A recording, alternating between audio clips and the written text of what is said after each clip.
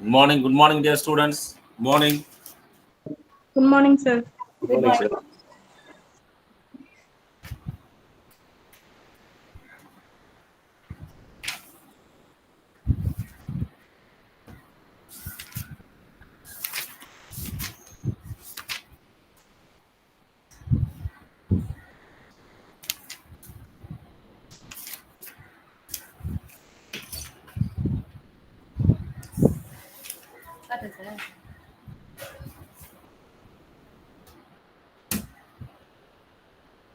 I shall share my screen, okay?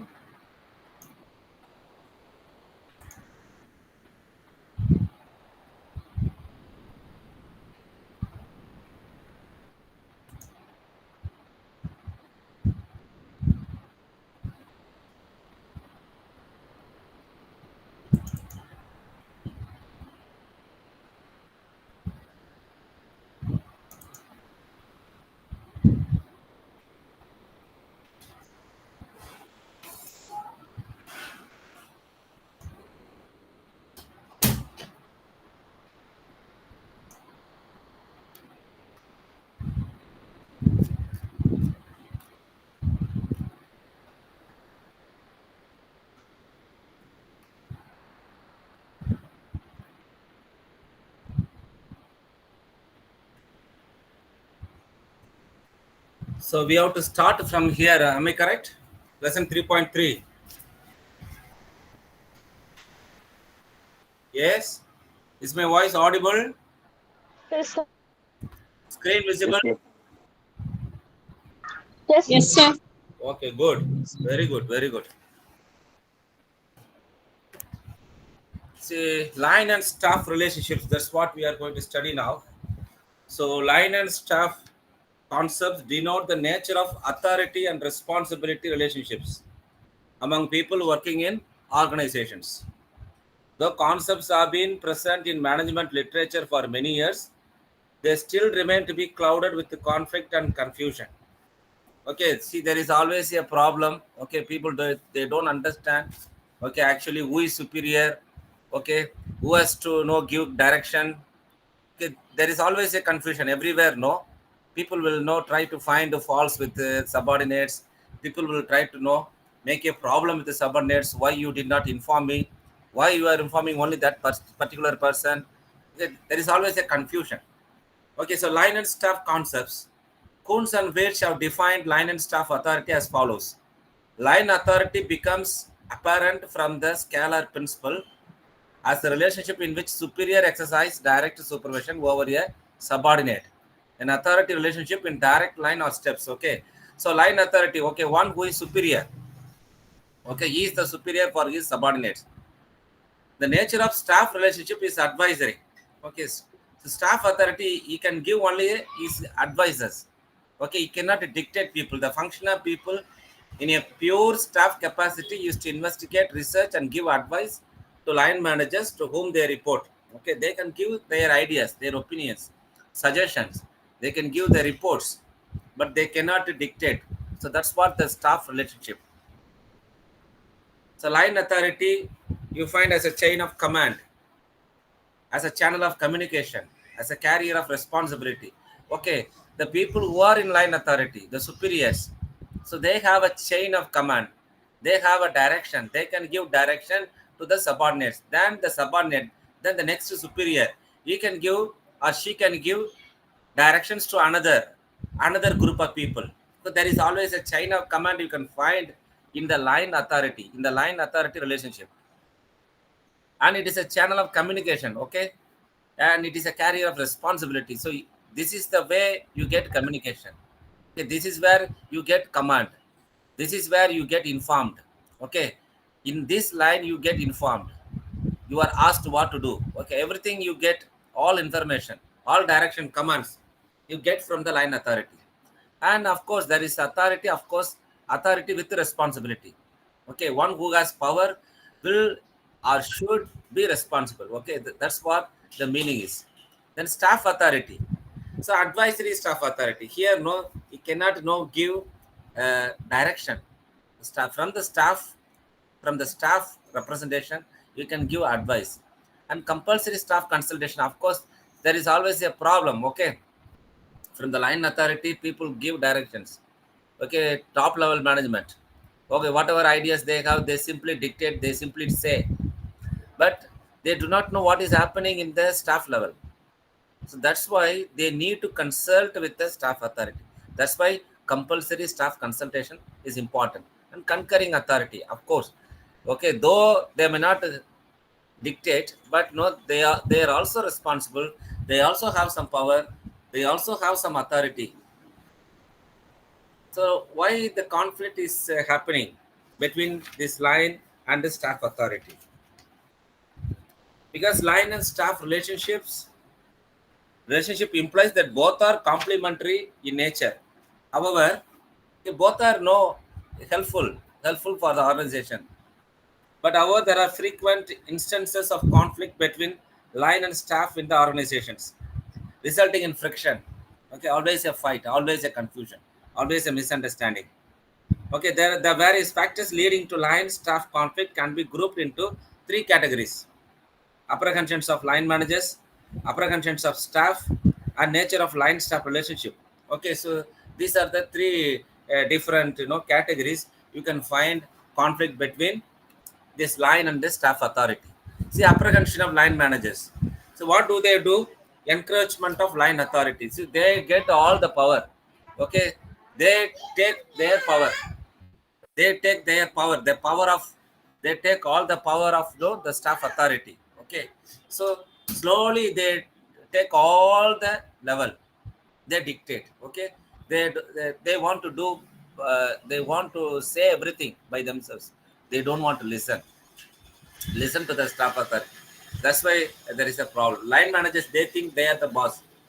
And dilution of authority. Of course, see, closely related to earlier one is a feeling that staff people dilute line authority. Line managers fear that their responsibility will be reduced because of the addition of staff, thereby making their job less challenging. Such a feeling of insecurity makes line managers suspicious of staff managers. Okay, they don't want to know, they don't want to share the power with the staff managers. Okay, line managers, they think no, if we share, then they think no, they see they don't have they are not fully responsible. Okay, they think now they are losing their power, so that's why they don't want to share the authority. They think no, their power is diluted, their power is lost. A lack of responsibility. Okay, the disparity between authority and responsibility, and also between contributions and rewards, is a source of jealousy between line and staff. Line managers often allege that staff people are not directly accountable for the results, but enjoy authority. Lack of responsibility makes them complacent and they do not care for the ultimate objectives of the organization. Further, line managers contend that they will be criticized if things go wrong, while the staff will get the rewards if things go well. So this is also a problem. Okay, the responsibility, no, they don't want to take responsibility. And theoretical bias. Of course, see, people know often the advice and recommendation of staff people suffer from the theoretical bias because of two reasons. So they don't want to know, and they have a preconceived idea, the line managers. So they don't want to take anything from the staff managers. Then from this level, okay, first we studied about the apprehensions, understanding of line authority, line managers, and from the perspective of staff managers, resistance to new ideas. These people know they don't want to take in, they don't want to listen, they don't want to listen to any new ideas. Okay, so they simply keep quiet. They follow the traditional methods. Students, if my line is cut, if I am not audible, if my screen is not visible, please notify me. If I am out of your line, please call me. Any one of you give me a call. Okay? Okay, sir. Students, managers, future managers. Okay. Okay? Okay, sir. I am with you now. Okay, sir. Yes, sir. Yes, sir. Okay. See, Yes, sir. if I am out of your class, please give me a call, any one of you. Okay? Give me a phone call. Okay? then I will reconnect. Okay. Sometimes it happens. I'll be simply talking and talking and talking, and I may not know that nobody is inside. Okay. This is since we have to cover the Okay, portion sir. running fast. Okay. Okay, sir. Okay. I think this is the 5th class, no? This is the 5th class for you, no? I'm taking 5th class. Tomorrow it will be a 6th. Tomorrow will be the last class for you. I think so. So lack of proper use of staff. Lack of proper use of staff, people know content that line managers do not make proper use of their services, and decisions are made without their inputs. Okay, they see they don't use the knowledge of the staff managers. Okay, staff managers think, they simply take decision, line managers. So always know the line managers should consult with the staff managers. Though line managers are superior, okay, superior in authority and responsibility, but they need to know, go in alignment with the staff managers. That's what the organization is expecting. But the problem is always existing between these two type of people, higher level. Lack of proper authority. Staff people feel that they contribute substantially to organizational objectives, at times with no authority whatsoever. Okay, these people know they don't have see, they do everything. They contribute more for the achievement of the organization goals, but without the authority. Okay, so without any power, they do everything. So that's why they feel that they should be given some power. So nature of line staff relationship. So lack of demarcation between line and staff is always a problem. Okay, see, they do not know where the power of staff authority is existing, or where it is getting over. So there should be a clear mark, okay, a clear difference. There should be a clear demarcation between these two type of authority. So that's what this nature of, you can read, and achieving harmony between line and staff. Okay, how we have to bring harmony. Okay, what we have to do. Staff people should be involved right from the. So that's what they say. Okay, from the beginning till the end. Okay, till the end of achieving the organization objectives or activities. Okay, you have to take them inside. Okay, from the beginning till the end. That's what they expect. Okay, so when they are involved at the level of planning, many problems may not arise. Okay, sometimes what happen, they don't take any ideas, they don't consider their knowledge, they don't consider their experiences, but you tell them that they have to do it. Okay, then they will say, oh, this cannot be possible, we have many problems, this will not happen. What do you think? The staff authority, they will say, staff managers will say. So that's why there is a problem. Okay, so from the beginning, from the planning level itself, you involve the people from the staff authority, then there will not be any problem. That's what the point is. Lesson 3.4, emerging trends in corporate structure. Okay, for many years, the fundamental structure underlying organization design has been the classic pyramid. Okay, see, pyramid is style, authoritative style, dictatorial style, okay, aristocratic style. Okay, everything you get from the top level. Okay, slowly you come down. So that's what the corporate structure in the beginning, traditional level. But nowadays everything is changing. Okay, so what we are studying in this lesson, what are the new trends? What are the latest trends in corporate structure? Okay, how you achieve the organizational goals? Okay, how the organization is becoming successful because of various competitions. Okay, whether it will be good, whether the pyramid structure is okay, is good, is existing, can you still maintain that level? That's what the question is. So some authors suggest that organization design in the future will be characterized by 4 basic differences from today's pyramid-oriented structures. Okay, so organization design in the future. Okay, there are less number of management levels. Okay, you should not have too many people.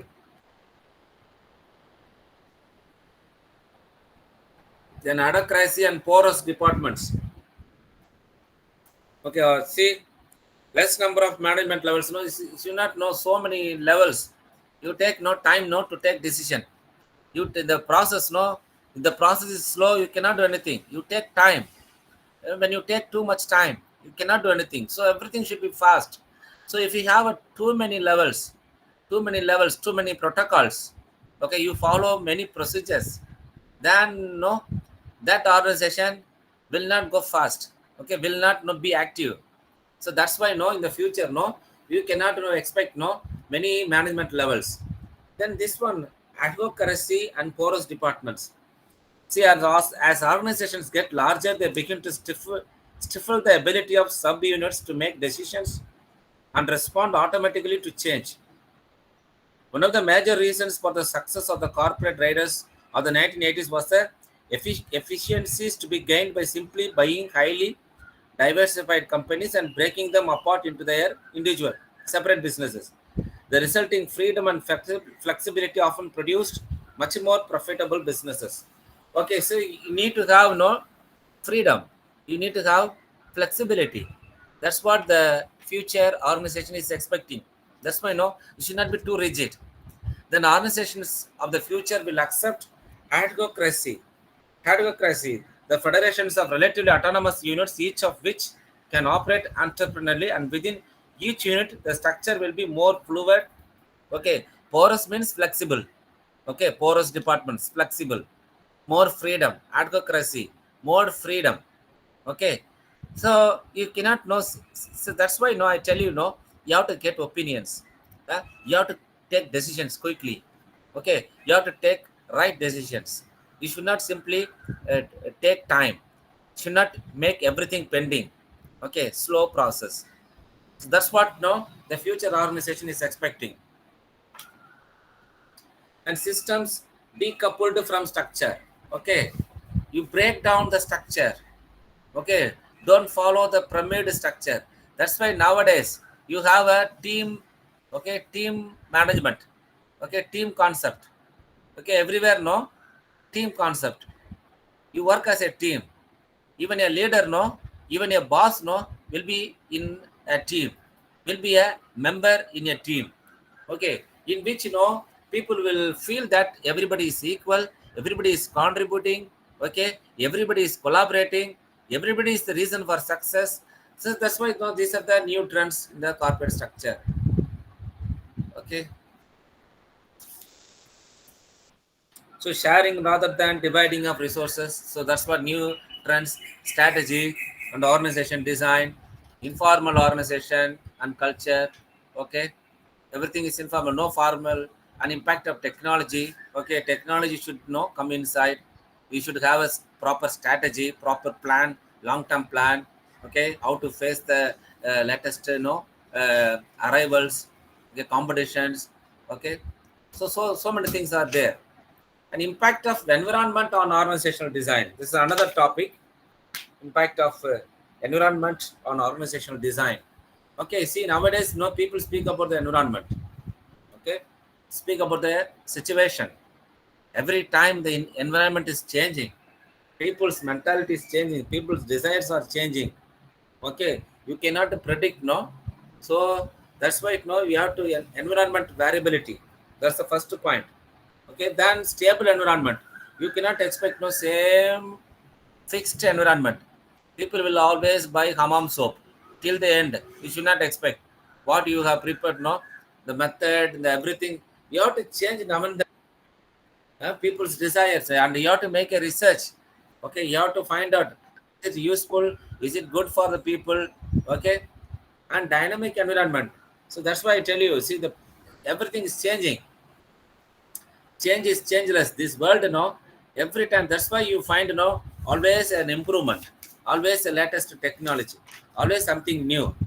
And turbulent environment, of course, sometimes, ups and downs will be there. Okay, what you expect to know that may not happen. So these are all things, you consider when you design your organization.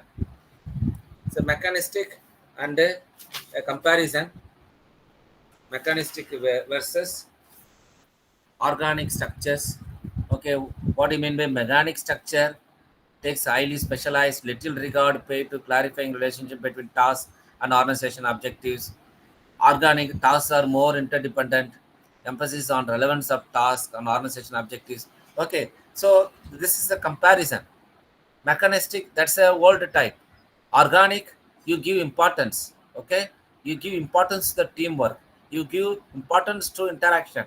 Okay, that's what you find in the tables. You can read later. I have not shared all the PowerPoint. I will share later. I will share everything. So impact of, so we have studied about the impact of environment, impact of technology on organization design. That's another point. Okay, technology is also important. Technology has internal as well as external dimensions. There is a tendency to associate technology only with the factories and machines. But in terms of organization design, its meaning is much broader. Okay, technology, people always think about, using the machines and in the factories. But even in the organization design, you need to have a technology. So that's what the lesson is about. The John Woodward, he speaks about unit and small batch technology, large batch and mass production technology, continuous process technology. Okay, he says, no, that should be a technology. You have to work as an unit. You have to work, when you go for a mass production, you have a large batch, and you should always have a continuous process. Okay, that's what he says. James Thompson, he speaks about long link technology, mediating technology, intensive technology. Okay, so this is about, so this is what a technology you must have in your organizational design. And formal and informal organization. Okay, so this is another lesson 3.5. Okay, what do you think about formal and informal organization? Okay, Chester Bernard. So he defined formal organization as a system of consciously coordinated activities of or forces of two or more persons. Okay, a formal organization is deliberately designed to achieve specific objectives. You have a proper structure. Okay, you build everything. You make already a structure. Okay, the structure which you have already fixed, that is aimed to create something new or for achieving some objectives. That's what a formal organization about. Okay, formal organization is built around four key pillars. So you have a division of labor. Okay, the production department. You will divide the activities into different types of departments. Okay, production, purchasing, sales. Okay, likewise, all the activities are divided. And scalar and functional process. Okay, you have a scale of chain.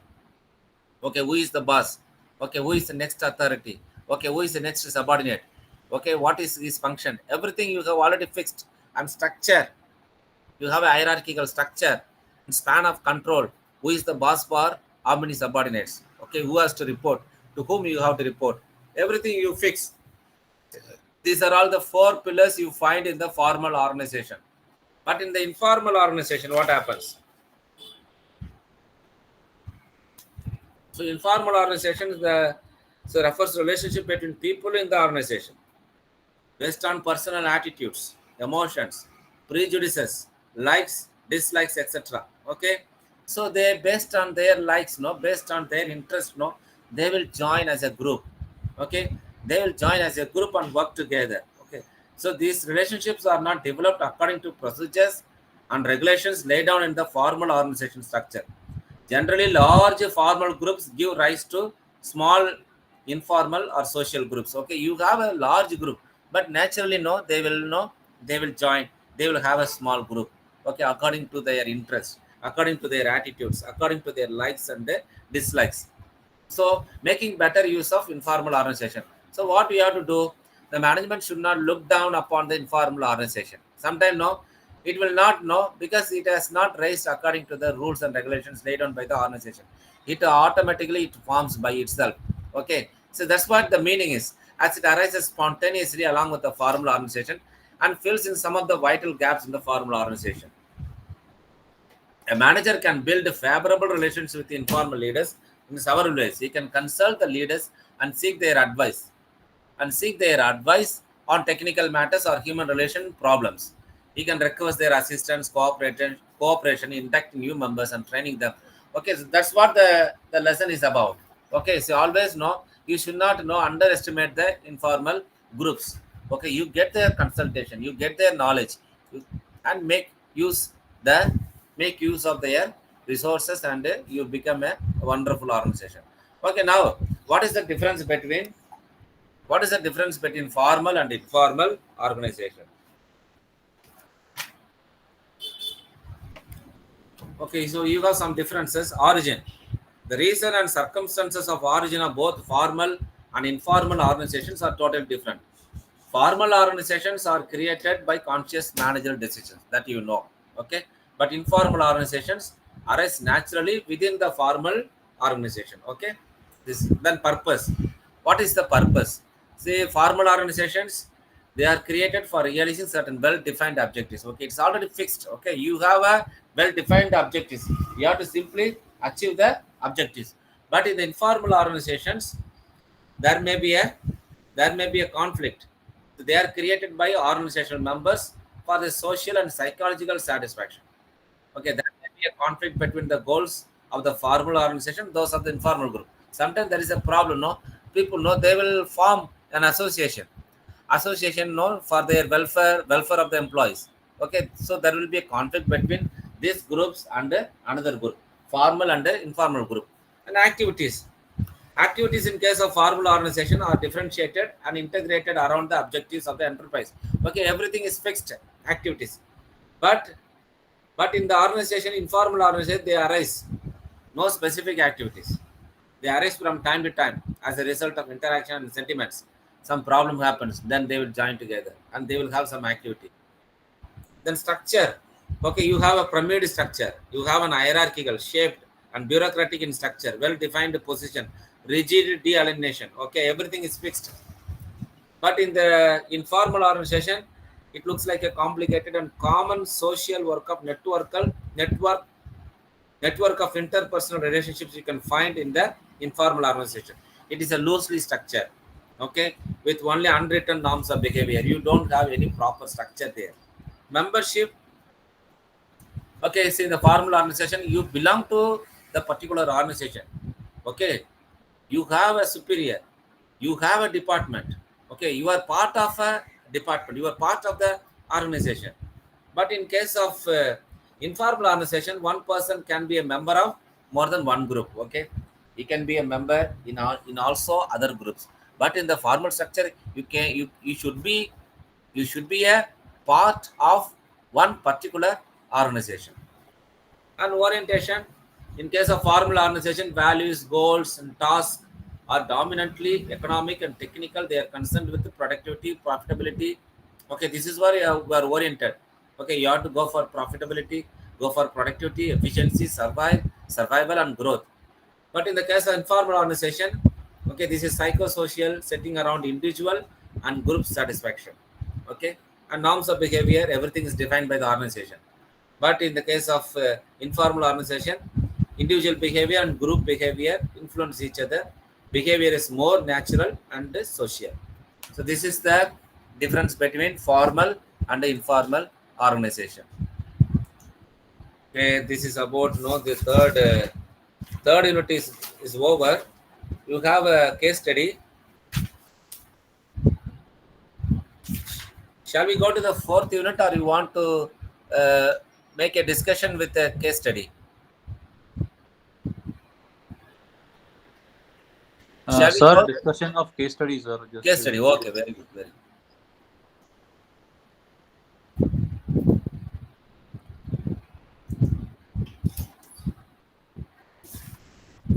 Page number 124.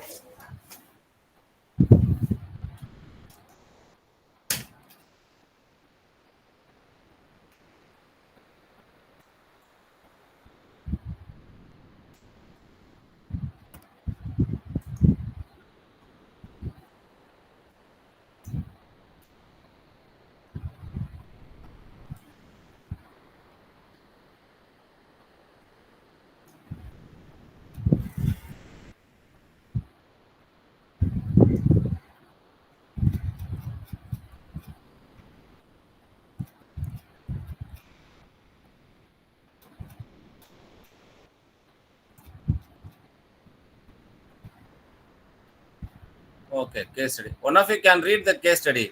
Any one of you, can you please read the case? Sir, page number.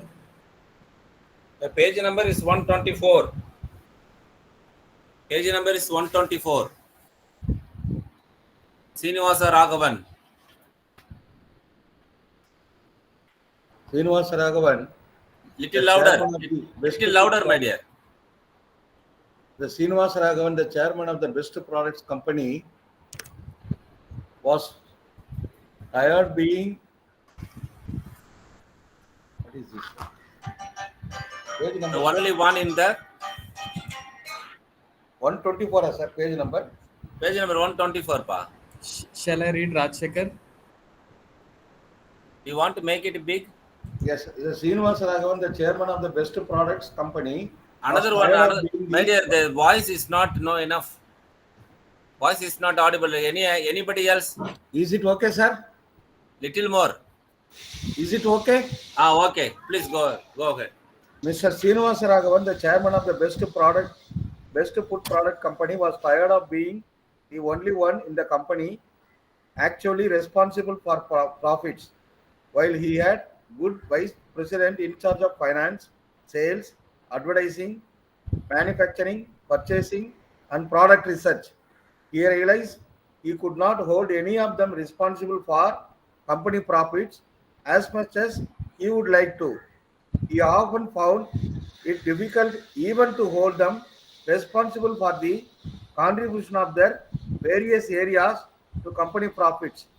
The sales vice president, for example, had rather reasonably complained that he could not fully responsible for sales when the advertising was ineffective, when the products wanted by customers were not readily available from manufacturing, or when he did not have the new products he needed to meet competition. Likewise, the manufacturing vice president had some justification when he made the point that he could not hold costs down and still be able to produce short runs so as to fill orders on short notice. Moreover, financial controls would not allow the company to carry a large inventory of everything. Should I read further, sir? Should I read further? Yes. So see in the first paragraph, no, speaking about the Raghavan. Yes. Okay, Sir. Raghavan is the chairman of the Best Food Products. Okay, but he is not able to control anything, control everything. He has a lot of vice presidents for all the departments, but no, he cannot make them responsible. Okay, he has lot of problems, but he has lot of vice presidents. Okay, but he cannot get everything. The sales effective, advertising effective, not possible to meet the needs of the customers. Okay, manufacturing not able to function properly. Okay, so he has this problem. Okay, the second paragraph.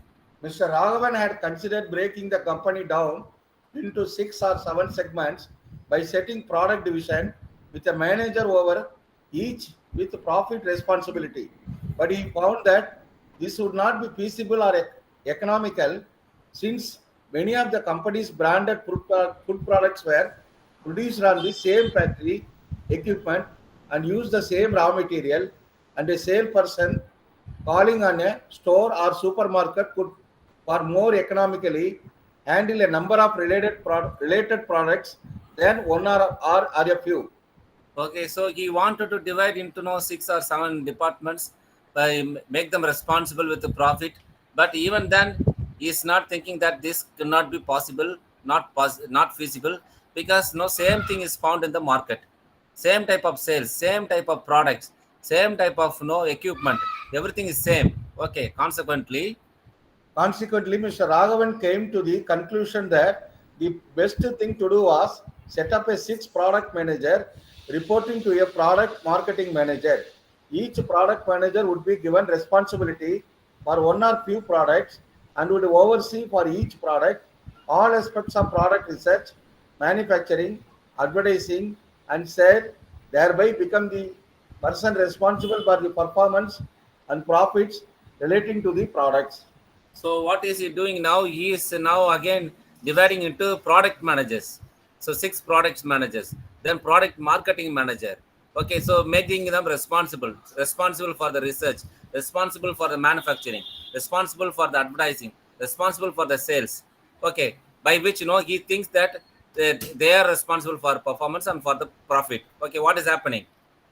Mr. Raghavan realized that he could not give these product managers actual line authority over the various operating departments of the company, since that would cause each vice president and his department to report to 6 product manager and the product marketing manager as well as the president. He, has, he was concerned with this problem, but knew that some of the most successful larger companies in the world had used the project manager system. Moreover, one of his friends and a university faculty told him that he could not expect a certain amount of confusion in any organization, and that this might not be bad since it forced people to work together as a team.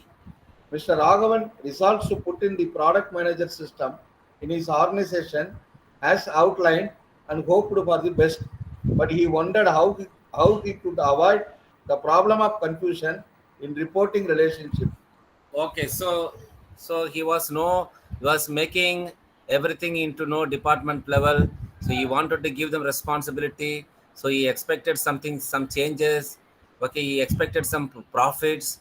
Okay, so he wanted to follow a structure like a product manager system, a teamwork system. Because this is what because he was not able to solve the problem between line authority and department authority, staff authority. See, now you find the questions. So you have to make a general heading, case study, and questions. You first write the questions. Do you agree with Mr. Raghavan's program? State the exact problem in the case. Okay, make the question. Then you have to make a heading. Okay, do you agree with Mr. Raghavan's program? Okay, do you agree or not agree? Okay, if you agree, the agreement with Mr. Raghavan's program, make a separate heading. Why you agree with Mr. Raghavan's program? Okay, state the exact problem. Then you have to write what he has done. So first, he had this problem. Okay, so he wanted to give them responsibility. Okay, he had different departments. Then he had another program. So he broke down the company into 6-7 segments. Okay, then you have to write each and every point. Then he thought even that is not possible. Then he he wanted to divide into 6 product managers. Okay, so you have to write like that. That's what is the program. And why the problem? What is the problem in the case? Because he's not able to get the cooperation. He's not able to make everything successful. Not able to achieve the organization goals.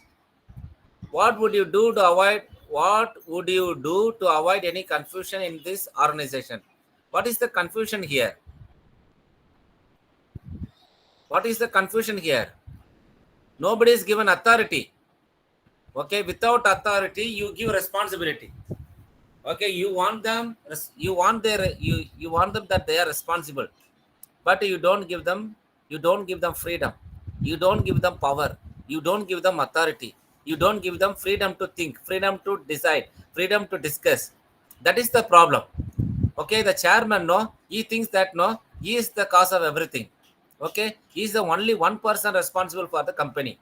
So that is a big problem here. Do you understand? Do you understand? Sir. Yes, sir. Yes. So Yes, sir. that you have to write. That you have to write and explain. Okay, this is an imaginative question, my dears. This is the practical question. This you have to like. You have to love writing this case study. Okay, you should not think that case study is not a good question. Oh, you are going to lose a lot of marks. No, case study it is an imaginative question. You have to think that you are a manager. Okay, and you have to observe this problem. Observe the Raghavan's problem. Okay, why Raghavan is not able to achieve the product, achieve the organization goals? Why he is making again and again making a change in the corporate structure? Okay, what is the latest trend in the corporate structure? What structure he is following? Why he is facing the problem? Okay, how he could avoid problem? Okay, how he can avoid confusion if he has to do all of these things. Okay, you have to make a paragraph and give some bulleted points. Okay, then we make a heading, bulleted points.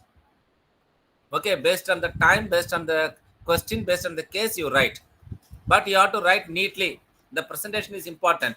And third question, make a question, write the question there. Then out of the question, make a heading. Then under the heading, you write some paragraph and give some bulleted points.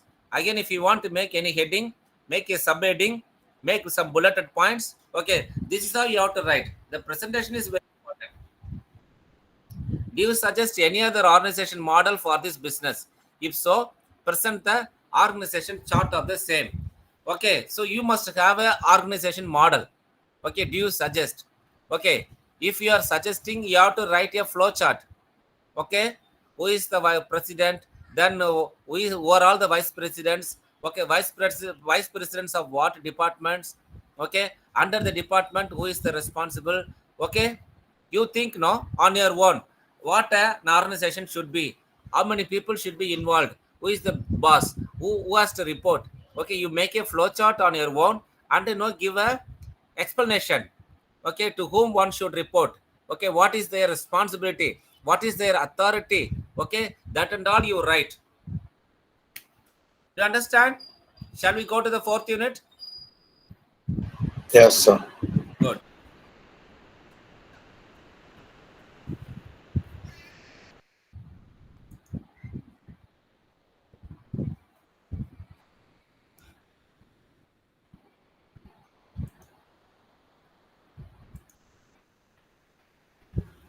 Okay, so this is fourth unit is easy. You could have studied from your BCom or from your 11th, 12th standard onwards. You could have studied this one, communication. Communication everywhere, communication is important. Okay, so now, last time in the class, when we took class, a person was disturbing. We were not able to understand. We were not able to discuss properly. Okay, this time we did not have any disturbance. Okay, we are really happy. Okay, so communication, that is very, very important. Communication, the term communication is derived from the Latin word communis, which means common. The term communication is used to signify the act of transferring ideas or receiving it by any means, like word of mouth or the telephone or a telegram or letter or a message or over a smartphone or over a mail or over a computer, okay, or over a person.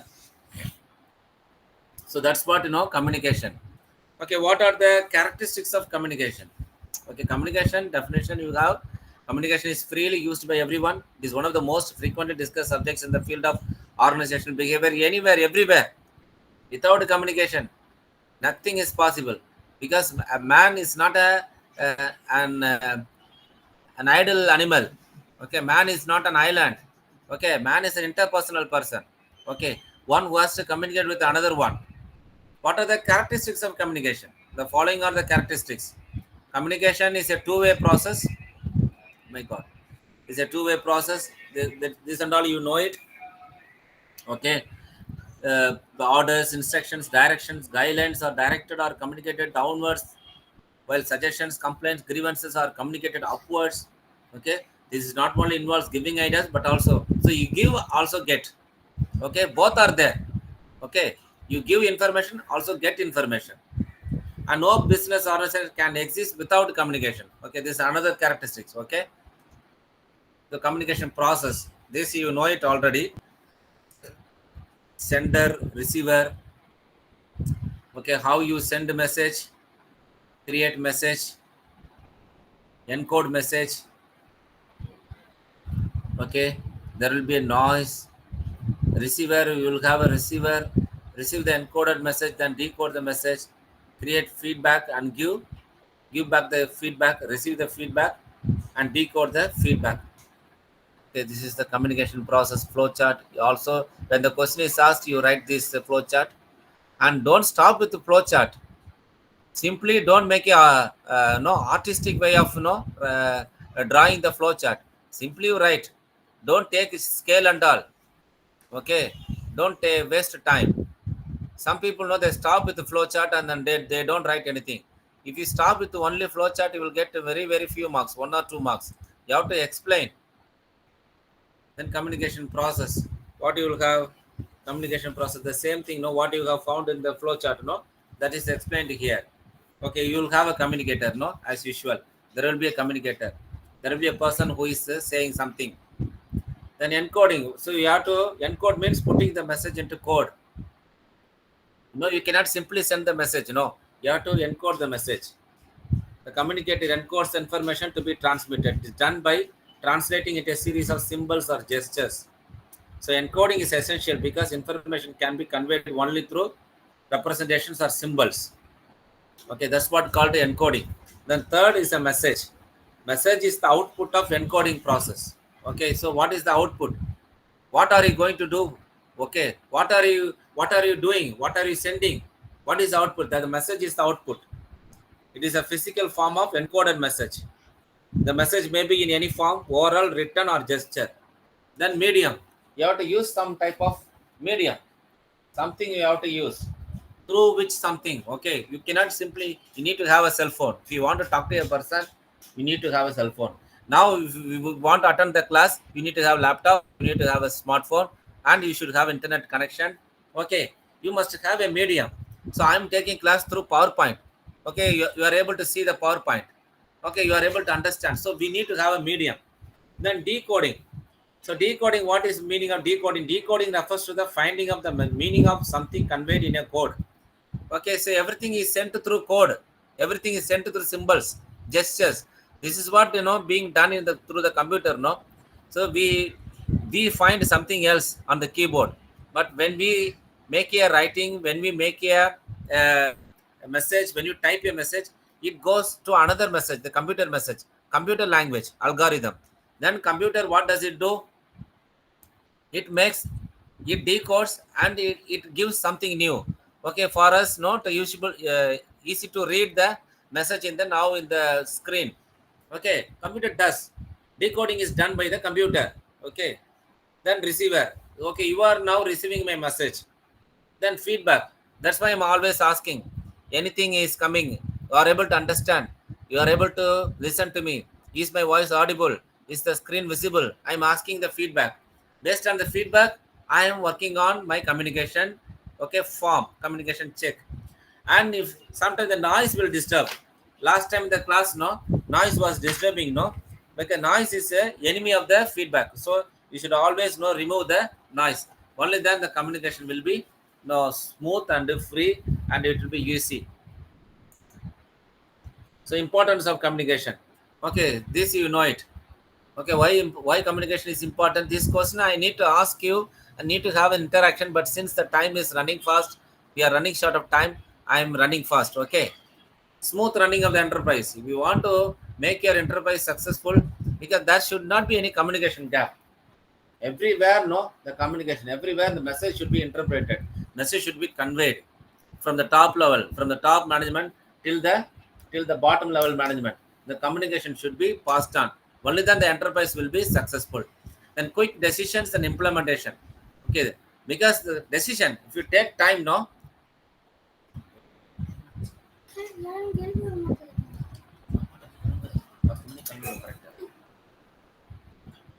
so quick decision. You want to take a decision. Okay, communication is important. You want to implement everything. Communication is important. Simply no. Otherwise, then the process will be slow and you cannot achieve anything. And planning and coordination. Okay, so from the planning and the execution and the achievement, everything. Without communication, nothing is possible. People will always ask, you have not told me anything. I did not know anything. I am not aware. I do not know what is going on. What is going on in the company? I do not know. What you are going to achieve? I do not know. What do you expect from me? I do not know. People will say, I do not know. I do not know. I don't have any idea. I'm not communicated. I'm not, I did not respected. I'm not respected. Okay. I'm not recognized. These people will say like that. Okay.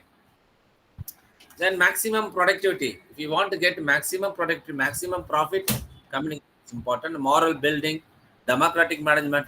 Okay, you respect people, you get their ideas. Okay, you have a team like structure. Okay, then so that will be possible only if you have a proper communication in your organization. Types of communication. This, verbal communication or oral, written communication. Okay. So whatever you speak through your mouth, that's what called oral communication. Now we are getting oral communication as well as written communication. Okay, something is written communication through letter, report, circular, memoranda, notice. Okay, written communications have always the following advantages. Yes, you have a record, you have everything. That's why the PowerPoint you ask after the class, no. And what is happening in the Pondicherry University Center, they always record whatever the class is happening. Everything is recorded. Sometimes they telecast in the YouTube. Okay, so whatever I speak, whatever the class is happening, everything is recorded. So people can they can use the resources. Okay, that's what they have these advantages. This disadvantage, as everything is translated into black and white, it consumes a lot of time and money, of course. Okay, then formal and informal, so formal organization, so formal structure, see, there will be a formal communication. People will speak from authority, power. Okay, everything, we have a protocol. Okay, that's what called a formal type of communication. Informal, grapevine communication, that's what they say, grapevine, hearsay. Okay, people will say something from whatever they heard from their from their knowledge. They came to know whatever something they will tell. Okay, those type of communication is called the grapevine communication. Downward, upward, horizontal, downward communication, upward communication, horizontal communication. Communications are classified as downward, upward, or horizontal. Communication is said to be downward when it flows from the top to bottom. That's what is called the downward communication.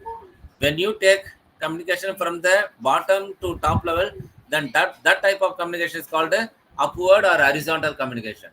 Okay, so downward communication is to give instructions, to create an understanding. Okay, that's what they have a downward communication. Downward communication. Barriers to communication. What are the barriers? Okay, what are the problems? Problems come ineffective expression. Sometimes people will not say accurately, will not say clearly. Okay, ineffective expression, inaccurate translation, inattention. If you don't understand, if you don't attend, if the people are not attentive, then you cannot know. Then loss interest. Sometimes the connection is cut. Okay, then vague and unclarified. As sometimes people, they don't give explanation. They don't give a proper clarification, or inadequate. The not time is not enough. You say with 5 hours, with 6 hours, you cover all the units. You cover all the 5 units. Make a rush. Okay, inadequate period. Distrust. If you don't trust the person, you think that the person is not right person, the person is not an efficient person, then you will not get anything. And fear. Oh, you look at the person with fear. Oh, you are afraid about the person, then you will not have a communication. A noise. Sometimes noise deserves. Distance. Yes, of course, distance and time and impression. So these are the things that create a barriers to communication.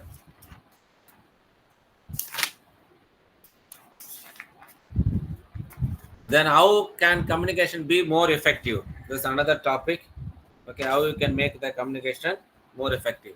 The clarity of thoughts. Okay, anywhere, everywhere, your thoughts should be clear. Okay, only then you will be able to communicate more clearly and effectively. And attach importance to actions rather than words. People sometimes they say something and they don't do anything. Okay, then you involve them, participate. Make the people participate in the communication. Okay, then you can make them more effective. And transmission, you have to choose the right right method of transmission, and keep the channels always alive. Okay, the communication channel. Okay, through whom you are, or through which instrument you are going to communicate, that is very important. And you have to maintain the cordial superior and subordinate relationship. When you have a proper relationship, when you have a smooth relationship, you'll be able to communicate everything successful manner.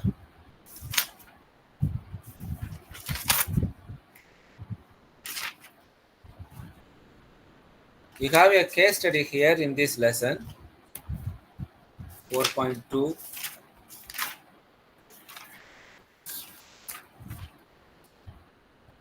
Okay, 4.2. We have a case study. Maybe Page number 140. yes, page number 140. Shall we go through? Shall we go to the case study? I think Yes. yes, we can go to the case study. We can go to the case study.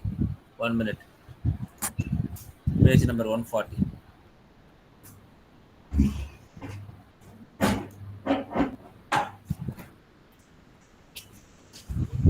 We have 5 minutes. We can go through the case study and we can finish today.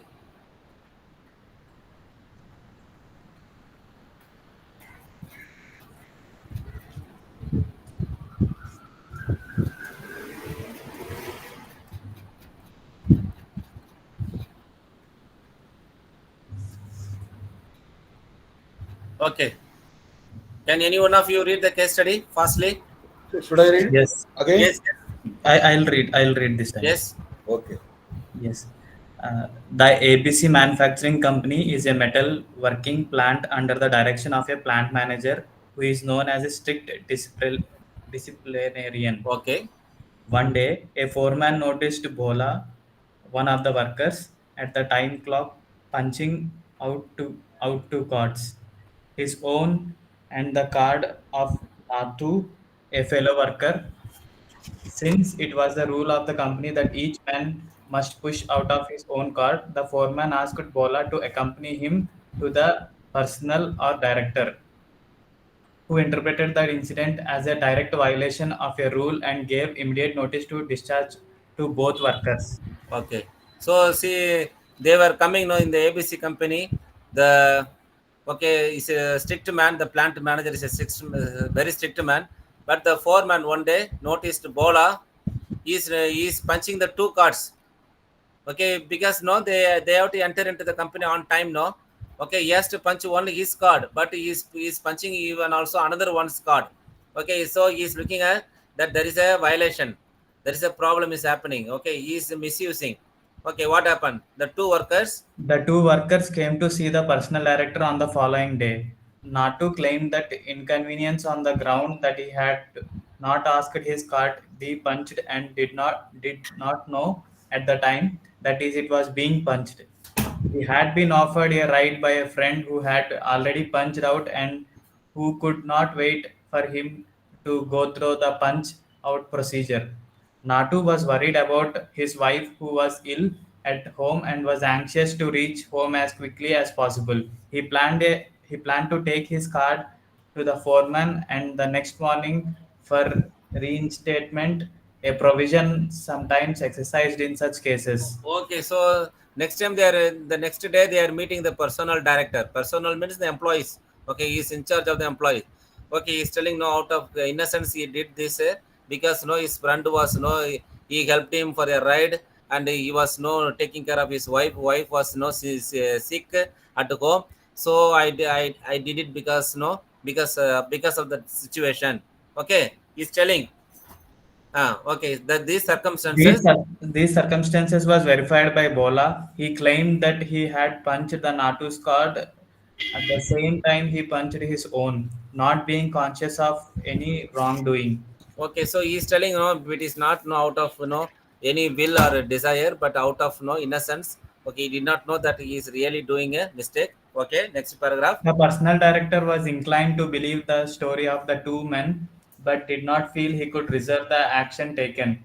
He recognized that these men were good workers and had good record prior to this incident. Nevertheless, they had violated the rule of which the penalty was immediate discharge. He also reminded them that it was the policy of the company to enforce the rules without exception. Okay, so in the personal director, no, he was accepting the story. Okay, but no, at the same time, he has to follow the rules of the company. Okay, they are good A few workers. days Yes. Yes, a few days later, personal director, the plant manager, and the sales manager sat together at lunch.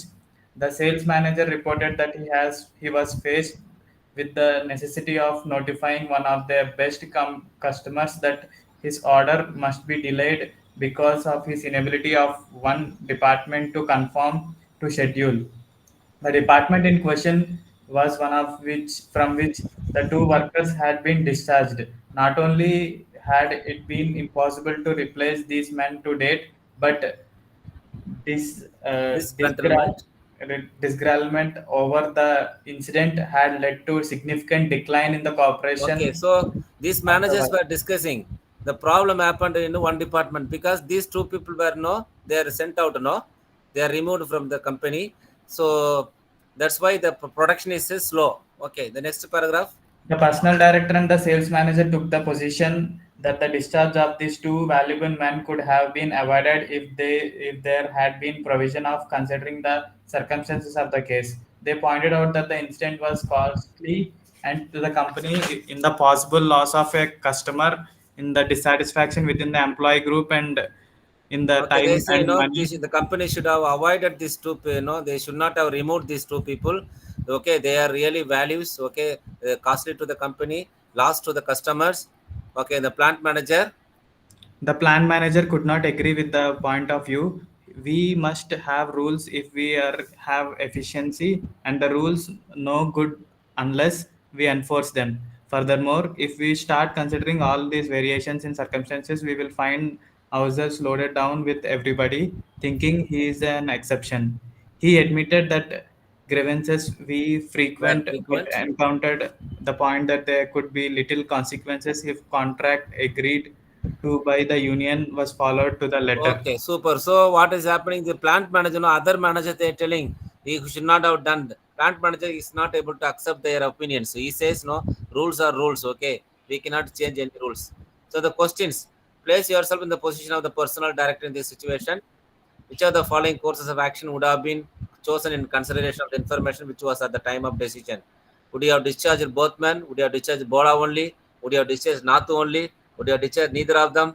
Okay. So what you have done as a personal director? Okay. This you have to write no. If we discharge both men means why you have to give reasons. Okay. If you are choosing any one of the choice, okay, any one of the choice you have to write. Justify your choice of decision. If you are choosing these two people, or you are removing only one people, or you don't discharge anybody, you have to write the reasons. Okay. What policy and procedural changes would you recommend for handling the future case of this type? How do you see the loss to the company? Okay. So what you would follow? Okay, if the problem is happening, what would you do you feel that you have a loss to the company?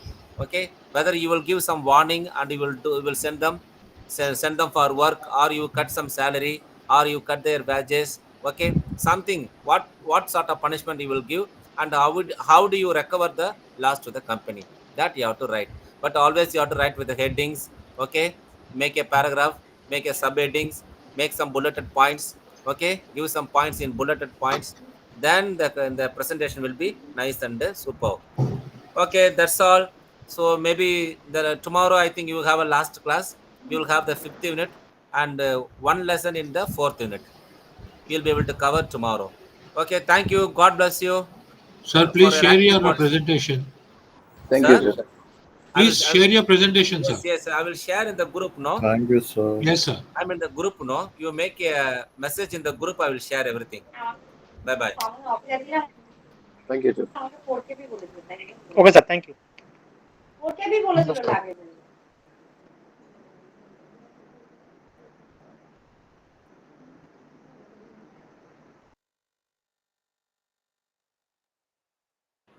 Anyone know about scheme of exams? That means how many questions of 5 marks, 10 marks or case study like that?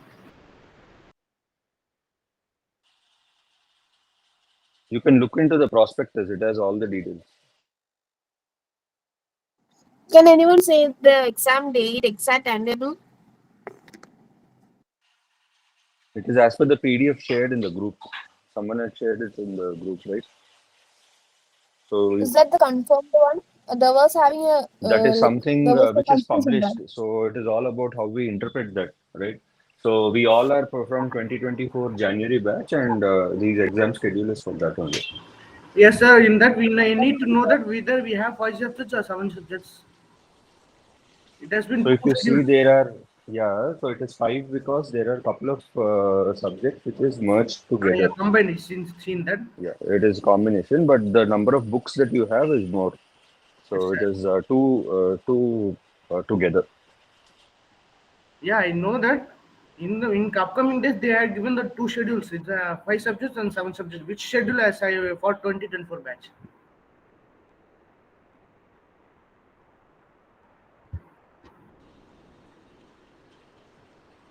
There is only one schedule published, right, on the website.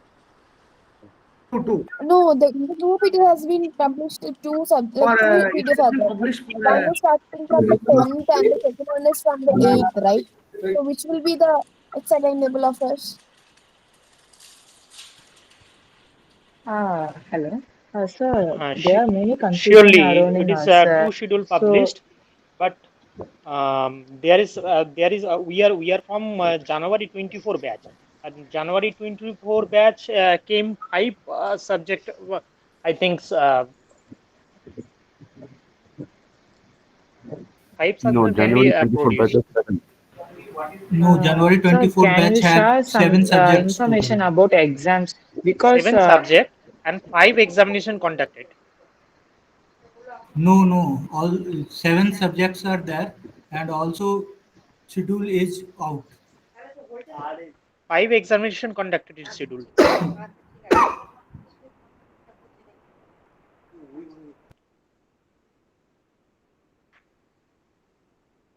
Total 7 subjects are there. 7 subject are From there and 5 yes, examinations are conducted. no, that is not from 5 10th exams, June sir. to 16th June. From 10th June to 16th June. Total 7 subjects. PDF. Someone is You sharing are the right. PDF. See, 7 7 exams are subject, there. but we have only 5 examination conducted. Mr. Sujay, what you are telling is wrong only. Please don't spread a false message. 7 subjects, 7 exams, 7 days. From 10th to 16th. That is properly written on the schedule. Director sir from DD. Yes, exactly same, ma'am. Sir, director sir. Yeah, you can verify the subject code. See, Uh, for the 7 subject can which we have everyone received the timetable and maintain the silence? subject code Because which is matching that the book which we have received. Sir, are you hearing this, director sir? once professors came, we will discuss about exam. Because no one confirm about exams. That's a big confusion arising. No, it is clearly written over there. Okay, for 23 July and onwards, CBCS batch. Yeah, sir. Yeah, That's 20 7 why. subjects are CS there. batch. Uh, But it can be two One candidates, second. right? That's why many people are confused because one people are sharing something, one people are another information sharing. So we will maintain some silence. Once the professor comes, we will discuss about exams, timetables, subjects. I totally agree with you. Everyone is confusing, I guess. Sure. They can't necessarily, they're confusing others. Yes. That's why I'm saying many of them not receiving the ID cards, not proper information, not receiving. So we will ask our professors to explain about exams and some other informations. I think only one should speak when the professor comes in the class. Only one will ask the question and just all And will the listen. partial question papers are available only till 2021. After that, there's no question papers are available. Had anyone seen that?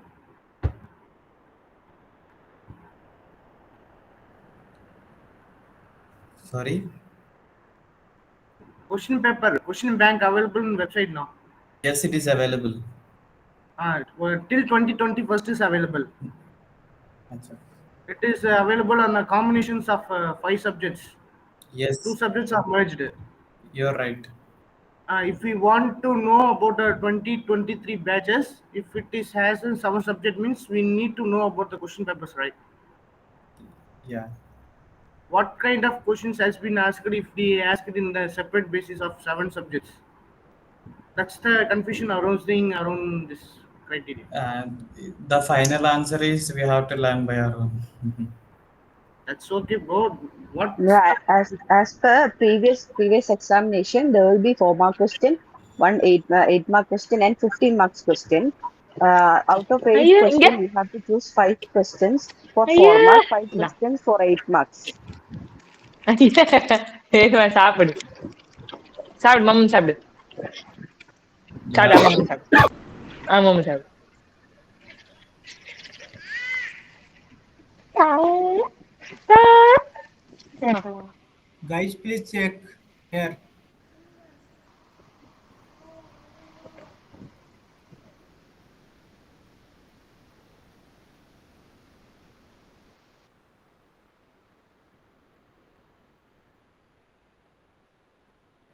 When is internal exam?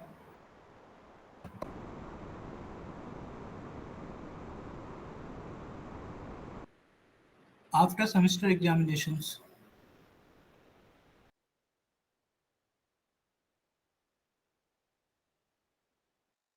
Whether any timetable has come for that also? So far, no, I guess. Thank you. Welcome.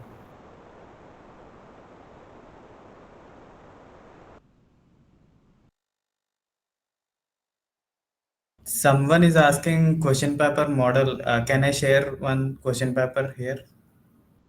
Sure. Where did you get that There question, is a sir? link, it is available. It's available in our website itself. It is Sir, No, when available. can you share that link? Where did we will get that question papers? Remaining other information. Yeah, sir, sure. in website there is only available till 2021, sir. After that, the question paper is not yet uploaded. Vijay, is this latest one? Let me show.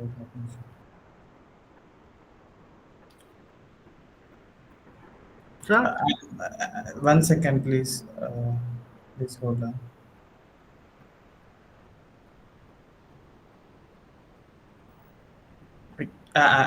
My screen is visible. Yes. Yes. This is our DD website. No. That one is previous one. Actually, in CBCS scheme, we have to only 75 marks theory paper and 25 marks from internal. Okay. That's why I am asking about scheme of examination from professor. This This is paper is for 100 marks. Okay. But in CBCS scheme, we have only 75 marks question paper. okay. Okay. it's about Because seven 25 subjects. marks comes from internal. Okay. I think this 100 marks converted into 75 marks. No, sir, the 7 subjects has been combined into 5 subjects. That's okay. We need to know about the last year syllabus. 20. If anyone have 2023 batch December exam question paper latest one, then he or she can share. We don't have, sir. That's why we asking you. I also don't have any idea, bro. Is there is any possibility that available in library? No idea. Guys, I need one clarification. If any of you may knowing it might clarify, what is this CDCS and is it applicable on this January 2024 batch? So if we may have clarity on this, I think then there won't be any confusion with respect to the date sheet. That's the confusion I was in, boss. That's the don't have clarity till it. As per UGC norms or central government norms, from 2023 July session, all exams comes under CBCS scheme. Okay, credit based scoring, something like that. Yeah, I'm aware of that. But we don't know what's the exact question paper model come out in this syllabus. That's the question I am asking. No, but No idea, please. whether our batch is a CDCS batch. That's have to set by our director CBCS, only. CBCS. Yes, our batch is covered under CBCS.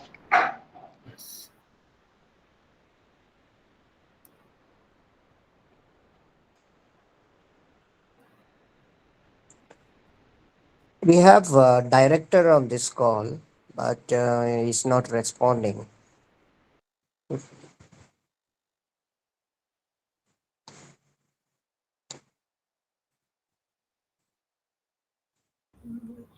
think we can ask our Reverend Father at last class he has taken. If anyone has his number. Yes, ma'am.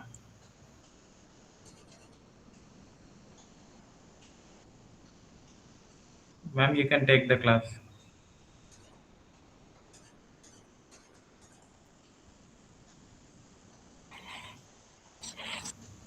Umashri madam, good morning.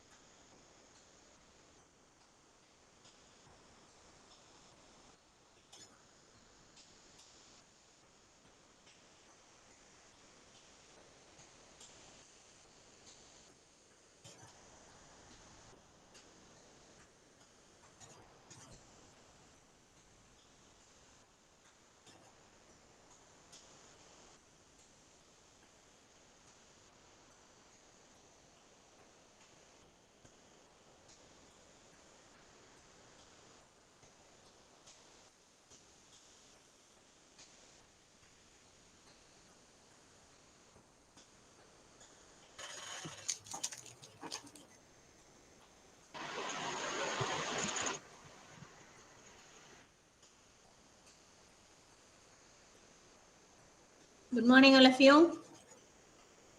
Good morning, ma'am. Good morning, Good ma'am. morning, ma'am. Very morning, ma'am. Can you see PPT? Yes. Okay, last class what we have studied, do you remember that? Last class, last week? Fund flow, cash flow we have studied.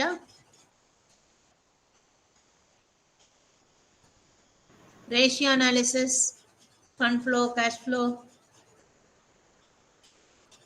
Don't you remember anyone?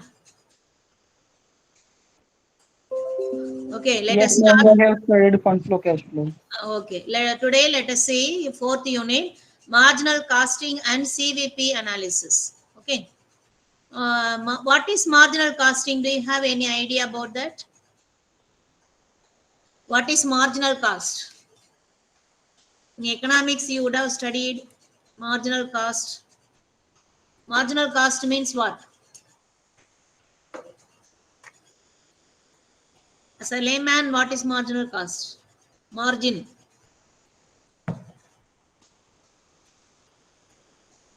No one, no idea. Okay, I tell you. Marginal cost Profit. is no, not profit. Marginal cost is the cost of producing additional number of products producing. What is the cost we are ascertaining? That is called marginal cost. Additional cost of producing, additional cost. That is called marginal cost. So marginal cost, it covers, we can, expenditures we can divide into direct expenditure and indirect expenditure. What is direct expenditure? What is indirect expenditure? Direct expenditure, we can say it is a fixed variable cost. So variable cost, that is what you are producing the product, it vary with the volume of output. Variable cost means vary with the volume of output. If you are producing 1 unit of output, its cost is 10 rupees. If you are producing 100 units, 100 into 10,000 rupees. So it depends upon the number of products you are producing, that will be vary. That is called variable cost. Fixed cost. What is fixed cost? Fixed cost means what? It is constant at any level of activity. Even if you are producing 1 unit of output or 100 unit or 1000 unit, up to your 100% level of capacity, it won't vary. That is called fixed cost. Okay. So this marginal cost covers only the variable cost. Fixed cost will not cover. So that means what? If you are producing 1000 units, additionally, if you want to produce 10 unit, 10 more units. So or 100 units, 1000 units you are producing, its cost is 10,000, right? So if you are planning to produce 1100 units, so how much it should be? 10,000 divided by 1000 units. So 100 rupees, right? One unit is 100 rupees. 100 or 10 now? 10 rupees, right? So now it should be 11,000. If you are producing additional 100 units, is 11,000 you have to incur. But instead, you have incurred total cost is only 10,600. Instead of 11,000, 10,600 only you are incurring. So that means what? If you are producing a certain limit, beyond that limit, if you are producing only, it covers variable cost. Fixed cost will not cover. So that 600 rupees is the marginal cost for that additional 100 units. Okay. So what is marginal cost? Marginal cost is the cost of difference between the, yes. The cost of producing the extra items. Yes, additional output which is increased by 1 unit, that is called marginal cost. So marginal cost we can calculate where total cost, that is a variable cost, that means direct material, direct labor, and direct overheads. Direct material per unit cost, direct labor per unit what they are producing, you are giving wages, that is called direct labor. Direct expenditures is all variable cost, that is marginal cost. So we have to calculate sales minus variable cost, that is called contribution. What is contribution? எழுதி கொடுத்தா school மேல இருந்து எழுதி தொடங்கிட்டு கீழ கீழ Somebody please silent. Somebody is talking. Vijay, could you able to hear? Ullas Vijay. நீ திட்டினது correct தான், அது இல்லன்னு சொல்ல மூடிட்டு போ. எனக்கு தெரியும், எனக்கு தெரியும் நான் என்ன பண்ணணும்னு. எங்க அம்மா எல்லாம் அடிச்சதுக்கு நான் அவங்கள எல்லாம் ஒண்ணுமே சொல்லல. எங்க அம்மா அவங்க விஷயம் பண்றோனே அவங்க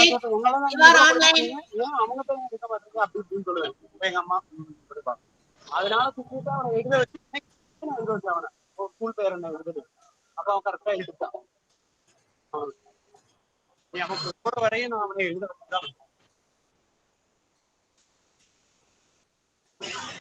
Okay, listen to the class. Next one.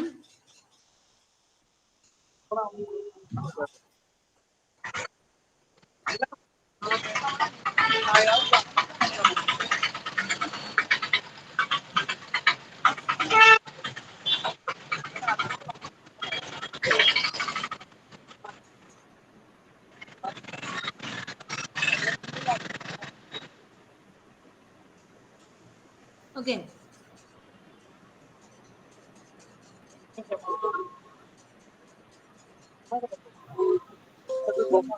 See here, sales minus variable cost is contribution. Contribution minus fixed cost, that is profit. This is the marginal cost statement, cost and profit statement. See, revenue means total sales minus direct cost, that is direct material, direct labor, direct expenses, other variable manufacturing overheads. If you deduct all these things from the sales, that is called contribution. Contribution minus fixed cost, that is called profit or loss. This is marginal cost statement. Then CVP analysis. CVP analysis means cost volume profit analysis. Cost volume profit analysis, in this, what is the relationship between, you have to, as a management has to take decision making, how to produce, how much it should be produced, how much, whether to accept. Somebody is disturbing. Mute your mic. Vijay, mute your mic.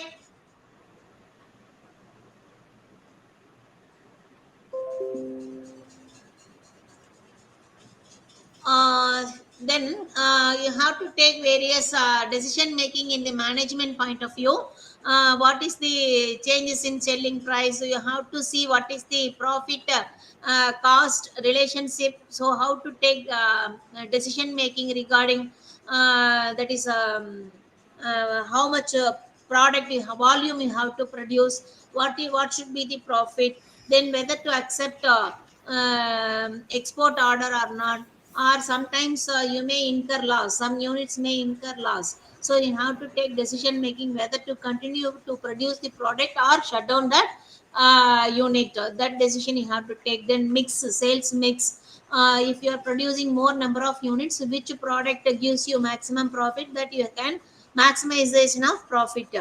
right? Then merging, so many decision makings you have to take. That is the decision making with related to cost, volume, profit analysis, CVP analysis. So you have to make profit planning, selling price, volume, activity.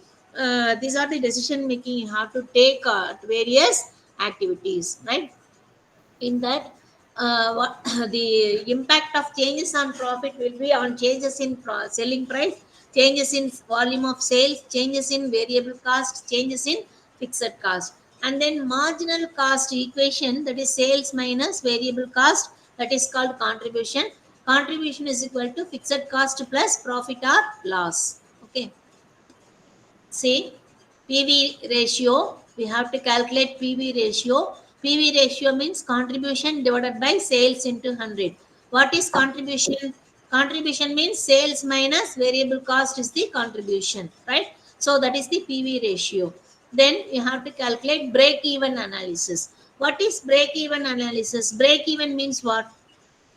The point at which total costs are equivalent to your total revenue. No profit, no loss. That is called break-even point. Do you understand what is break-even point? As a layman say, or break-even point means no profit, no loss. At that point, the total revenue are equivalent to your total expenditure. That is called break-even point. Do you understand? With the break-even point CVP analysis, this is a technique which we are using for taking various decision making.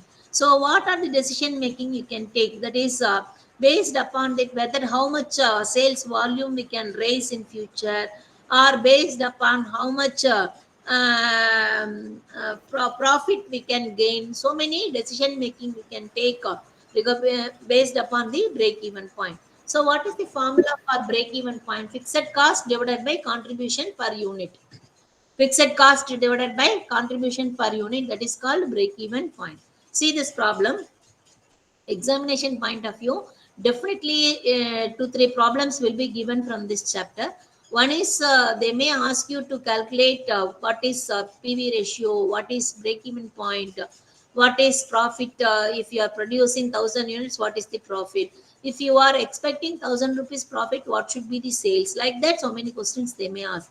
Let us see some problems. See here, Pepsi company produces, these are the data given. Selling price per unit 40 rupees, marginal cost per unit 24 rupees, fixed cost per annum 16,000 rupees. Calculate PV ratio, break even sales, sales to earn profit of rupees 2,000, profit at sales of rupees 60,000, new break even sales if price is reduced by 10%. These are the question, right?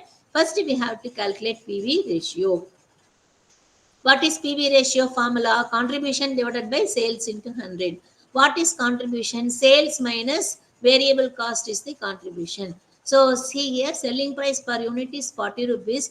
Marginal cost is nothing but here variable cost. So for 24 rupees, if you are deducting, that is the contribution divided by sales into 100. So PV ratio is 40%. Break even sales. What is the formula for break even sales? That is fixed cost divided by PV ratio. Fixed cost divided by PV ratio. So fixed cost we have, it is given in your problem 16,000. So 16,000 divided by PV ratio is 40%. If you are calculating break even sales is rupees 40,000.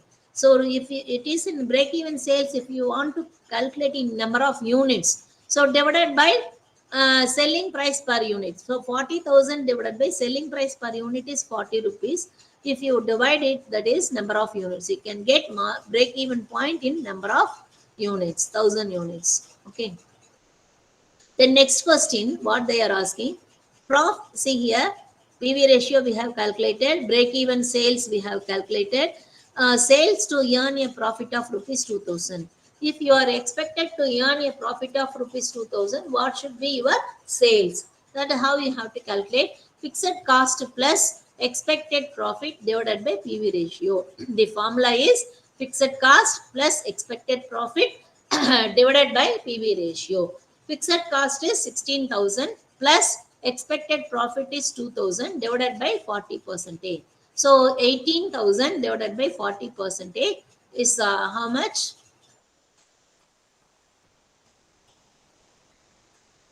How much?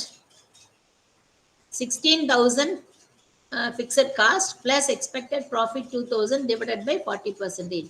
So 18,000 divided by 40%, that is 45,000, or if you want to say in number of units, that is divided by 40 rupees selling price. So 45,000 divided by 40 rupees, number of units is 1,125 units. The next question what they are asking, profit at sales of rupees 60,000. If you want to sale 60,000 rupees, if your sales is 60,000, what is your profit? So how to calculate profit? So PV ratio, we know sales is 60,000 into PV ratio, that is contribution. We can get the contribution. So 60,000 into 40% is your contribution. What is your formula? Contribution, if you have calculated your fixed cost, you know. Profit we do not know. So contribution is 24,000 is equal to fixed cost is 16,000 plus profit we do not know. Take out profit this side. So 24,000 minus 16,000, therefore profit is 8,000. Or otherwise, very simply you can take 60,000 into 40%, 24,000 minus fixed cost. That's all. Minus fixed cost is 16,000. So profit is 8,000. This is the profit sales of rupees 60,000. The next question, new break-even sales if prices are reduced by 10%. So if selling price is 40 rupees, reduced by 10% means what? 4 rupees if you are reducing. So 36,000 is the, 36 rupees is your selling price. So in that case, what is your break-even sales? Right? So here break-even, first you have to calculate PV ratio, new PV ratio, that is 36 rupees is your selling price per unit minus variable cost, no changes, same 24 rupees. So 36 minus 24. So what is your contribution? 12 rupees, isn't it? See here. 40 rupees selling price minus 10, that is 10%. If you are reducing, 36 rupees.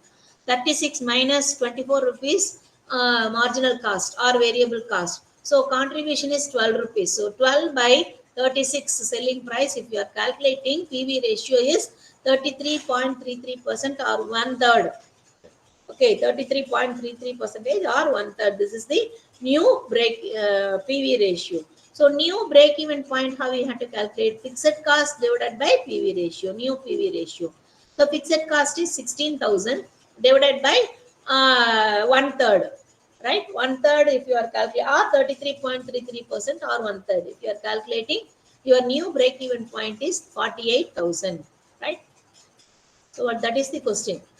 New break-even sales if price is reduced by 10%. Before reducing the price, break-even point is 40,000, right? Here we have calculated. If 10% selling price reduced, your break-even point is 48,000, right?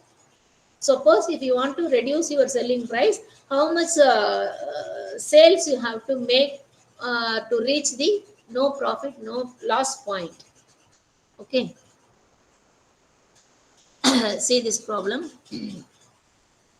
PV ratio, sales, margin of safety.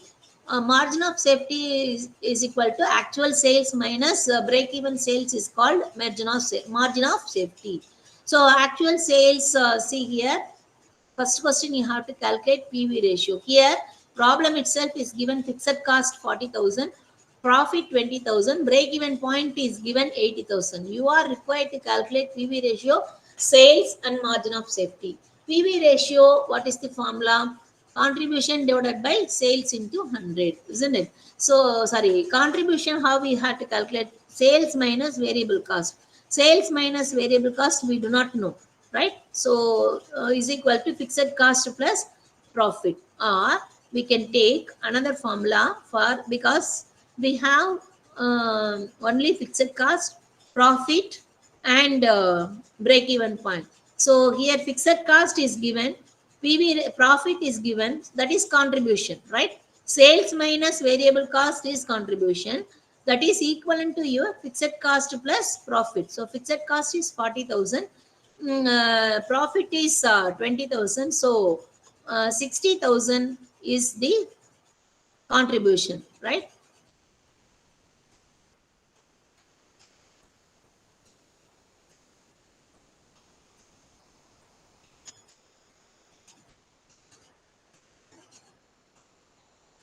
So what is your sales? How we have to calculate?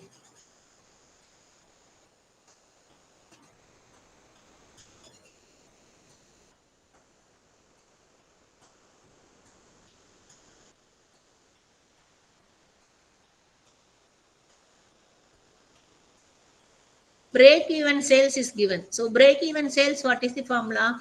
Fixed cost divided by PV ratio. Okay. So fixed cost is 40,000 divided by PV ratio.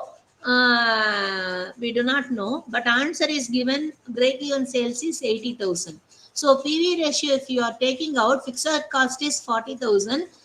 Break even point answer is given, that is 80,000. So PV ratio is 50%. With the help of this information, you are calculating PV ratio. So here we do not have sales, we do not have contribution. Even contribution we can find out, that is 60,000. Fixed cost and profit, if you are adding, that is called contribution. Okay.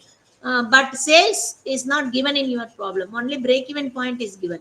So break-even point, you can use that formula, fixed cost divided by PV ratio is equal to 80,000. So PV ratio we are taking out and calculating what is the PV ratio is 50%. Okay. So Excuse me, ma'am. yes. Excuse me, ma'am. Can we find our variable cost by the minus BEP minus fixed cost? BEP not minus. BEP is the answer. BEP, what is the formula? BEP. No. If you want to find variable cost, can we find from BEP minus fixed cost? You get it? No. Break even, at the break even point, there is no profit, no loss. No profit, no loss. Fixed cost, okay. If you are your point is correct, 80,000. If you are deducting fixed cost, remaining is Yes. variable cost. Okay, variable Yes, cost ma'am. is variable cost is 40,000. What is the sales? We need sales, no total sales. We do Yes, not ma'am. know sales. So that is why we are using this break-even point formula. Fixed cost divided by PV ratio. Ma'am, from that one we also get sales now. We know fixed cost 40,000 and BEP 80,000. So variable cost is also for 40,000. So 80,000 plus 20,000. That one is total sales. 80,000 plus 20,000 profit one. That means sales equal to 1 lakh. No.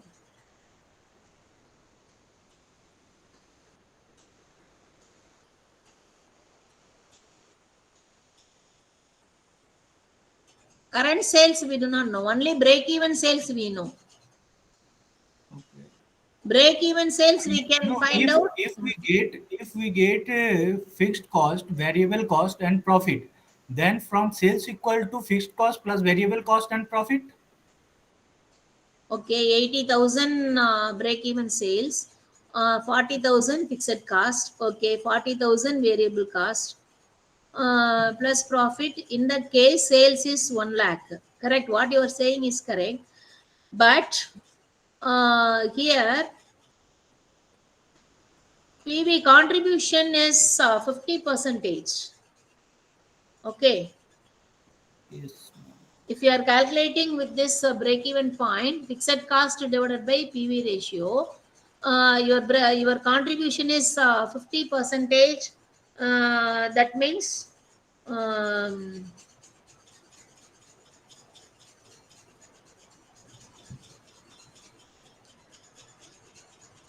Contribution is the sales minus variable. That means if is sales sales is 1 minus lakh variable and cost. Correct. Sales if minus sales is variable 1 cost lakh, is 60,000. Yes, yes, yes. Sales minus variable cost is 60,000. That is the contribution, isn't Yes, it? yes, yes. So Yes. contribution is 60,000. Your PV ratio is 50%. If you calculate this formula, your sales will be 1,20,000. Okay. So margin of safety is actual sales minus break-even sales. That is 1,20,000 minus break-even sales is 80,000. That is 40,000 is margin of safety. Here, your contribution will be 60,000. See, fixed cost plus profit, if you add, that is called contribution. Okay. So your contribution is 60,000. So 50% your PV ratio, 100% is what? 1,20,000 will be your sales. Okay. Okay, let us see next problem. Sometimes two periods sales and profit will be given. You are required to calculate PV ratio, break-even point, profit when sales are rupees 1,80,000, sales required to earn a profit of rupees 12,000, margin of safety in the year 2011. Okay, so in this case, PV ratio you have to calculate with the help of change in profit divided by change in sales. Here there is no contribution is given, no fixed cost is given, only profit and sales information are given, right? So two periods sales and profit, if it is given, how to calculate PV ratio? The formula is change in profit divided by change in sales into 100. So see here, 2010 8,000 profit, 2011 13,000. So difference is 5,000. So sales to 1,40,000 minus 1,20,000. So 20,000 is the difference. So 5,000 divided by 20,000, that is the PV ratio. PV ratio is 25%, right? The next break-even point. So if you want to find out break-even point, you need fixed cost, right? So fixed cost is not given in your problem, right? So how to calculate fixed cost? Fixed cost is equal to what we can find out? Contribution minus profit. So what is your contribution? PV ratio we have calculated 25%. You take any period, 2010 sales or 11 sales, whatever it is. So if you are taking 2010 sales, that is 1,20,000. 1,20,000 into 50%, sorry, 25%. If you are calculating, that is the what we can say contribution. 30,000 is your contribution. Contribution minus profit, you can find out, that is the fixed cost. Profit for the year 2010 8,000. So fixed cost is 22,000, right? So by break even sales, now you calculate fixed cost 22,000 divided by 25,000 percentage. So break even point is 88,000, right? So suppose here, instead of giving 2010 and 11, 2010 same year, 6 months, first 6 months, second 6 months, if it is given like that, you have to take fixed cost multiply by 2, because throughout the year entire fixed cost you have to take. This is different year, so any year you can take, find out fixed cost, right? Suppose first 6 months of 2010 is this, say 1,20,000. Second 6 months of 2010 sales is this much, like that if it is given. So in that case, fixed cost will be 22,000 into 2. So 44,000 whole year, throughout the year, what is the fixed cost you are incurring? That total fixed cost you have to take. That you have to keep it in your mind, right? The next one, next question. Profit when sales are 1,80,000. So if sales are given 1,80,000, so what is your profit? So your contribution is any year sale you take it. Sales is given 1,80,000. So 1,80,000 into PV ratio 25%. So contribution is 45,000 minus fixed cost is 22,000. Therefore profit is 23,000. Okay, the next question. Sales required to earn a profit of rupees 12,000. If you want to expected profit is 12,000, what would be your sales. So fixed cost plus expected profit divided by PV ratio. So fixed cost is 22,000 plus expected profit 12,000 divided by PV ratio 25%. So 1,36,000 is your sale, estimated sale. Margin of safety in the year 2011. So margin of safety is nothing but actual sales minus break-even sales. In the year 2011, that is 1,40,000 is your actual sales minus break-even sales is 88,000. We have calculated here. So margin of safety is 52,000. Okay. You understand this? Yes, ma'am. Okay. Next one, let us see various applications of CVP analysis in decision making. So, what are the decision making? This kind of problem will be maybe given in 15 marks question, case study. Case study problems may be given under various decision making, that is profit planning, pricing of the product, selection of product mix, problem of key factor or limiting factor. Key factor or limiting factor is nothing but scarcity of your raw material or scarcity of your inadequate labor, and then machine hour like that. That is the limiting factor. Or if you are producing 2-3 products, so which product if you are producing maximum number of product, so you will earn maximizing your profit. So that is the decision making. Then make or buy decision you have to take. Make or buy decision means any some part may buy from market, outside market, whether to produce by yourself or buy it from market. So that decision you have to take. Then accepting export order or not. Sometimes export order price may be, offer price may be very lesser than the domestic market rate. So in that case, whether to accept or not, that decision we have to take. Then shut down or suspending the activities, whether to continue or shut down your production due to continuous loss, we have to take decision making. These are all the decision making problem. We have to make a decision. Let us see one by one. See this problem. A company has a machine number 9 which can produce either product A or B. The cost data relating to a machine A and B, selling price, variable cost, contribution given, right? So capacity of the machine number 9 is 1000 hours. In 1 hour, machine 9 can produce 3 units of A and 1 unit of B. So that means what here? Machine hour is the key factor. Scarcity, machine hour is the key factor. So product A, if you want to produce, machine hour within 1 hour you can produce 3 units. Product B, if you are producing only 1 unit, you can produce in 1 hour.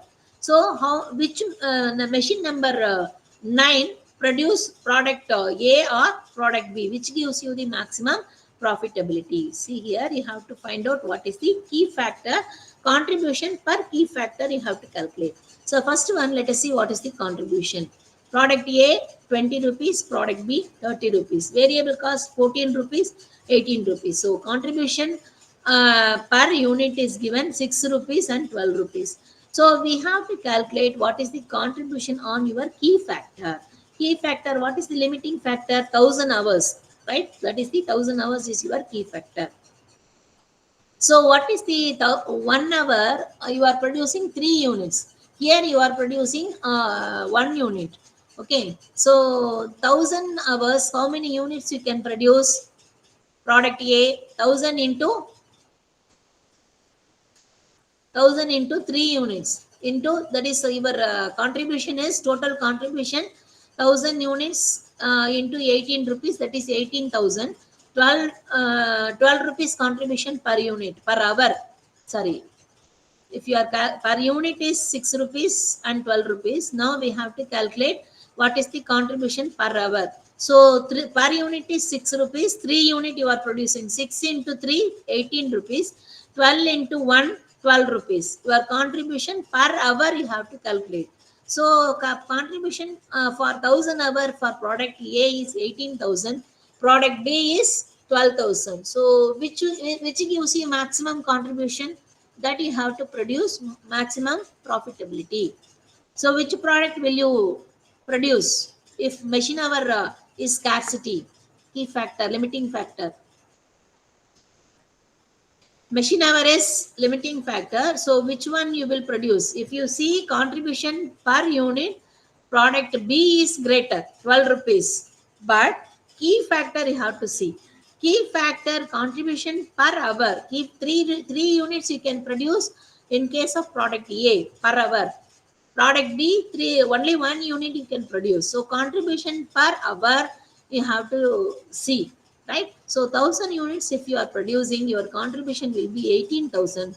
Product B, if you are producing, only you can earn 12,000. So product A we can produce maximum. That decision you have to write. Okay. See the next one. There are three divisions are there. So C division, there is no possibility of reducing the variable cost. It is incurring loss. So whether to shut down the unit C or not, that decision you have to make, right? C you have to prepare. This is the problem statement is given. This is the solution. We have to calculate what is the contribution.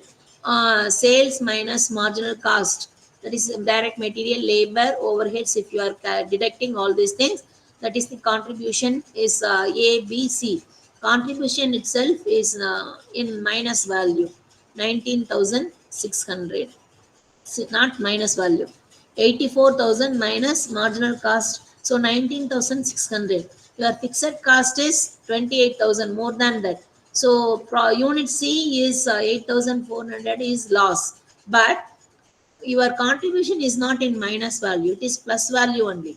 So if you are increasing your unit C production, if there is a possibility of increasing sales in unit C, you can eliminate this loss. That decision you can, instead of making shutdown, you can continue your division C when you are increasing the production of C right now, that is more than this 19,600. No? So if you are increasing sales 1 lakh or 1,50,000, so in that case definitely you can earn profit. Beyond certain level you can earn profit. That decision you have to write. The next one, see here, acceptance of export order, units, wages, all these things are given. Selling price in India, rupees 15 rupees per unit. In Sri Lanka, about 800 units may be sold only rupees 10 rupees. Your domestic market, your product is selling price is 15 rupees. Sri Lanka, if you are accepting the export order, 10 rupees. And 25 paise you have to incur expenditure for freight charges. So whether will you accepting this export order or not? So we have to take decision making. See here, in India total capacity is 5,000 units, right? So see here, 4,200 units currently you are producing.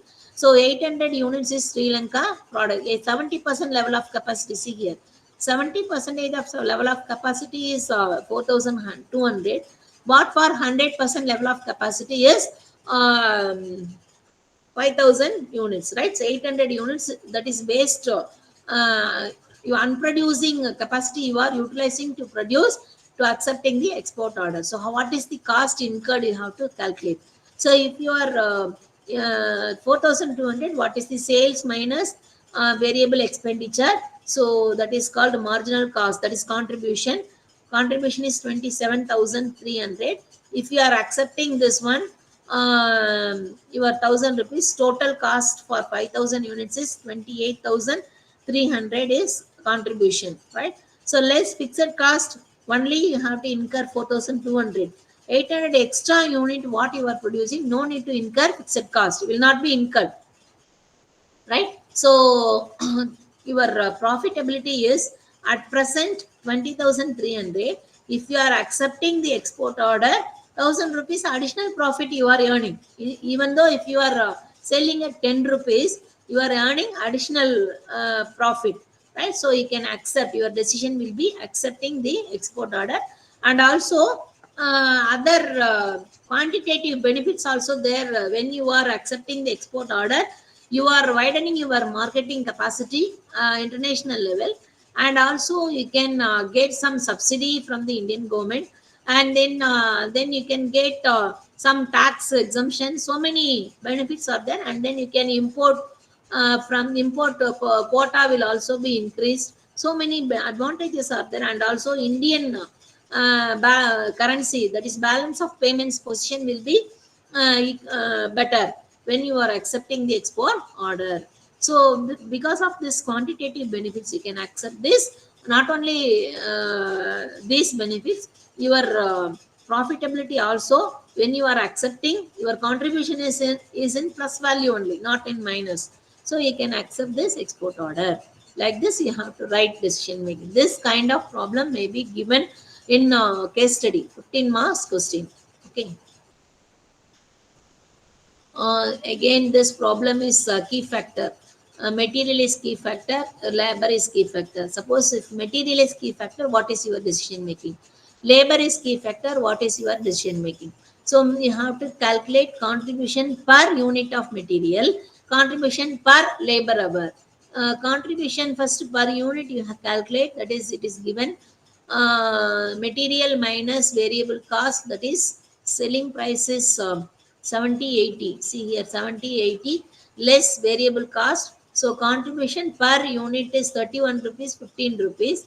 Contribution per unit of material. So you have to see how many units you are utilizing for producing product A and product B. So product A is 10 units you are utilizing to produce 1 unit of output. Here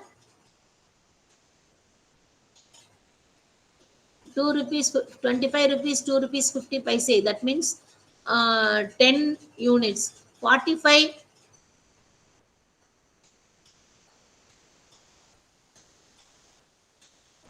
divided by 2 rupees 50 paise. So here 18 units you are utilizing to produce product B. Product A 10 unit, product B 18 units. See here, material per unit, that is we have calculated here 3 rupees 10, the 31 rupees is your total contribution. So divided by 10 unit. For 1 unit is 3 rupee 10 paise. Here 1 unit is 83 paise. So 1 unit, if you are utilizing, your contribution is greater in product A. You can produce more number of products when the material is the key factor. See here, labor hour. Labor hour, how many hours are using? 1 hour, 1 rupee per hour. That means what? Product A 12 rupees. So product A 12 rupees means 12 hour. Product B is given 15 rupees, 1 rupee 50 paise. So 1 rupee 50 paise, 15 rupee divided by 1 rupee 50 paise. So what is the hours? 10 hours, right? Here 10 hour, this is 12 hour. So you have to take contribution per hour. So contribution is 31 rupees divided by 12 hour. Per hour contribution is 0.258. Here 15 rupees divided by 10 hour. So per hour is 1 rupee 50 paise.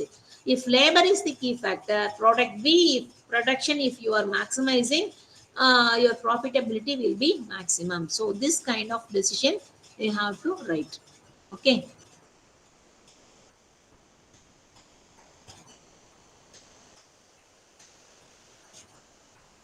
So that's all with regards to your marginal costing statements. These are the various decision makings. If you have any doubt in this chapter, you can ask me.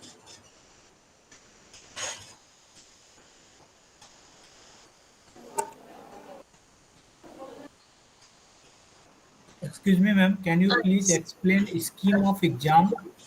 That means how many questions of 5 marks or 10 marks, like that? Scheme of examination, that is part A 5 marks. You have to answer 5 questions, 5 into 5, 25 marks. Part B, not 5 marks. 1 second now.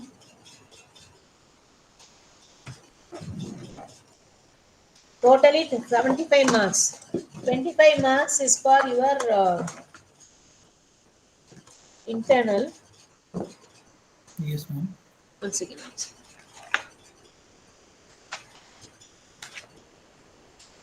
75. 15 marks for case study. Remaining 16 marks. 5.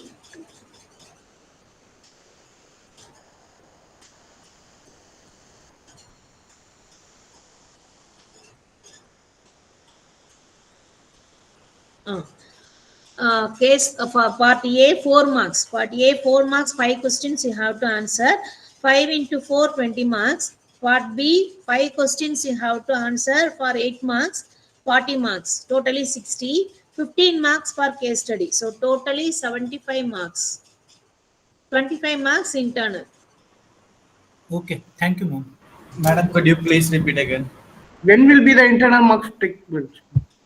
We will conduct internal announce. We will announce in the website, and also mail also we will send you. One particular date we will conduct online. That internal examination will be online. We will inform you. You can attend, and it is compulsory. Internal mark is compulsory. You have to attend. Okay. It is before semester or after semester, ma'am? This authorities decision making, I do not know when they will conduct. Sometimes last time we have conducted after the external examination, we have conducted internal. This is because of first batch last time. This time I don't know what is the authority decision making. We will announce you. You check day by day. Frequently you check our website, and also we will announce you by mail also. We will send you mail or SMS. Some information communication will be there. Okay. Part Okay, A, thank you, ma'am. five questions you have to answer, 8 marks. Sorry. Part A, 5 questions you have to answer, 4 marks. 8 questions will be given. Out of 8 questions, you have to answer 5 questions. Similar way, part B, 8 questions will be given. Out of that 5 questions, you have to answer for 8 marks. So 4 marks, 8 marks. Part A, 20 marks. Part B, 40 marks. Part C, compulsory, only one question will be given, no choice, 15 marks. So totally, external mark is 75 marks. We have choice for the compulsory question, madam? No choice, no choice. Okay. Only one question will be given. Then anybody else? Bhakya Lakshmi. Somebody raising.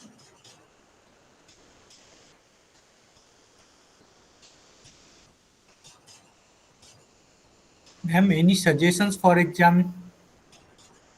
Suggestion means? Actually, our semester duration is too short, so it is not possible to complete all units. So if you suggest some units, it is beneficial for us. No, we cannot divide like that. All units in syllabus which is given are important. We do not know questions are coming from. We are not setting the question paper. Question paper comes from outside, external universities only they are sending. So which all units are equally important. But case study, you can expect final accounts. Final accounts frequently they used to give for case study.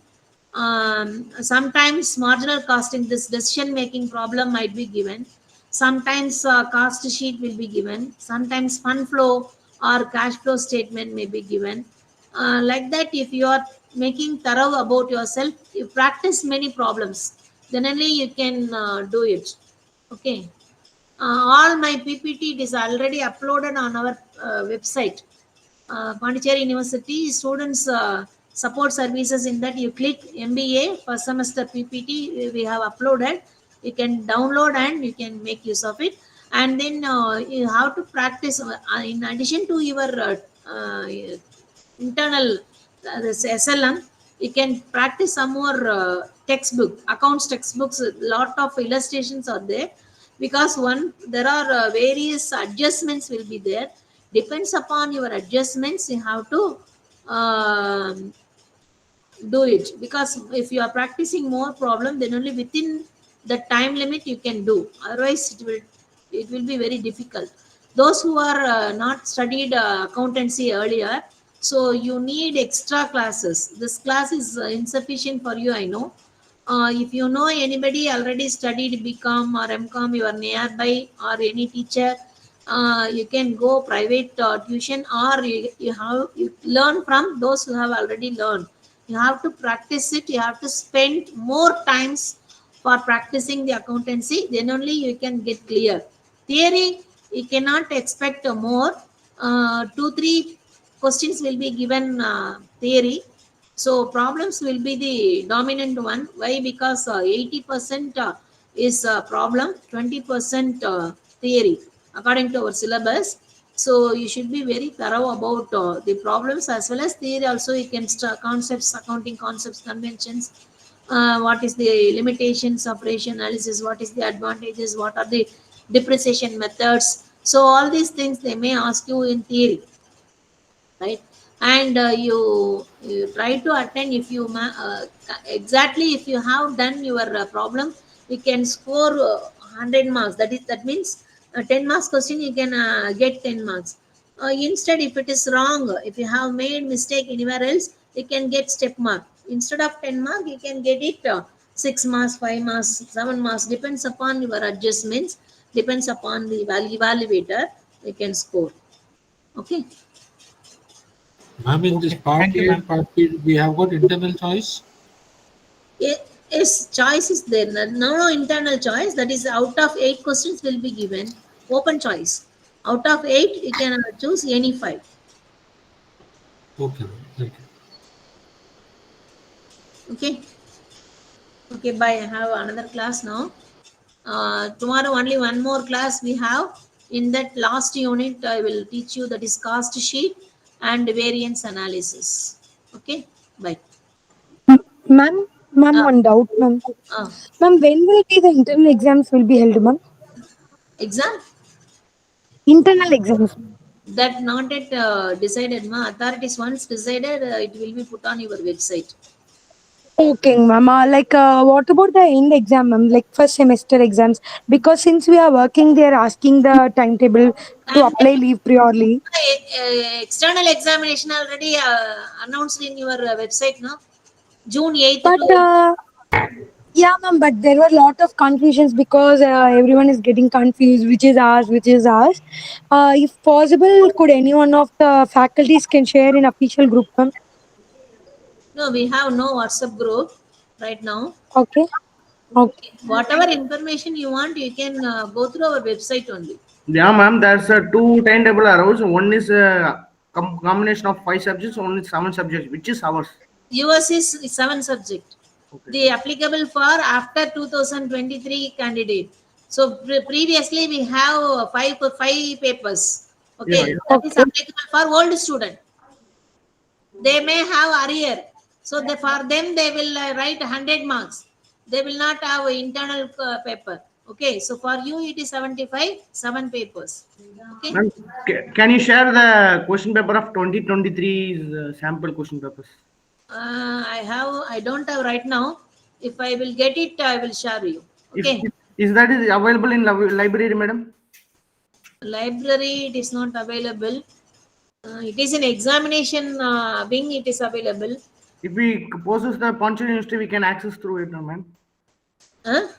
If we come to the university, you can access it. If you come to the university, you can get it from examination wing. They will give you. Okay, ma'am. Thank you, ma'am. Ma'am, 1 minute. And thank you, ma'am. Ma'am, whether per day 2 exams will be conducted, ma'am? Which ma'am? No, per day whether 2 exams will be conducted, ma'am? For 1 day there will be 2 exams, ma'am? No, per day. 1 day 2. That means first semester morning, second semester afternoon, like that. Oh, okay, ma'am. Then fine. Thank you, ma'am. Ma'am, Yes, if we are not taking any of the external exams, is it mandatory to write the internal exam? Anyway, you have to write the internal examination. That is next. Suppose if you are not writing external examination right now, next semester if you want to write. So if you are writing internal right now, that will be accountable, taken into for next when you are writing. Whenever you are writing, internal examination is very, very compulsory. Okay, is it mandatory to take by this semester itself? It is not like that, right? Not like that. Okay, okay. Thank you, ma'am. Thank you. Thank you, ma'am.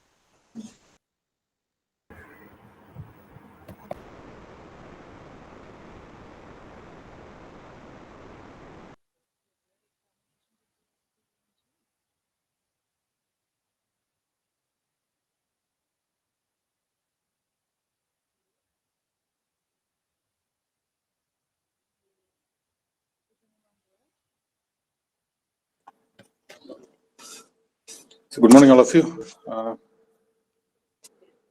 Am I audible? Yes, sir. Good morning. Yeah. Okay. So we'll continue with the previous session. I'll try to share my screen. Kindly take up your books.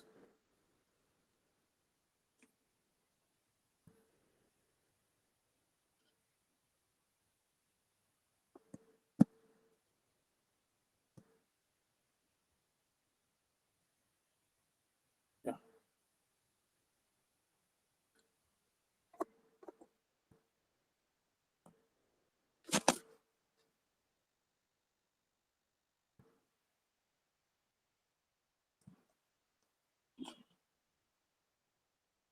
I think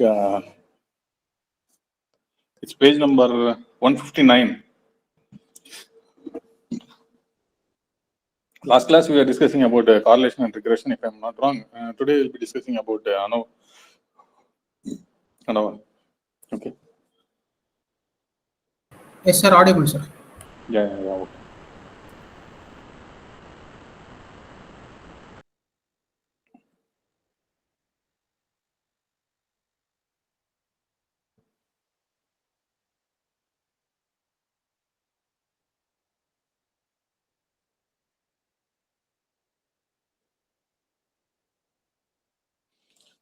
So I requested you people last session to go through something about the t-test as well as ANOVA. Did you go through that? Any idea about what is a t-test and what is ANOVA?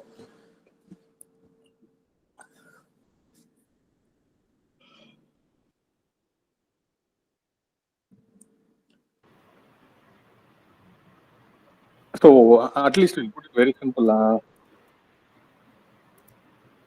Give me a very straight line answer. Say like a single line answer. Like actually, I said like about correlation regression in the previous classes, right? So, what do you? Why do you conduct a correlation test? What's the purpose of conducting a correlation test? To gain higher education. No, I'm asking about the purpose. Why that test is conducted? Statistical significance of the test.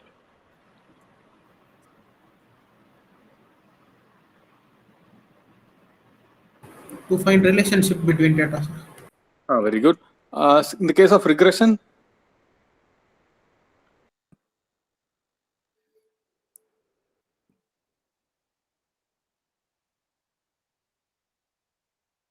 to find relationship between dependent and independent variable. so that is for correlation also, right? So what is the difference between correlation and regression?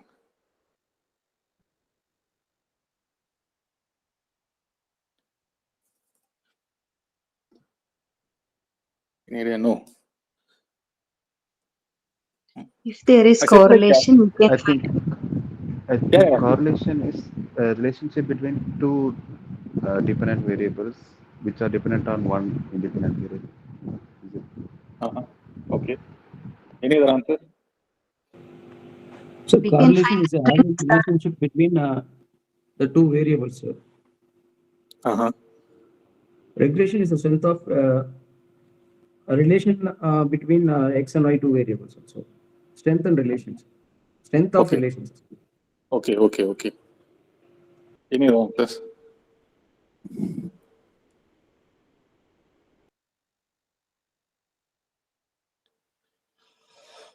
Okay. See, make one thing very clear that whenever you are conducting a test, say like our case, whatever given in our syllabus, okay, whatever test we are trying to study in our syllabus, always has an independent variable as well as a dependent variable. Okay, the number of dependent variables may be higher or lower. That is that depends on each statistical test. But make sure that you have always two variables of interest, study interest. One is your independent variable and one is your dependent variable.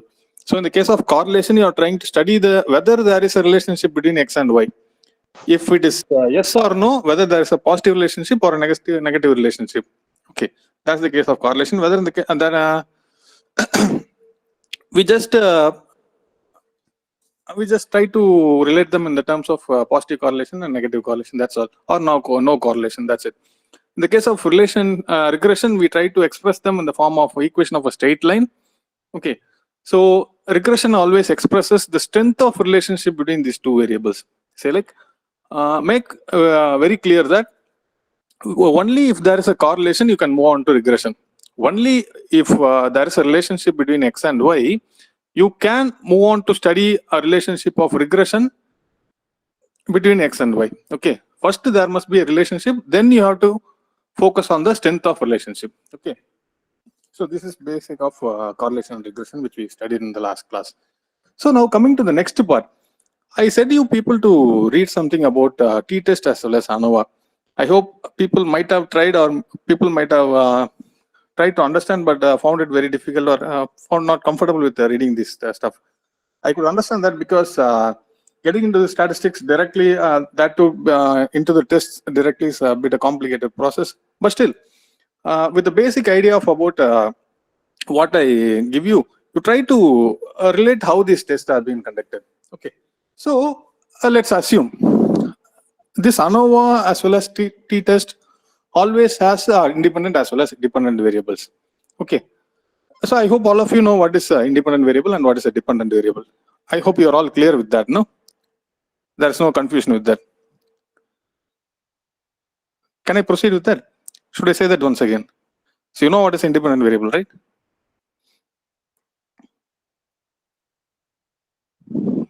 Yes.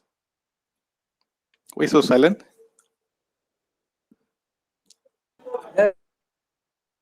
Please continue, sir. Yeah, I was expecting some answers like yes or no. It's nothing else. So like the same case extends for this t-test as well as ANOVA, where we have groups.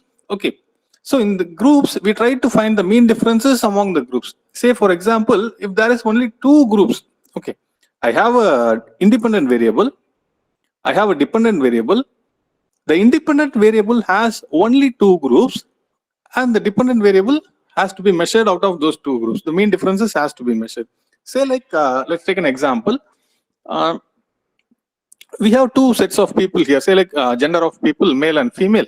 If I'm trying to project a movie for you people, so I'm asking the opinion about the movie. So people may say the movie is good, some people may say it's average, some people may say it's worst. Okay, so I try to find out whether the opinion of the movie is similar between these genders, or these two genders have a difference of opinion. Okay, say like let's take the same example. Either the movie might be satisfactory for both the gender, it may be satisfying all the audience in common, or it might be compromising for one set of audience alone. Say like any particular set, say like male may be highly satisfied with the movie, or female, say like let's take an action movie also. Action movies commonly are liked by men rather than women. Okay, so in these cases we go for a t-test. So what I wanted to convey is like, if you have one independent variable which is having two groups, and you have one dependent variable, you go for a t-test. So in the case of ANOVA, if you are having your independent variable with more than two groups, okay, say the same, we'll take another example like people, let's take income of people. Okay, we classify income of people with the groups. Okay, people with less than 10 lakhs income, people with less than 20 lakhs income, and people with less than 30 lakhs income. So how well or how good are they in saving their money? What are the saving patterns and how the saving patterns differing from these groups? Do all these three groups have a similar set of saving pattern, or these three groups have different set of saving patterns, same or different set of savings pattern? This is how you compare ANOVA. Okay, so if there is a two group, you go for a t-test. If the groups are more than two, it may be 3, 4, 5, you go for an ANOVA. Okay, so ANOVA is nothing but analysis of variance. So variance is nothing but variance between the groups. Okay, you're going to find the mean differences between those groups. Okay, in our case, say like the income groups, right? Okay, so now, let's look into the definition. Analysis of variance is a separation of variance ascribable to one group of causes from the variance ascribable to other groups. Okay, so what are the assumptions of ANOVA? So to conduct an ANOVA test, there are certain assumptions. Okay, assumptions are nothing but it is assumed that these characteristics are being possessed by the population by itself. I'm sure that I said something about population and sample, all those stuffs. Okay, while selecting the sample itself, while taking up the population itself, I take or I choose certain set of people in such a way that these assumptions are being satisfied in that case itself. While conducting an analysis, I may just make a test for whether it is satisfying or not. That's all. Okay, so this is why very important. It is very important to select the population and select the sample very specifically. Right. The assumptions of ANOVA are like the parent population is normal. The error component is distributed normally with zero mean and the constant variance. The various effects are additive in nature. Okay, these are the basic assumptions of ANOVA. Right. So now we come to the classification of models. We have three basic classification of models in ANOVA. The first one is random effect model. The second one is fixed effect model, and the last one is mixed effect model.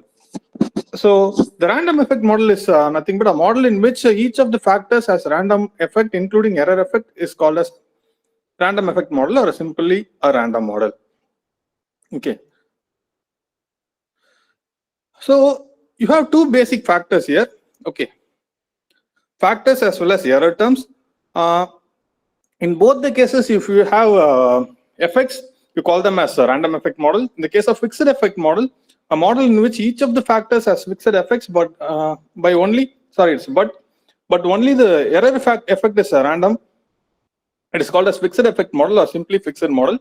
So in the fixed model, you have only effect in the error terms, right? So in the mixed effect model, the model which some of the factors have fixed effects and some others have random effects, they are called mixed effect model or simply a mixed model. Okay. So these are the three basic models. Yeah. So kindly look into this one. This is much more important. You have three basic classified data or three basic classifications of ANOVA.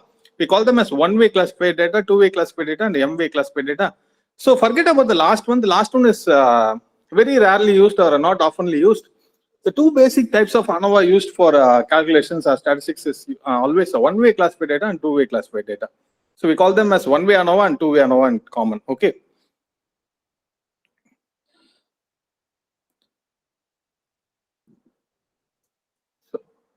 So as I said you earlier, one-way ANOVA is nothing but if one set of group of people are there. Okay. We are testing their significance over one particular independent variable. That becomes your one-way ANOVA. Okay. When the set of observation is distributed over different levels of single factor, then it gives one-way classified data. Okay. You have only one set of dimension of. So okay, I have a video with you. I'd like to share a video with you. Kindly take a look at that video. You might be getting a very clear idea of about what is a one-way ANOVA or what is a two-way ANOVA. Okay. I'll try to share a video. If it's not visible, kindly intimate me. Okay.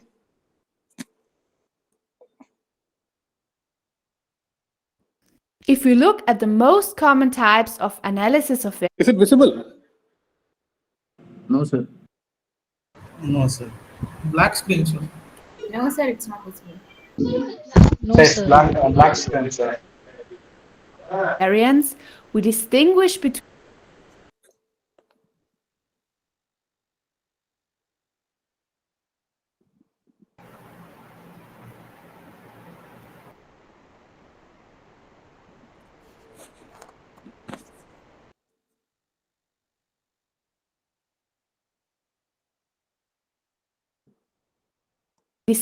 between the one factor and the two factor analysis of variance, and on the other hand, the analysis of variance without repeated measures. Just a minute, I'll The try to. video is not visible. Only audio is audible. Okay. I'll try to share my screen once again. It's okay, sir. Take your time, sir.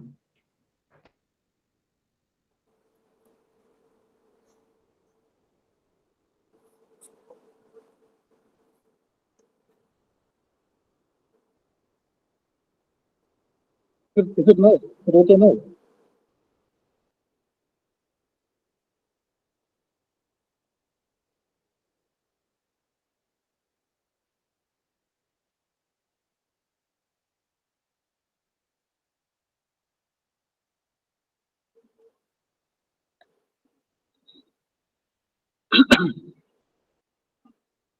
It's visible now. No. No, sir. I'll do one thing. I'll try to share the link at least.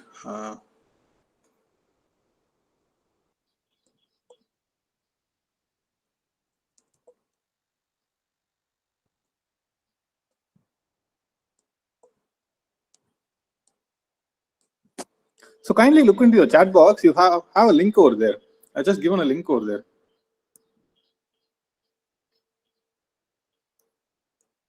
Have you received the link?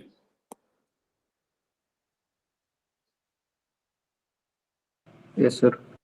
Yeah, kindly click over that video and take a few minutes. Kindly take a look at the video and then resume. We'll resume the session. Okay. Can I share my screen, sir? Yeah, if it's visible, kindly please share. No problem. Yeah.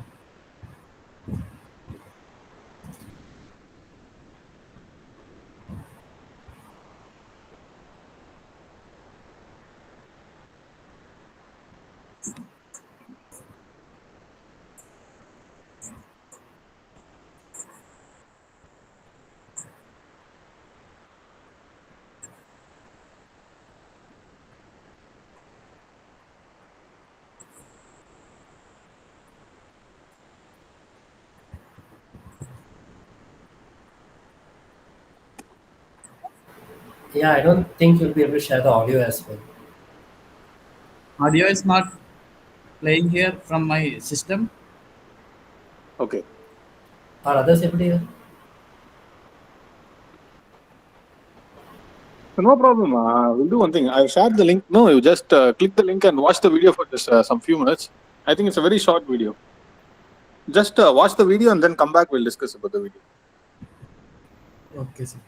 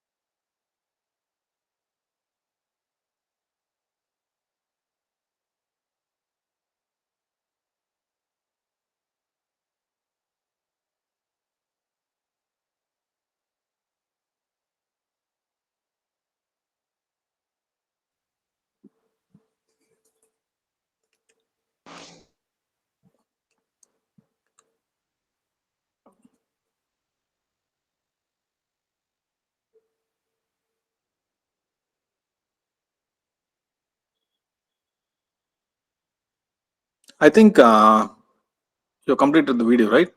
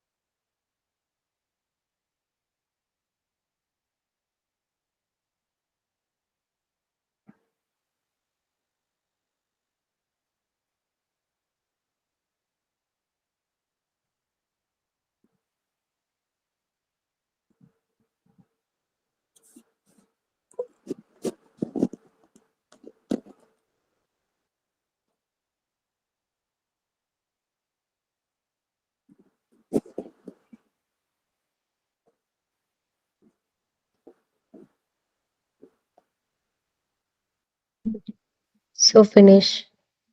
Yeah. Okay, then we'll resume.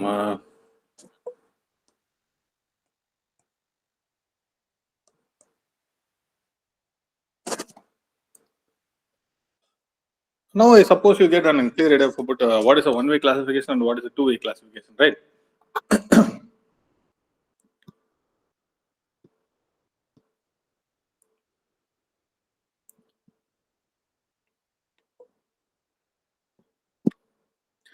So, like, let's move on to the other parts of this classification.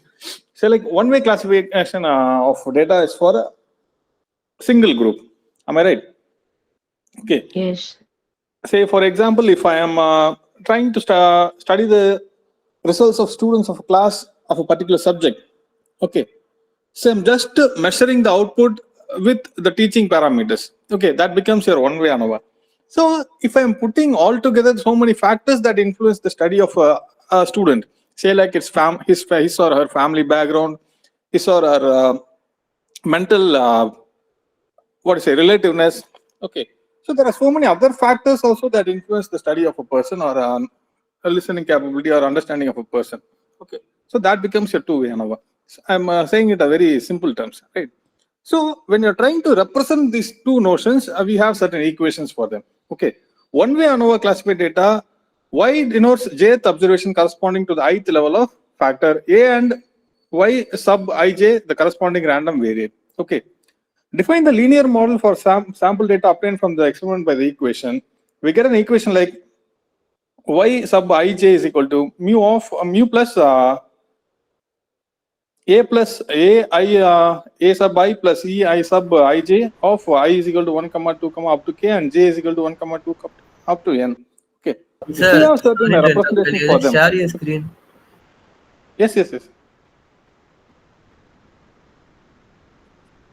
Yeah, my screen is already shared, man. No, sir, it's not visible. Oh, is it okay now?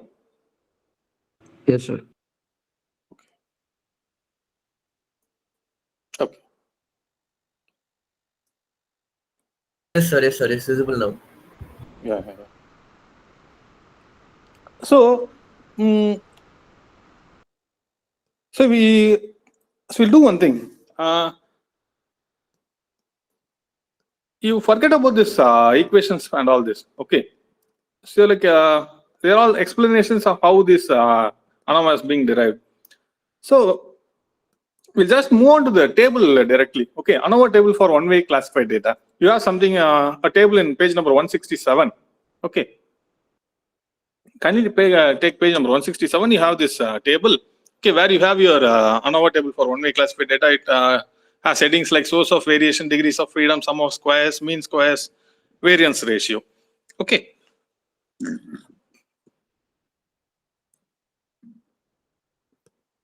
So there you have some two basic classifications, like between the level of factor treatment and within the level of factor error. Okay, the first one is treatment and the second one is error. Okay, so that is between the factors, and the second one is within the level of factors. Okay, here your degrees of freedom is expressed as k minus 1. You have a sum of squares equation with them. Okay, so move on to the last column. You have something called variance ratio f. Okay, you find that the variance ratio f sub t is equal to m sub t minus m sub e. Okay, f sub k minus 1 comma n minus k. Okay, so this f ratio is a important calculation from your ANOVA. There are two basic inferences that you are going to write from your ANOVA table. One is your f and another is your p. Okay, this f is nothing but it is like a proportionate ratio between the mean differences, right? That becomes a f ratio. So similarly, you can find within the level of factor error n minus k q sub b sub by subtraction, and m sub b is equal to q of e q sub e divided by n minus k. Okay, so all these are like representations.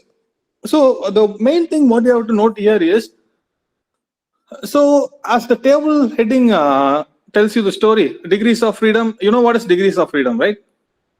And then you have a sum of squares and mean of squares. Okay, so this mean squares give a difference between your observed and between your independent and different variables, dependent variables. Right. So coming to the variance ratio, the variance ratio is the ratio of the greater variance to the smaller variance. This is also is called as a f coefficient. Okay, so this is what I was trying to say. The variance ratio is always an important factor in calculating your ANOVA. Okay, f is equal to greater variance divided by smaller variance. We refer to the table of f values at desired level of significance alpha. In general, alpha is taken to be 5% significance. Okay, the table value is referred as the theoretical value or the expected value. The calculated value is referred to as the observed value. Right. I think you people, I'm not sure whether you people have gone through some statistical books or not. Okay, if you find time, kindly take some any of your statistics book or research methodology book. Basically, at the last 10 or 15 pages, you'll be having this set of tables. Okay, for all these inferences, for chi-square, for ANOVA, they're all distribution tables. Okay, for all those values, you'll be having corresponding distribution values or table values. Okay. Right. Okay. So now how to write your inferences? I said like f value or variance ratio value. F value is very important for your interpretation. So, and the other part is p value or the significant value. These two are the main calculated values for your ANOVA table. So how to write your inferences? If the observed value f is less than the expected value of f, that is f of 0 is less than f of e, that is your f of f of o, sorry, I'm saying it f of 0. F of o is less than f of e for the given level of significance alpha, then the null hypothesis h0 is accepted. In this case, we conclude that there is no significant difference between the treatment effects. Okay. On the other hand, if the observed value f is greater than the expected value f, okay, for the given level of significance alpha, then the null hypothesis h0 is rejected. In this case, we conclude that all the treatments are not equal. Treatment effects are not equal. So what they're trying to say here is, so if your observed values are less than your expected values, you say that there is no difference. Okay. So if your observed values means the values which you obtain from your research. Okay. The expected value is from your table value. Okay. So the opposite applies for other case. So now let's look into the problem directly, then we'll get a clear idea. Okay. So you look into the problem number 1. The following are the details of sales affected by 3 salesperson in 3 door-to-door campaigns. Okay. You find 3 salespersons A, B, and C. They have carried out some 1, 2, 3, and 4 door-to-door sales. So construct an ANOVA table to and find out whether there is any significant difference in the performance of the salespersons. Okay, what they are trying to do. So can somebody say what is the independent variable here and what is the dependent variable in this case?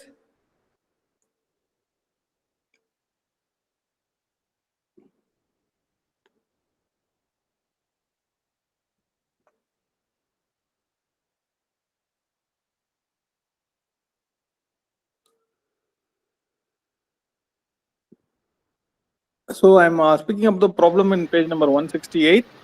You have your table at the bottom. Problem number 1. The following are the details of sales affected by 3 salesperson in 3 door-to-door campaigns. Yes, sir. Independent variables are the product which is selling from door to door. Sir, can you please repeat once again? Independent variables are? The product which is selling from door to door. Okay, the products. Okay. Independent variable. Oh. Any other answers?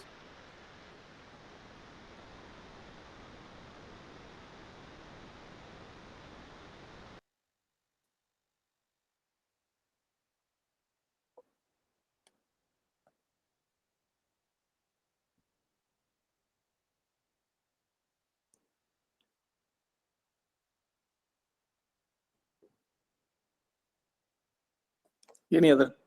So there are only 2 variables here. You could see in the top of the table headings, no? You find one as salesperson and another one is sales in door-to-door campaigns, right? So out of these 2 variables, I'm asking which one is independent and which one is dependent.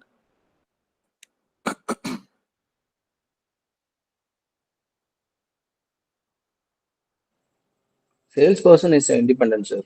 Very good, very good. Sales in door to door, it's very dependent, sir. Okay, very good. So like we are trying to find the relationship between the number of units sold with regard to the salesperson. Am I right? So this is what we are going to try to find. So with these 3 persons, what we are going to do is whether these 3 people have the same sales volume or these 3 people have a different sales volume. Okay, so we are trying to compare the mean differences between these 3 people. So like we are trying to sort out the differences. Like you have 3 summations for these 3 sales. Okay, as you can see in the solution in the next page.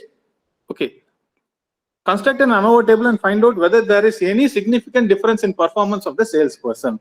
As I said you earlier, whether these 3 people are having the same sales rate or they are having different sales rate.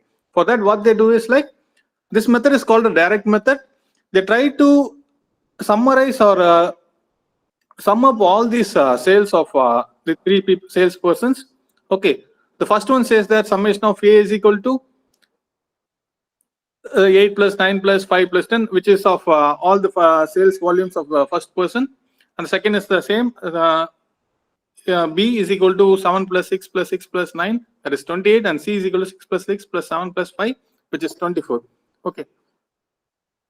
Sample, they are trying to calculate the sample mean for 3 different people. Okay. Sample mean for A is like A bar is equal to 32 by 4.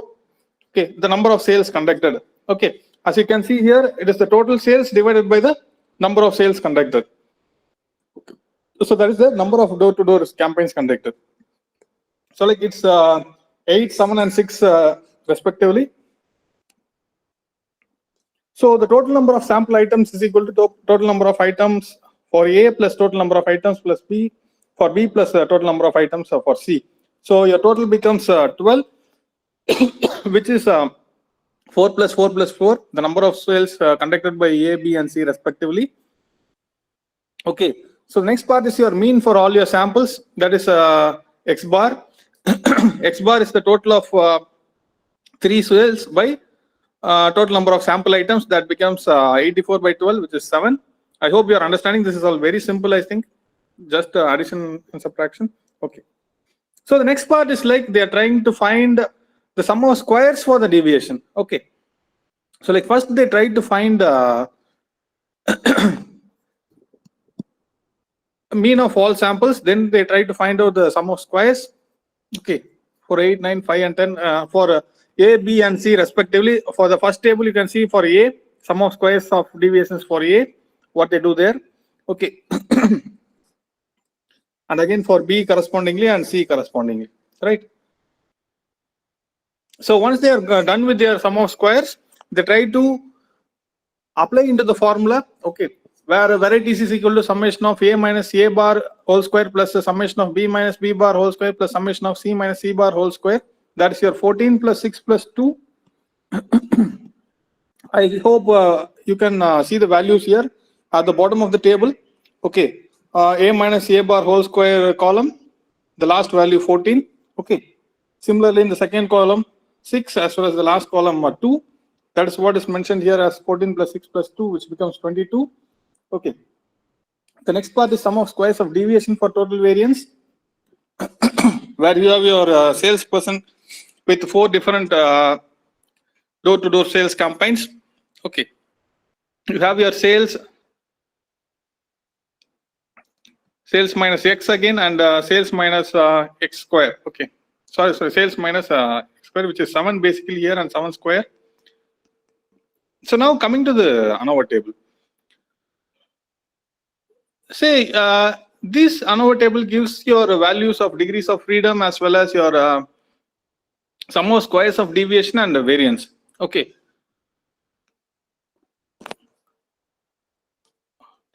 So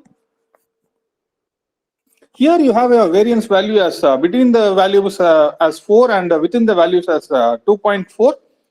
So when you're trying to interpret, so kindly note this alone. If you are trying to interpret an ANOVA table, you have to always take the values between the varieties or within the variables. Okay, between the variables. Okay, which is the first row. Okay, you have to take the variance value of the first row for your interpretation.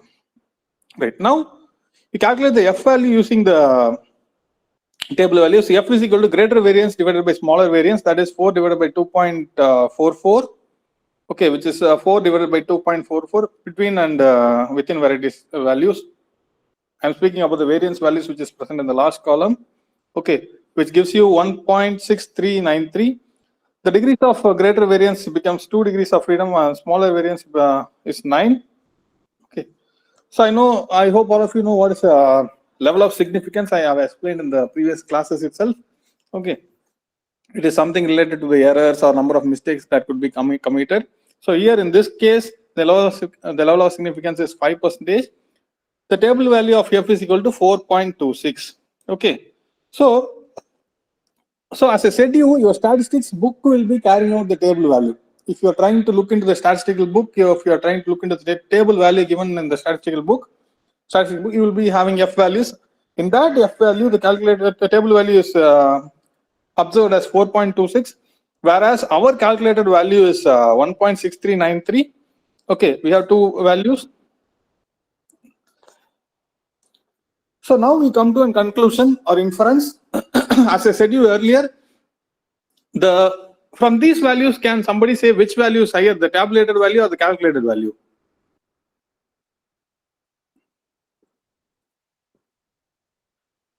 By just looking into the numbers alone, can somebody say which value is higher, whether the table value is higher or the calculated value is higher? Neither of the both, sir.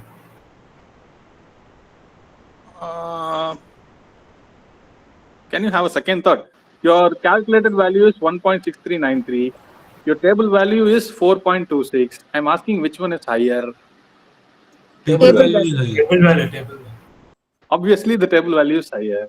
Okay. I have said you like in the earlier pages, like if the table value is higher, the null hypothesis should be accepted or rejected. Accepted only, sir. Yeah. Say like, as I said you earlier, if the table value is higher and the calculated value is low, you have to accept the null hypothesis, which means that there is no difference among the groups, which means that there is no difference of sales volumes between these 3 persons. All the 3 people are making almost similar sales contributions. Okay. So like let's take up to the inference. The calculated f value is less than the table value of f. Therefore, the null hypothesis accepted. It is concluded that there is no significant difference in the performance of salesperson at 5% level of significance. Okay. Right.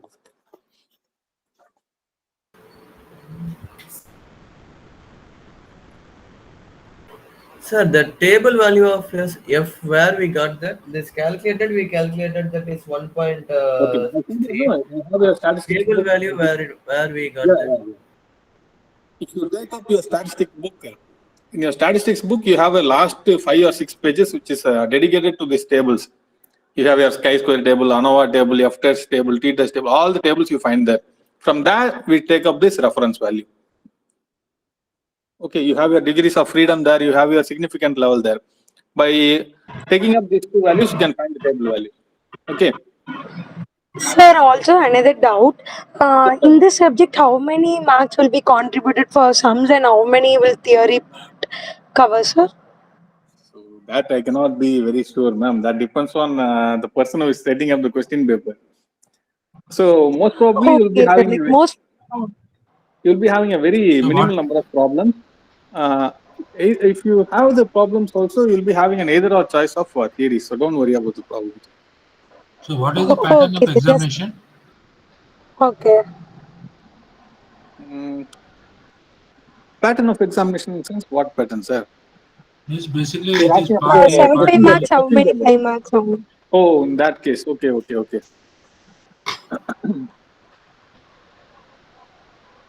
You'll be having 6 5 marks and 5 10 marks and 1 20 marks. Okay. So your 10 marks will be of either or choice. Your 6 marks will be like 4 out of 6. 20 marks will not be having any choice.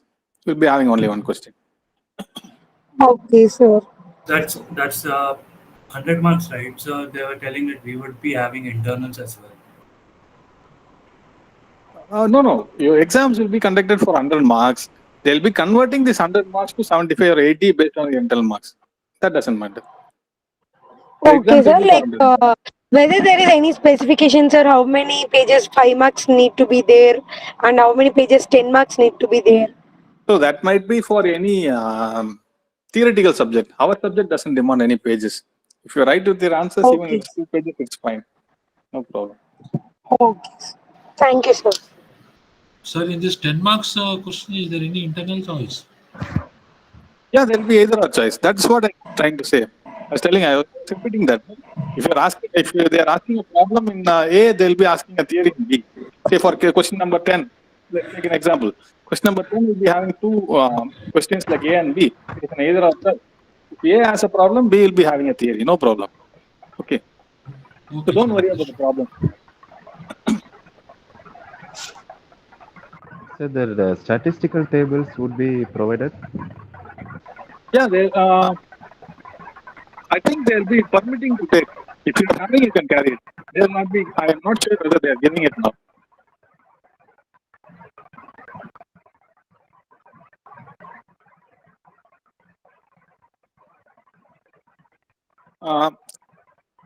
I think I'll tell you a book actually. Some 2 local authors books which are very commonly available in all the stores and all. Okay. If you have friends who are doing MBA in regular, if you ask them, they'll all be also having that books. Or you can download them in online. You can download them also. By the end of this session, I'll try to type those names in the chat box. Those books will be having these tables in the last pages. Okay, you can easily take them.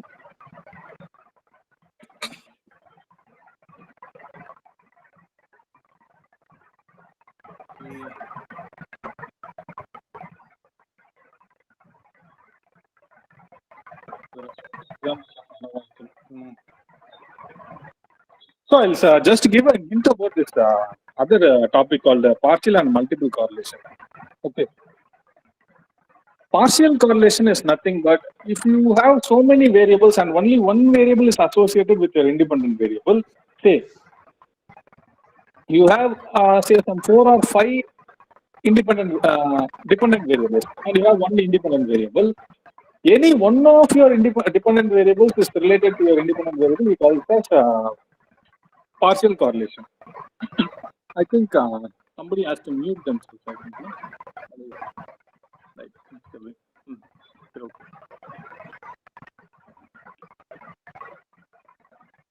So let's try to make it very simple. Say like let's take a classroom. Okay, a classroom will be having so many number of students. So students are related to each other in so many number of ways. They may be friendship groups, they may be studying groups, they may be exam groups who will be friends only during the exam season. Okay, so if one independent variable is related to only one dependent variable, okay, or out of so many dependent variables, only one is related to your independent variable, we call it as partial correlation. Okay. The concept of multiple correlation is quite opposite to that of partial correlation. Okay, multiple correlation is like, say, let's take an example of any celebrity. Okay, so every one of the person, every one of a person who is meeting the celebrity wants to have a nice chat or a pic or a conversation with the celebrity. Myself.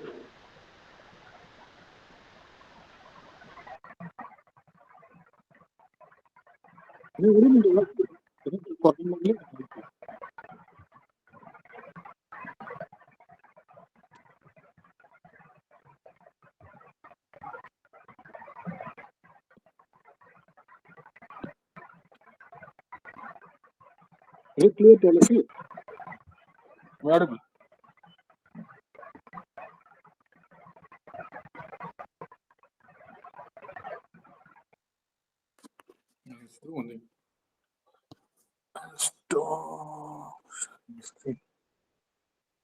Okay.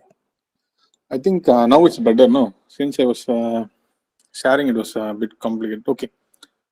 So like a partial correlation is nothing but there are so many number of people and they are related, only one set of persons are related to a variable, it is called partial correlation.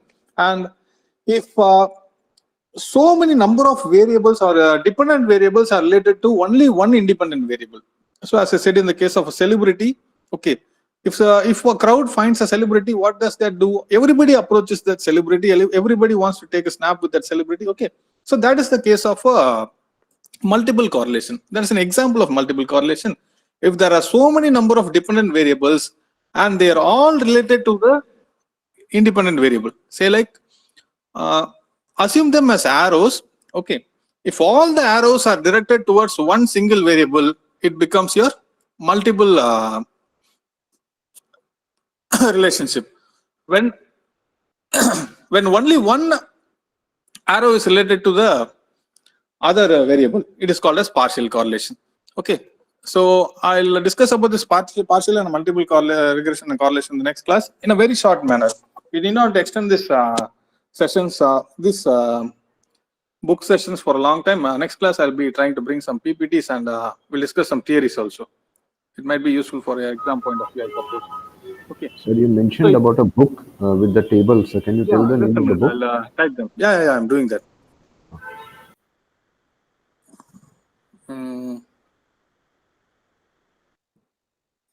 Okay, I'll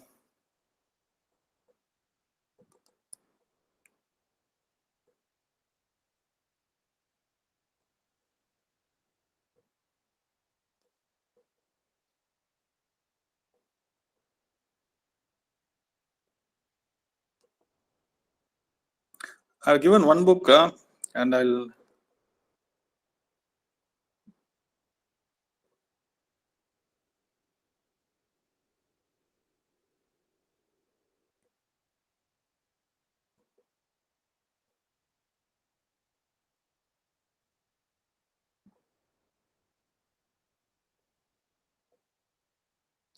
given the two books in your chat box.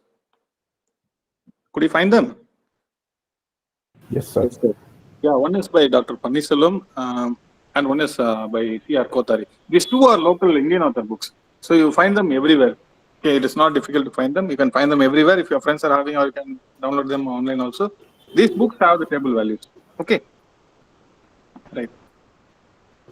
So with this, I conclude my session for today. We'll meet in the next class. I think it's time already. Okay, then. See you then. See you tomorrow. Thanks. Thank you, sir. Thank you, sir. Then all the calls will be considered as data visit. Daily visit will be considered as planned. Yeah, students, good afternoon. It's 12 o'clock. It's managerial economics. Are you able to hear me? Is my voice Yes, ma'am. audible? Is my voice Yes, audible? ma'am. Yes, ma'am. Yes, ma'am. Yes, ma'am. Your voice is audible. Thank you, thank you. So managerial economics, quickly we'll start. Share this. Ma'am, just to confirm, the exam is on 11th, right, ma'am? 11th June for managerial economics. To be frank, seriously, I don't know because I'm here to handle the class. Ma'am, Support internal, yeah. Yeah, ma'am. Coming 11th, June 11th is exam is there. Same as per schedule already posted in website, ma'am. Oh, that is what. If it is in the website, you have to confirm because I am here to handle the class. That's Yes, all ma'am. I know. So please, you ask the authorized person. If you Timetable need. already posted, madam. Timetable already posted. Okay. Any clarification? Because seriously, I don't know. So I cannot Ah. give the wrong information. Yes. Thank you. Thank you. So I'm just sharing the screen. Yeah. We have to complete. So quickly we'll, I think I've shared this, this slide. Just a shift of demand. After demand and supply meets each other, you have the equilibrium price. I don't know whether I spoke about equilibrium price. Equilibrium in simple English means state of rest. Another thing, again, I'm speaking repeatedly telling you, do not leave any question unanswered, right? Just think about a simple English meaning and then put it in economics terms.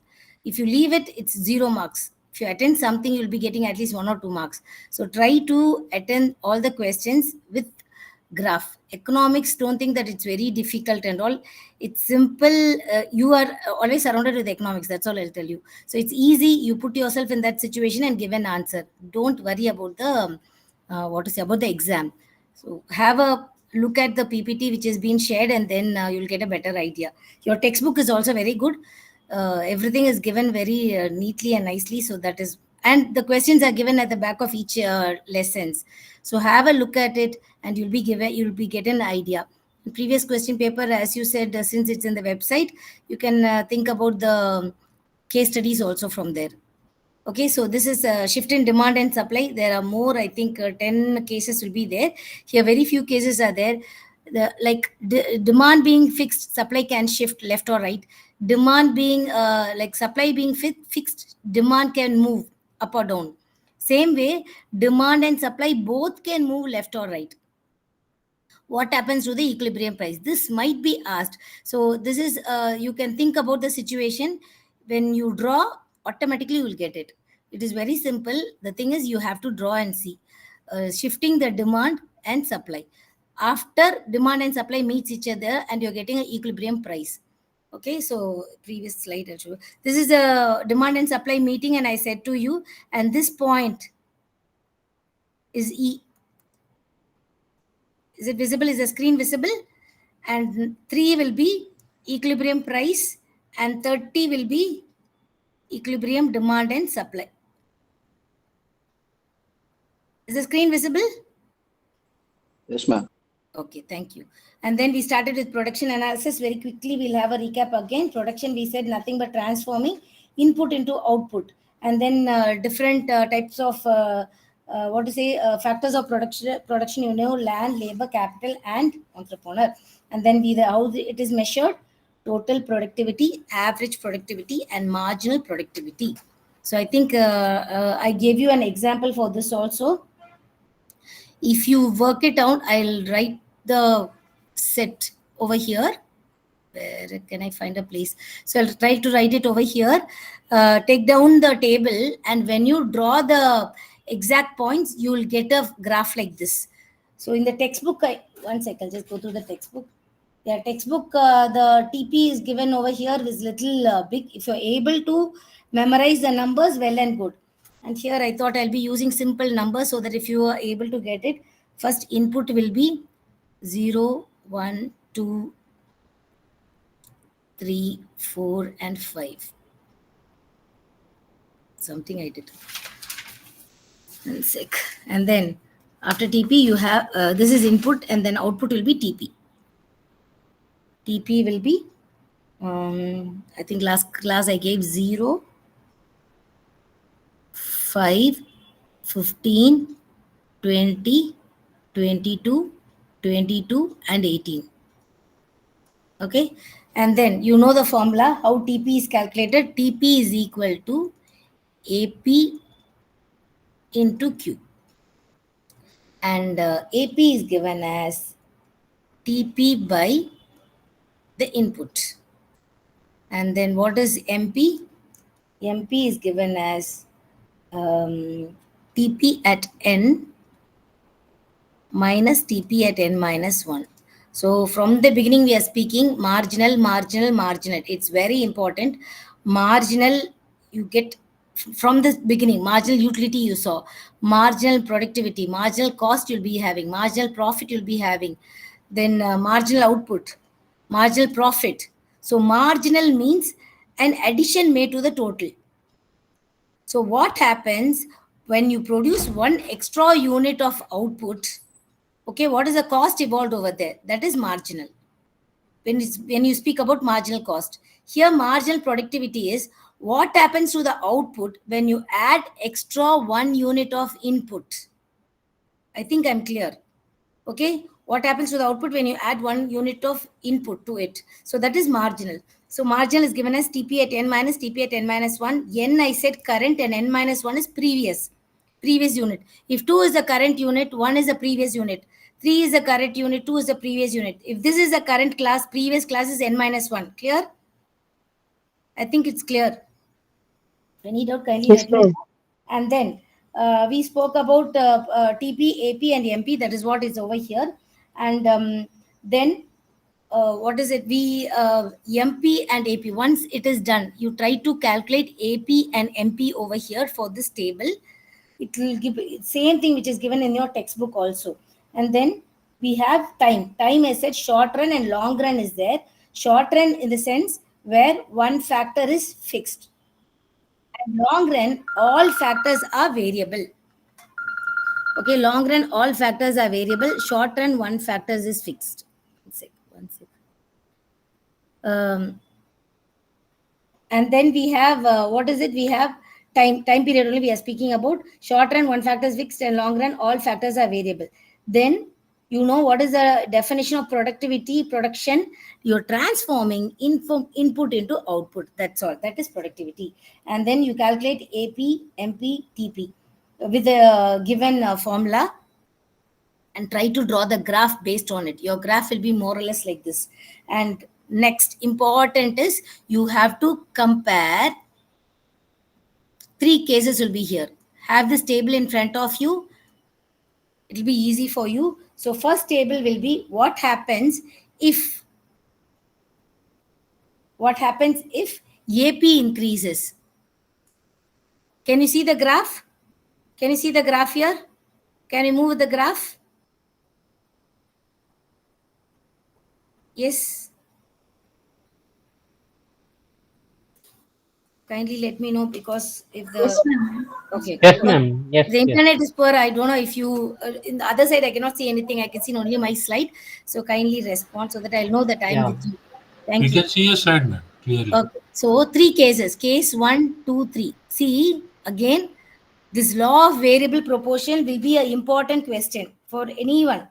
And most of the students will not attend it, feeling that because it is more than 3 pages, 4 pages, they cannot write it. But it's very simple. You're going to write extra stories, that's all, with the points in it. And don't avoid this question. With the table, whatever the table I've given over here, no, three stages. With this table, the entire question will be answered. But you have to write it. Only writing. I'll tell you how you can write it, okay? You have taken the table here. Table in the sense I've given you an input and output or TP. I'm given over here the numbers. You're going to calculate AP and MP. After calculating, you're drawing a graph. After drawing the graph, you will be writing this. What is it? AP. You're going to speak about AP, MP, and TP. When AP increases, okay, follow the graph as well as the calculation which you have done with the help of these numbers. So when AP increases, MP, what happens here? This is MP. Can you see this? MP is here, AP is here. When AP increases, what happens to MP? MP also increases. So when AP increases, MP also increases. Case 1. Case 2, when AP reaches maximum, this is maximum, right? This red point now which I'm marking, it's maximum. When AP is maximum, MP and AP cuts. MP is also, what happens? MP will be equal to AP, right? When AP is maximum, so write it in the table, AP is maximum means MP equal to AP. So case 1, I'm writing it again here in the graph. First one will be when AP increases, MP also increases. Second case, when AP is maximum, AP is maximum, AP is equal to MP. And third case, we are speaking about average productivity and marginal productivity of product as given in your textbook. We are in page number 47. I'm repeating. You can put it in the chat box so that your friends who join later can have a look at it. And then third one is, what do we say? When AP falls. When AP falls. Where is AP? This is AP. AP, when it comes down, what happens? MP also falls. Okay, so MP decreases. These are the 3 important points. First one which you have to write about AP and MP. Because AP and MP starts at the table, even AP, MP, TP starts at the same point. But this happens. That is the first one. Second, what are they telling? Yesterday, last class itself, I said, how many workers you have to use in order to give them maximum productivity. The theory says, more the worker, sometimes you can lose the production. You can lose your profit. The productivity can fall. That is what the theory is telling. In reality also it happens. So what is this? When you add 1 by 1 worker, what happens to the productivity? That is what TP is. Over here you can see there are 3 stages. How I am separating it into 3 stages, we will be speaking. The first stage is when MP and AP cuts. When AP is equal to MP, then you have stage 1. In stage 1, you can see TP is increasing. Total productivity. What is productivity? Output. Output is increasing with AP and MP increase. Can you see this? MP is also increasing, AP is also increasing, and TP is also increasing. This is the first stage, increasing. Clear? I'm moving on to the second stage. What happens to the second stage? TP still increases and it reaches a constant term, whereas MP falls, AP also falls in stage 2. So TP keeps increasing and MP and AP falls. AP and MP falls. Understand? First we are giving this table. Again I'm giving this table. Third one. Third will be when TP falls. Yeah. When AP and MP decreases, TP still remain same or decrease? Increase. It's not decreasing. See, the second stage, it is increasing only. Right? Okay. It is moving forward only. Third stage, TP falls, AP falls, MP becomes negative. What was MP? MP, we said addition of 1 labor. What happens to the output? But now, when you add 1 labor, TP falls. That is what the third case speaks about. So before entering this, there are 3 types of, I think I'll include, one sec, I'll have a pane graph. One second, moving out. Or else I'll lose these things. Did you take these points? Did you take these numbers? Can I move out? Yes, ma'am. Okay. Because when I come back, these numbers won't be there. I'll just include a new slide and then I'll write it over here. Okay, we spoke about TP, AP, and MP. Before this, I said there are 2 time periods. I think you remember. One is short run, another one was long run. I think I gave this class only the example of a pot and buttermilk for short run and long run. Then short run means one factor is fixed. One factor is fixed. And sometimes in some books, or most of the times it is being referred like this only, it is called as return to factors. Return to factors. In long run, all factors are variable. It can vary. It is called as return to scale. When something we have 1, 2, 3, what is it? We have increasing return to scale, constant return to scale, decreasing or diminishing return to scale. Can I move? Can I move on to the next topic? Increasing, diminishing, constant. What is this? We are speaking about productivity, production. Production means you're transforming input into output. So increasing return to scale, the input which you add, you're getting an output, right? The input for increasing return to scale, the amount of input you have, the output will be more than your input. That is increasing return to scale. Constant return to scale, how much ever input you're giving, the output remains the same as input. That is constant.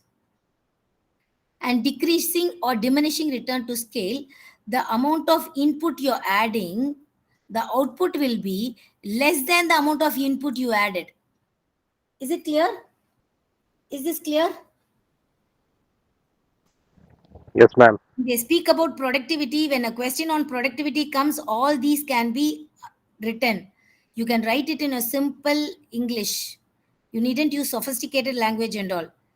If you understood the concept, it's very easy for you to write this. So you'll be writing these 3. We are speaking about increasing, diminishing, and constant. What did they say? Return to scale. In case in your exam, they are asking to write about return to factors. You can say increasing return to factor, constant return to factor, diminishing return to factors, because it speaks about short run. In short run also we have this. In long run also we have this. Provided if they ask return to scale, you can write this. Clear? Economy of scale is different. That we'll be speaking. So increasing means output is more than the input which you added. Constant means output remains the same as input you added.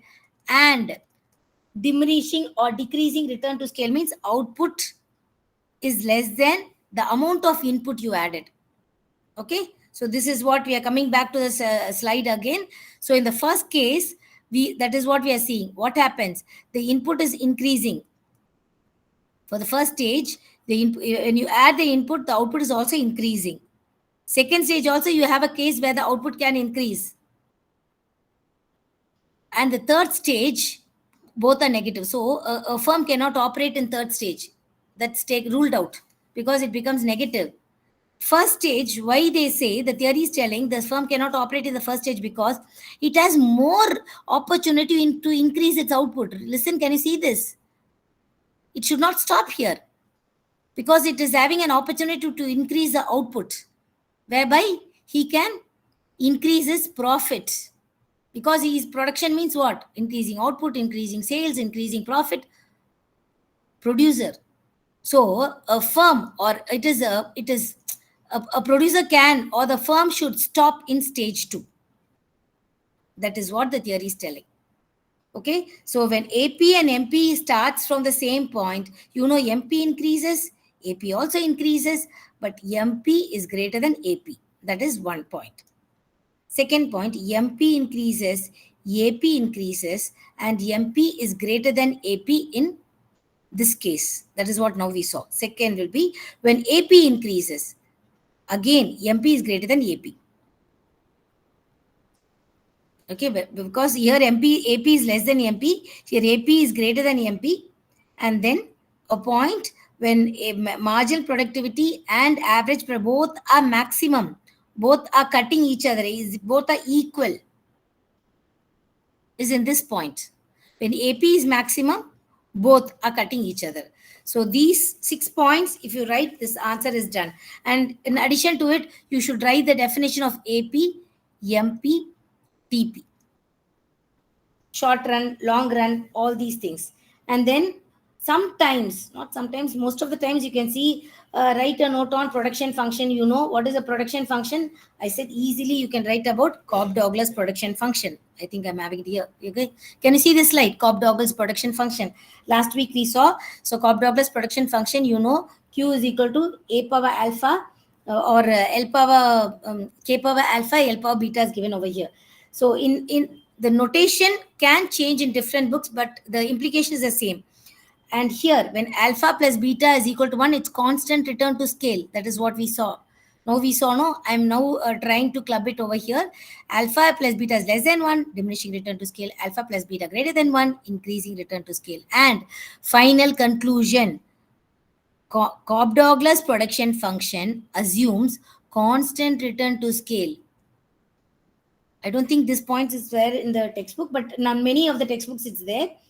If you write this one extra point, no, one extra mark, you can get the marks. You are supposed to write the equation. What are each? You know what is Q? Q, you know, total actual output. And A is the total factor productivity. Alpha and beta, you know, what are those? Elasticities of capital and labor. And then we had about, write about these things. Alpha plus beta is equal to 1, greater than, less than 1. And Cobb-Douglas production function assumes constant return to scale. The answer is complete. Then we are moving on to next now. Next will be, I think last class I spoke about revenue. I'll speak about revenue and cost after speaking about cost. Okay, now we are going to move on to the next is cost. What is cost? Cost is nothing but, I think the lesson is over. The next is 59, page number 59. You're moving on to page number 59. It's cost. So cost is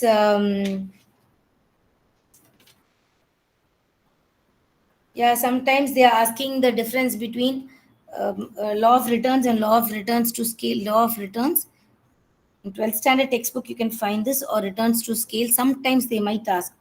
As I said, one is short run, one is long run, and you know which one is where all factors are fixed, all factors are variable. 3 points easily you can write. One is short run, one is long run. Here all factors are fixed, all factors are variable, and decreasing, diminishing, increasing, constant, all are here. So that with that the answer will be complete. If they ask about the difference between law of return to scale and law of returns, or that's all. The next one is cost, page number 59. Cost, you know, cost we started, it is according to economics, it is money incurred by producing a commodity in order to produce goods and services. So here, money incurred by the producer in order to produce goods and services. That is what I've written over here. And mainly the cost.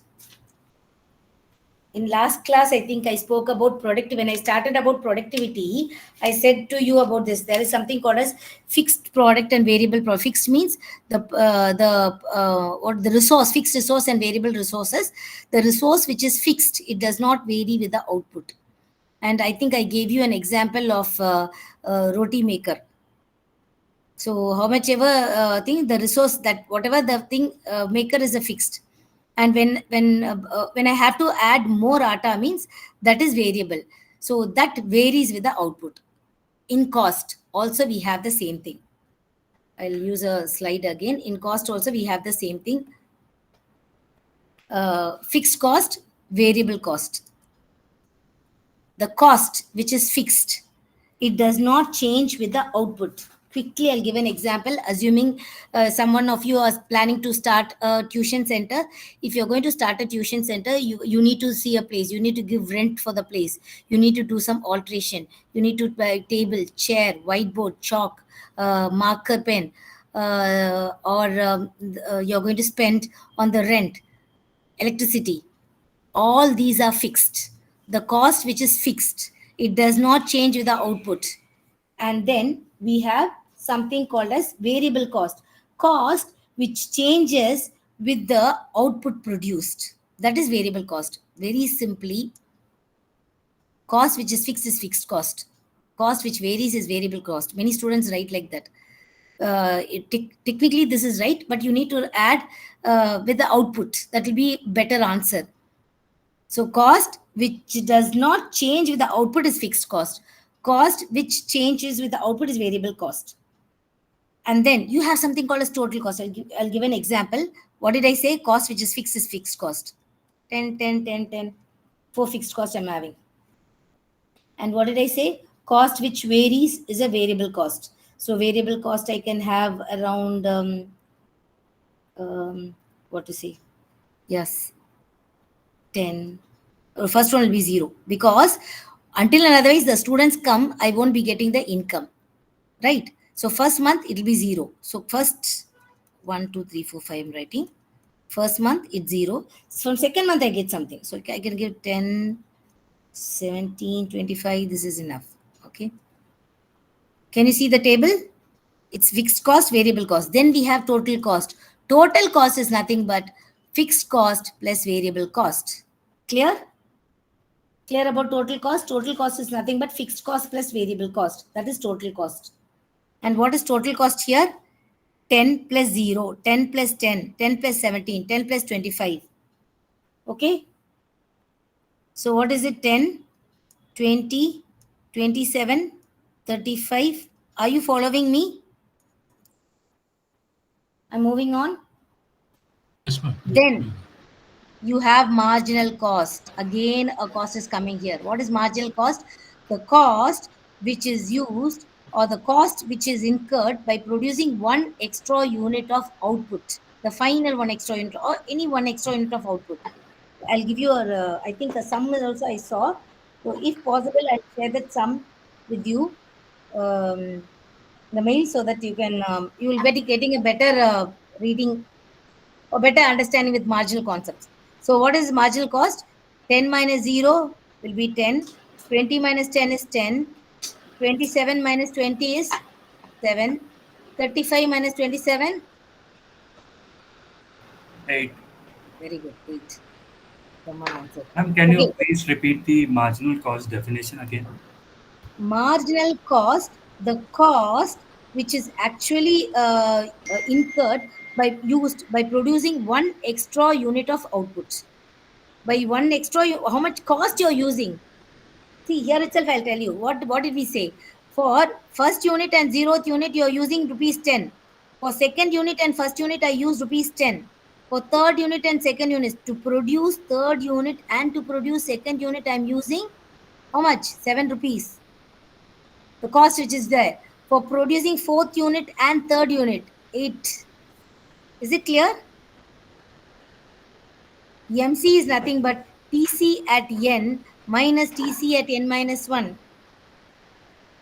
That is what I said. N is current unit, n minus 1 is previous unit. Yes. Can I move? Addition. Yes, yeah. It is an additional cost by adding one extra unit of output. From the definition itself, you can say that. Okay. Then moving on to the next. What did we say? We are speaking about cost. Sometimes you can write a note on different types of cost. From here itself, you can write different types of cost. There are other costs also in a textbook. So fixed cost, variable cost, total cost, marginal cost. 4 costs you got. What is next? Next is average fixed cost, average variable cost. I don't know how to clear this. It's not moving. Since in the slide, I'm not able to do it. Okay, so I'll just write it here. Average fixed cost, average variable cost, average total cost. Okay. Average fixed cost is fixed cost by output. So what is fixed cost? 10. 10 by 1 will be 10. 10 by 2 will be 5. 10 by 3 will be? What is 10 by 3? Are you getting it? Are you coming along with me? Following me? 3.33. Yeah, I want to know whether you're clear. Are you following? That's all. So fixed cost by output. And then average variable cost will be variable cost by output. Fill this. Average total cost will be average fixed cost plus average variable cost. Two formulas I can give. Second one will be total cost at n minus two. No. Sorry. This is average fixed cost plus average variable cost, or from your total cost divided by output. That's all. So it will be total cost divided by output. Okay? Is it clear? Average total cost is average fixed cost plus variable cost, or total cost by output. So average fixed cost is fixed cost by Q, that is output. Average variable cost is variable cost by output. Average total cost is total cost by output. Okay? And then what are the different types of costs? There are many types of cost is there. Very important. Opportunity cost is very important in economics. Sunk cost is also important term in economics. And we have actual cost is there. Money cost is there. Money cost is measured in terms of money. Something is called as real cost. Real cost is measured in terms of physical and mental effort used. And there is something called implicit cost. Implicit cost is cost for cell phone service. If it is my business and I'm working there, it is implicit cost. Explicit cost which you are paying to others. Those who are working in my organization, I'm paying. This is explicit cost. And something important in economics, economic cost is not the same as accounting cost. I don't know about accounts, so I'm telling, but this is what economic cost is. Economic cost is, in economic cost, we have implicit cost plus explicit cost. People who know accounts will know much better. And accounting cost includes explicit cost alone. Are you taking a note, whatever I'm speaking now? Then you have private cost, you have what to say, economic cost, you have transaction cost, special cost, so you have social cost, society, shutdown cost is there, and the others, there are so many costs which will be given in your textbook. Kindly go through that. These are different types of cost. So from this itself, because this is very important. This is very important, which you need to know. Fixed cost, variable cost, total cost, marginal cost, average fixed cost, average variable cost, average total cost. So with this, you have 7 types of cost.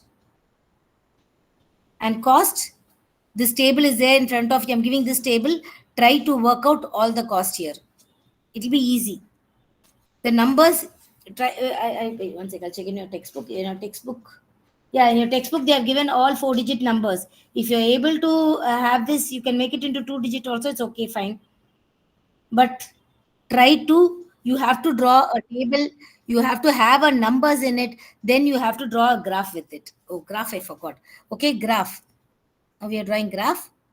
X-axis, you have output. Y-axis, you have cost. Fixed cost. What did I say? Cost which is fixed is fixed cost. It is fixed. Variable cost. Variable cost, it starts from 0, right? It starts from 0, right? So variable cost goes like this, variable cost. And total cost is fixed cost plus variable cost. It will be starting from here. When you try to solve these numbers and have the number with you, it will be easy for you to draw the graph. You have to draw the graph and see. Graphs cannot be memorized. If you understand the concept, graph is very easy for you. And economics is nothing without graph. You have to draw the graph in exam also. Okay? We have done this. And then something else I want to speak. Fixed cost, variable cost, average fixed cost done. And you have short run cost and average long run cost. Okay, short run and long run cost. Short run cost, it is called as and then again I'm giving you what to say, something to work out after this. You try to compare average cost and marginal cost. Okay, that is that concept will be very important. When you understand this concept, it's very easy. What happens when you draw average cost and marginal cost. There'll be 3 cases. I'll give you the 3 cases. When you draw, you see whether you get these 3 cases. When marginal cost is less than average cost, because in most of the books you can see this table. Okay, so case 1, case 2, case 3. What did I say? Marginal cost and average cost. When marginal cost is less than average cost, when marginal cost is less than average cost will fall. Average cost will fall. I think you're writing along with me. Case 2 will be when marginal cost is greater than average cost. When marginal cost is greater than average cost will rise.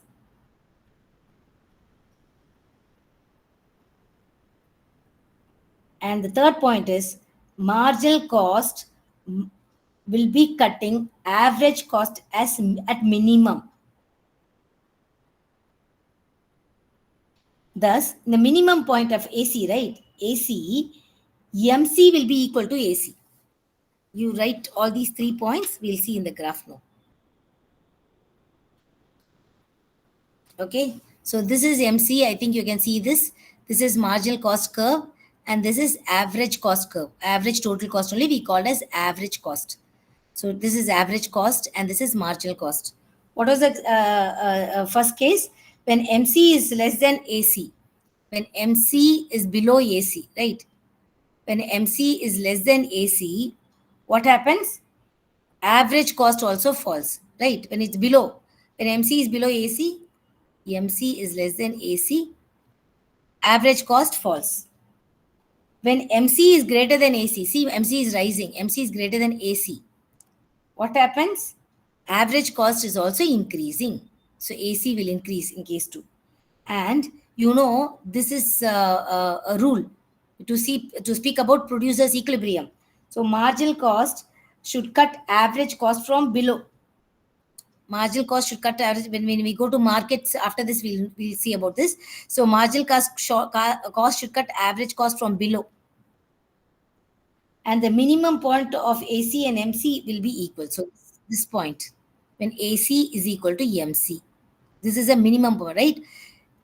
When you draw, it will be like this somewhat. So this will be AC, the minimum point, MC, and this is MC, and this is AC, the minimum point it will cut. So second rule I've given to you, and then we have something short run and long run cost curve. In short run cost curve, where can I write that? I'm drawing here. This is short run cost curve. Okay, this is cost, short run, average cost. Average cost is nothing but average total cost. And this is output. What happens here? It is moving down. It is coming down. So what is this? And here also you can see about economy of scale. So what is this? When you increase your outputs, right? This is outputs. So 1, 2, 3, 4, you're having output. When the output is increased, the cost will come down to a certain extent till this point, right? After this, if you keep on increasing your output, it will raise your cost. So as a manager, you should know where I should stop. Because what is your objective? What is the objective of producer? To minimize the cost with maximum output as well as maximum profit, which will lead to maximum profit.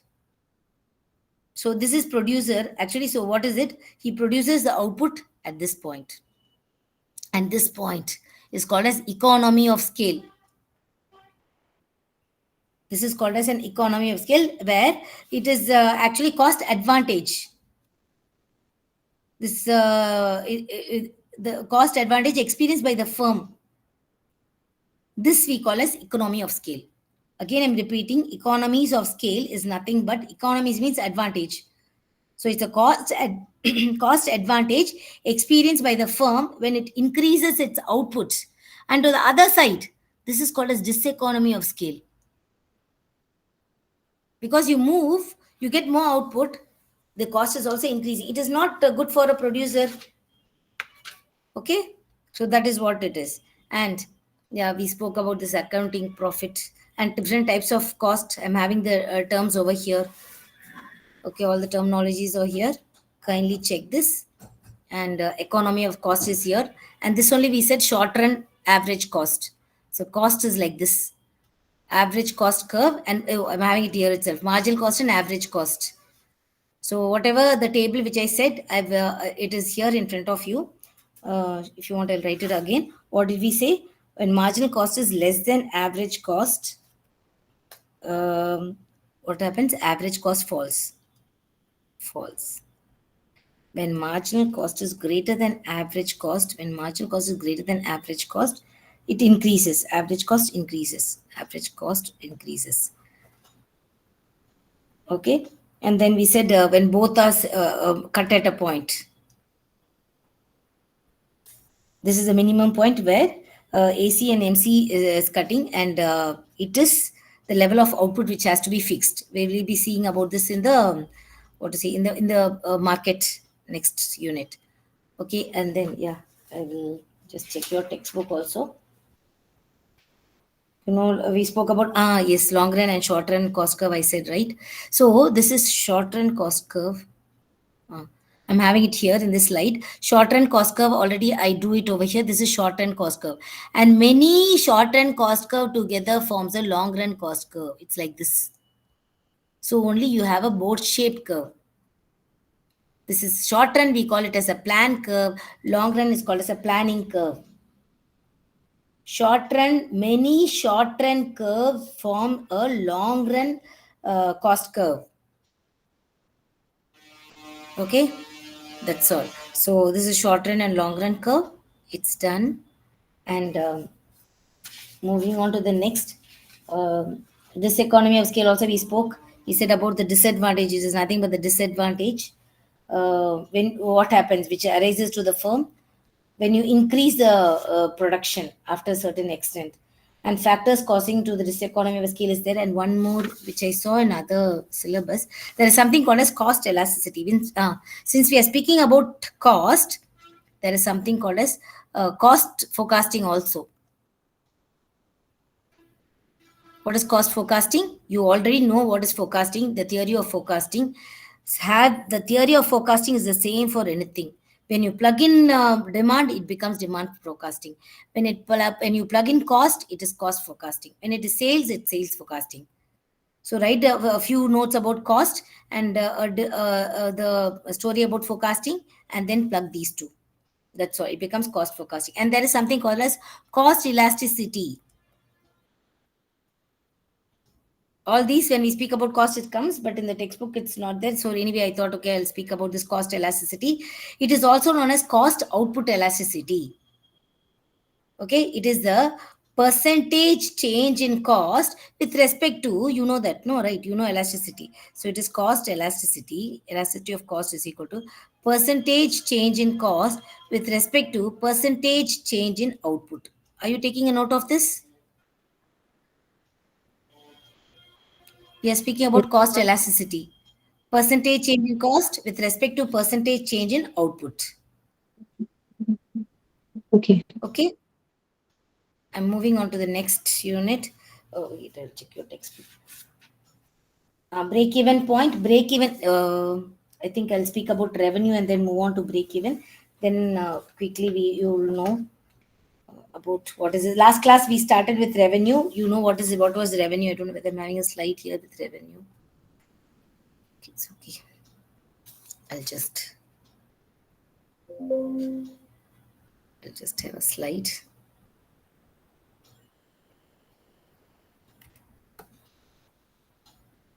So revenue, I think last class we spoke about revenue. Why revenue? Someone was asking.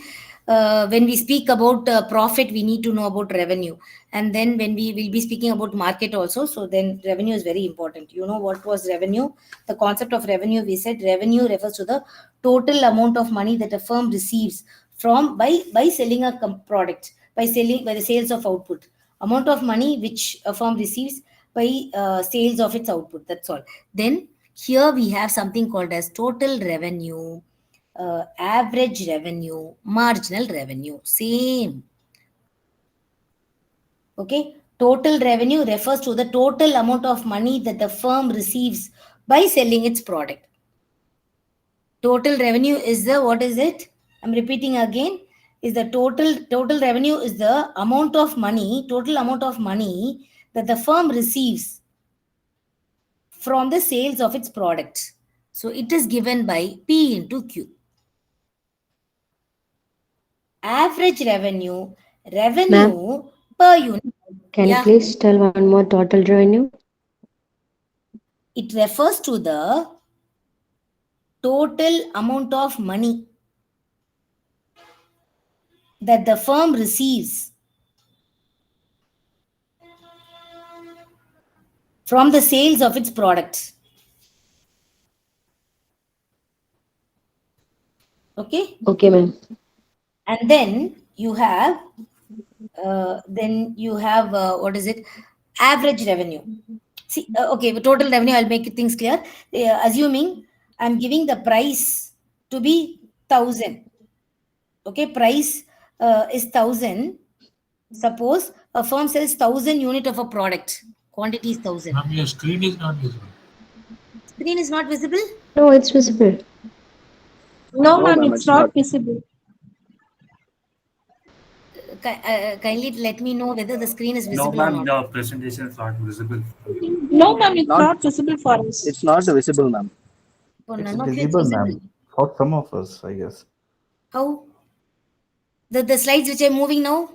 Nothing Yeah, is. yes, we have Yeah, seen. now it's ma'am Yes, white ma'am. screen. Yeah, the slides are This one? changing now. No, ma'am. They give a point. Yeah, ma'am, we can see. I don't know Okay. about others. Okay, anyway, I will just read it. You follow me. So we are speaking about total revenue. Total revenue is given by P into Q, price into quantity. Okay, quickly, one small example I'll give you. You can write along with me. Suppose a firm sells 1,000 unit of a product. Suppose, this is a problem which I'm giving. Suppose a firm sells 1,000 unit of product at price 10 each. Okay, what will be the total revenue? What will be the total revenue?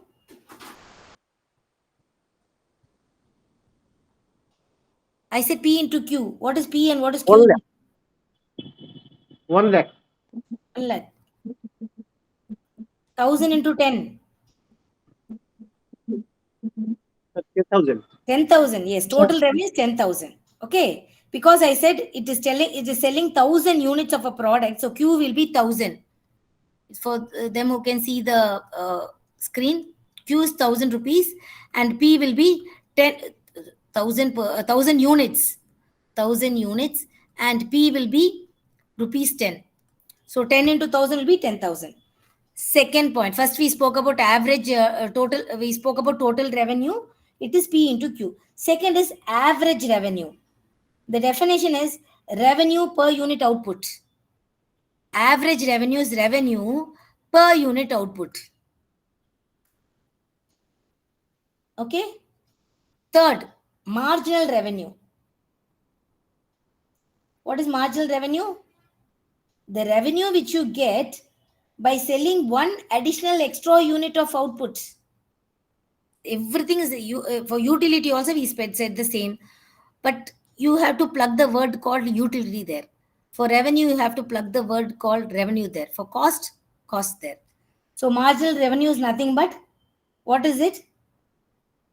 It is increasing in sales by adding one extra unit of the revenue which you get by selling one extra unit of output. Clear? So it is given as TR, total revenue at N minus total revenue at N minus 1. Again, N means current unit, N minus 1 is previous unit. Okay? Is it fine? I'll work it out. Yes, So again, I'm working it out now. What did I say?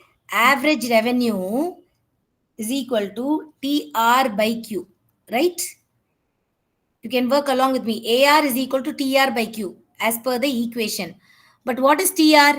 TR, you already know it is P into Q, right? P into Q by Q. Are you following? Yes, ma'am. So both the Q's get cut. Then AR will be nothing but price. Average revenue is nothing but price. We are moving on to the market next. So you have to need this foundation. Average revenue is nothing but price. Okay. Another example I'm giving. If you can work it out, work it out. If 10 units of a product, if 10 units of the product is sold at a price of rupees 15,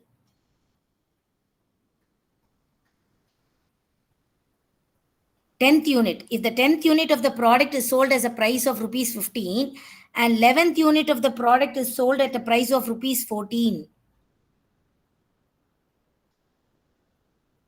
rupees 16, okay, rupees 16. My question, 10th unit of the product is sold at the price of rupees 15 and 11th unit is sold at a price of rupees 16. What is the marginal revenue here? Marginal revenue? 1 rupee. 1 rupee. Clear? 1 rupee. Yes, ma'am. To make things clear, only a simple one. Okay. Then next one will be, we are speaking about AR. AR is nothing but P. Now, have this table. Table will be number of units sold here. Number of units I'm giving. And then you have price or AR. It is AR or price. AR I'm giving. So it can be 1, 2, 3, 4. Enough. 4 units is enough. And then AR is price is 10. And then total revenue is given as 10, 20, 30, 40. Now what will be your MR, marginal revenue? 10 rupees. 10, very good. That's all. 10, 10, 10, 10 each. Thank you. You're clear with the concepts. 10, 10, 10, 10 each. Okay. So since we are moving on to the next unit, I gave this example. And then profit, again, profit in economics is given as pi. I said profit is nothing but revenue minus cost. You know that, right? Revenue minus cost. What is revenue? Revenue, you already know, P into Q. Clear? Clear? Is the equation clear to you? Profit in example is in economics is given as revenue minus cost. Revenue is given as P into Q. Total revenue is P into Q, right? Is it confusing? No, yes, No, ma'am. ma'am. It's Cost. clear, ma'am. It's clear. Okay, thank you. Minus cost. So what happens here? The profit, now we are going to speak about when revenue is equal to cost. When revenue is equal to cost, what do we say? We say it is equal. It's a break-even point. No profit, no loss. When revenue is greater than cost, here also 3 cases. Case 1, case 2, case 3. Write like this in the exam. Point by point you write. Ma'am, Yes. if revenue is equal to cost, the profit will be zero. It is break-even point. There's neither profit nor loss. Okay. When revenue is greater than cost, you're getting more revenue than the cost which you incurred for it. You spent for it. It is profit. Yes. And the third case will be revenue is less than cost. What happens when cost is more than revenue? It's a loss. Loss. Very good. That's all. It is revenue is less than cost means it's a loss. Done. Over. So quickly, next we have risk. It is in the page number 77. You know what is risk? What is risk? How you explain risk? How do you define a risk? Have you ever thought of defining a risk? Yes. I'll move back so that I'll check what I'm having. Yeah, this is break-even point we have done. And then, yeah. Slide. The screen is still not visible. Even now? Yes, ma'am. It's not visible, ma'am. Quickly, I'll go out and then You I'll can see stop. only your icon, ma'am. Is it so? For everyone is the same. No, ma'am, we can visible. Don't know why they don't. You tell me now whether it is visible. Okay, where are we? Now? Now it is visible, ma'am. It is visible, ma'am. Okay. Okay then. Okay, so we are speaking about risk and uncertainty. So, what did we do in the previous slide? Previous slide we had these things. Yes, there are mainly two types of risk. We have one, we call it as systematic risk and non-systematic risk. Risk and uncertainty, you know what happens to what is uncertainty. You cannot predict what is going to happen. And risk, some sort of risk. How can you compare risk and uncertainty? Can you compare risk and uncertainty? Okay.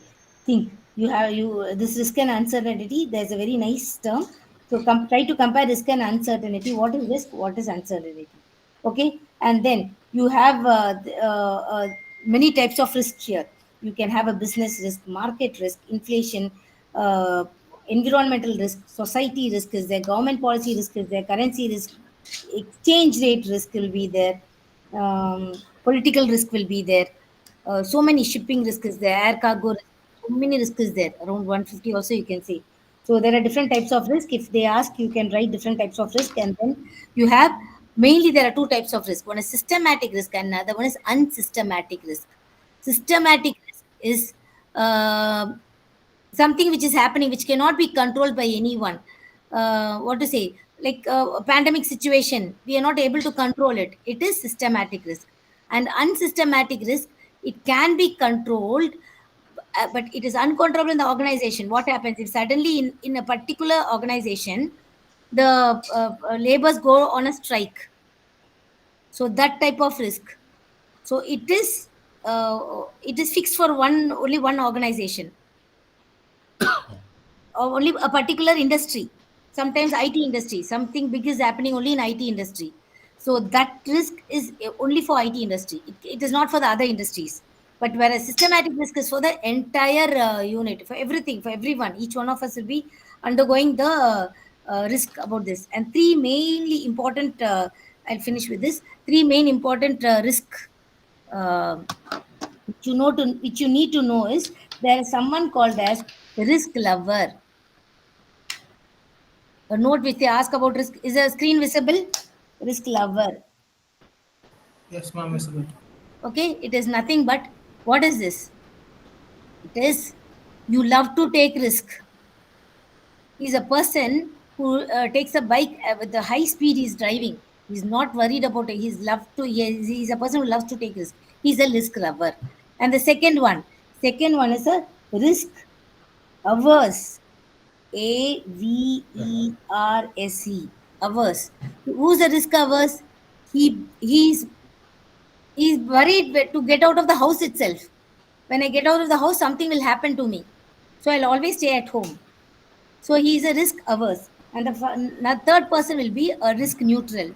This three risk neutral. NEUTRAL. Neutral. Okay. Risk neutral. Who is the 50-50? I won't take so much of risk. Usually we speak about these three people as an investor. When you invest, there are three types of investors. There'll be risk averse, risk lover, as well as risk neutral person who loves to take risk more, returns more. So he is spending more. This is a risk lover. And second one is a person who does not take risk at all.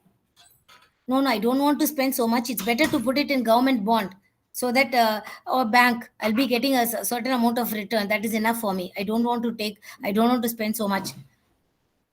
The other one is a risk neutral person. A risk neutral person, 50-50.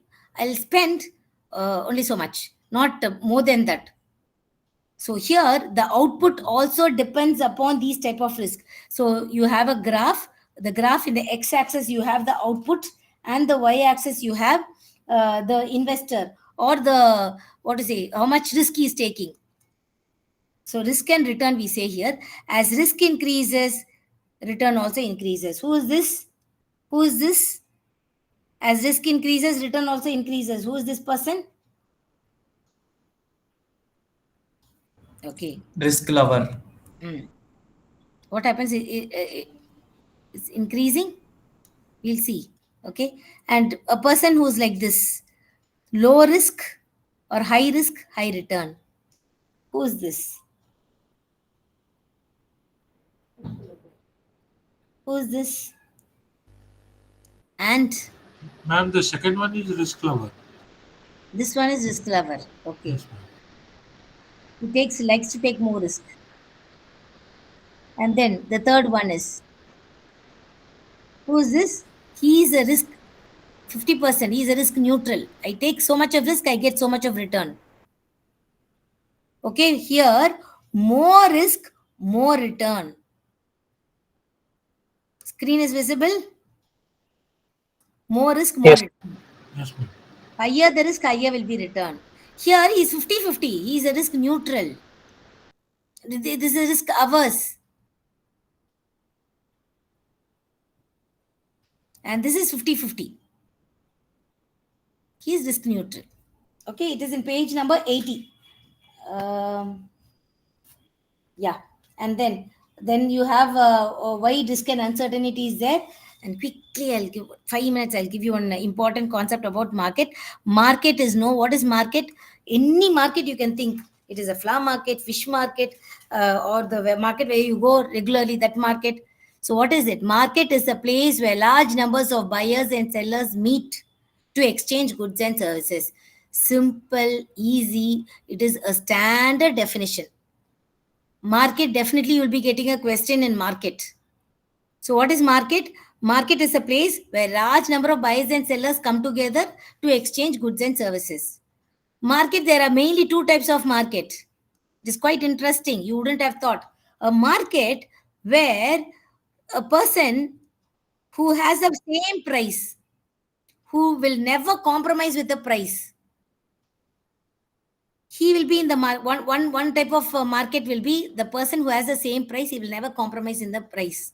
The price remains the same. Another type of market, when he reduces the price only, he can survive in the market. So this is a second type of person who's in the market. First type of person will be a person who sells with the same price. He has to sell with the same price to sustain in the market. Second person, he will reduce the price in order to sustain in the market. So two types of market. Again, I'm repeating, market is of two types. One is perfect competitive market. Another one is imperfect market. What is imperfect market? It is not perfect, that's all. Imperfect market, we have four types. One is duopoly, another one is oligopoly, another one is monopoly, and then we have monopolistic competition. Okay, for next class we'll start again from here, from the market, and we have to move on to the other also. We hope we'll get some extra 10 minutes. We'll try to finish it in the next class. Okay, thank you. I know that I'm rushing up. Thank you, ma'am. Have to complete it. That is the reason. Thank you, ma'am. Thank you so much. Thank you, ma'am. Thank you. Thank you, ma'am.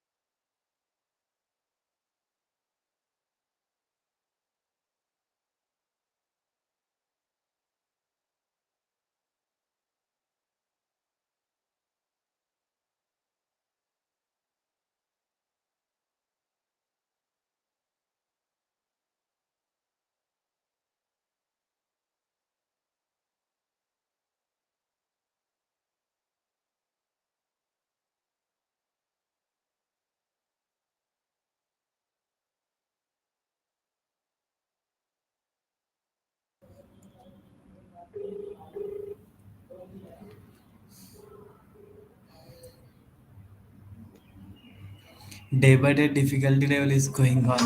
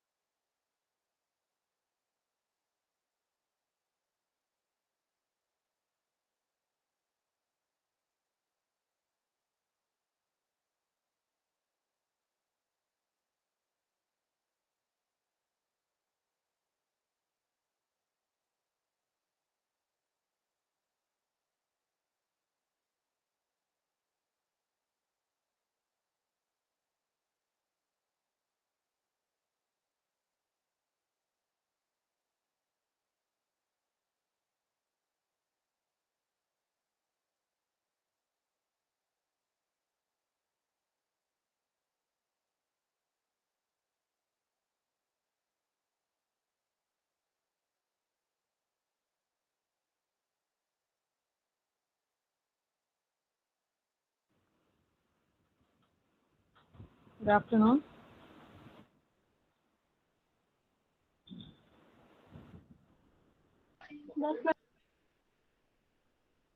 This first semester last class, what you had?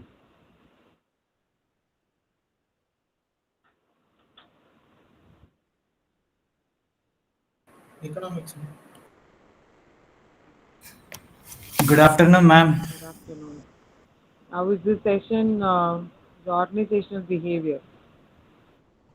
Yeah, let's start organizational behavior. Today, which chapter you are going to teach us, ma'am? I will stop with leadership. I think so last week. Okay. So we'll proceed with leadership, and then organization culture, structure. May I know how many hours are allotted for one paper? No idea, ma'am. 6 hours. Okay. So tomorrow I think it will be the last class. Okay.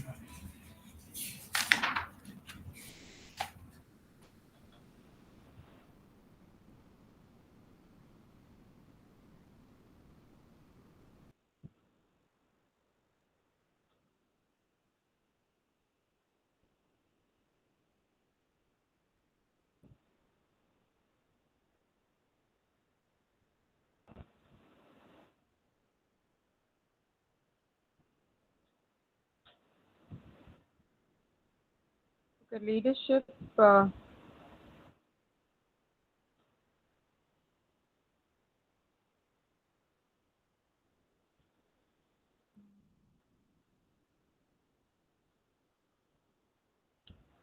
Okay, leadership and styles of leadership. We will start with today's class. So, leader is a person who is going to lead the group. So action of leading a group of people or an organization. So according to Oxford Dictionary, it is in simple words, leadership is about taking risk and challenging the status quo. So whatever is happening, he should be responsible. He should be able to face everything. Is my voice is audible? Yes, your ma'am. voice is audible, ma'am. Just zoom out the PPT. Zoom out. Yeah.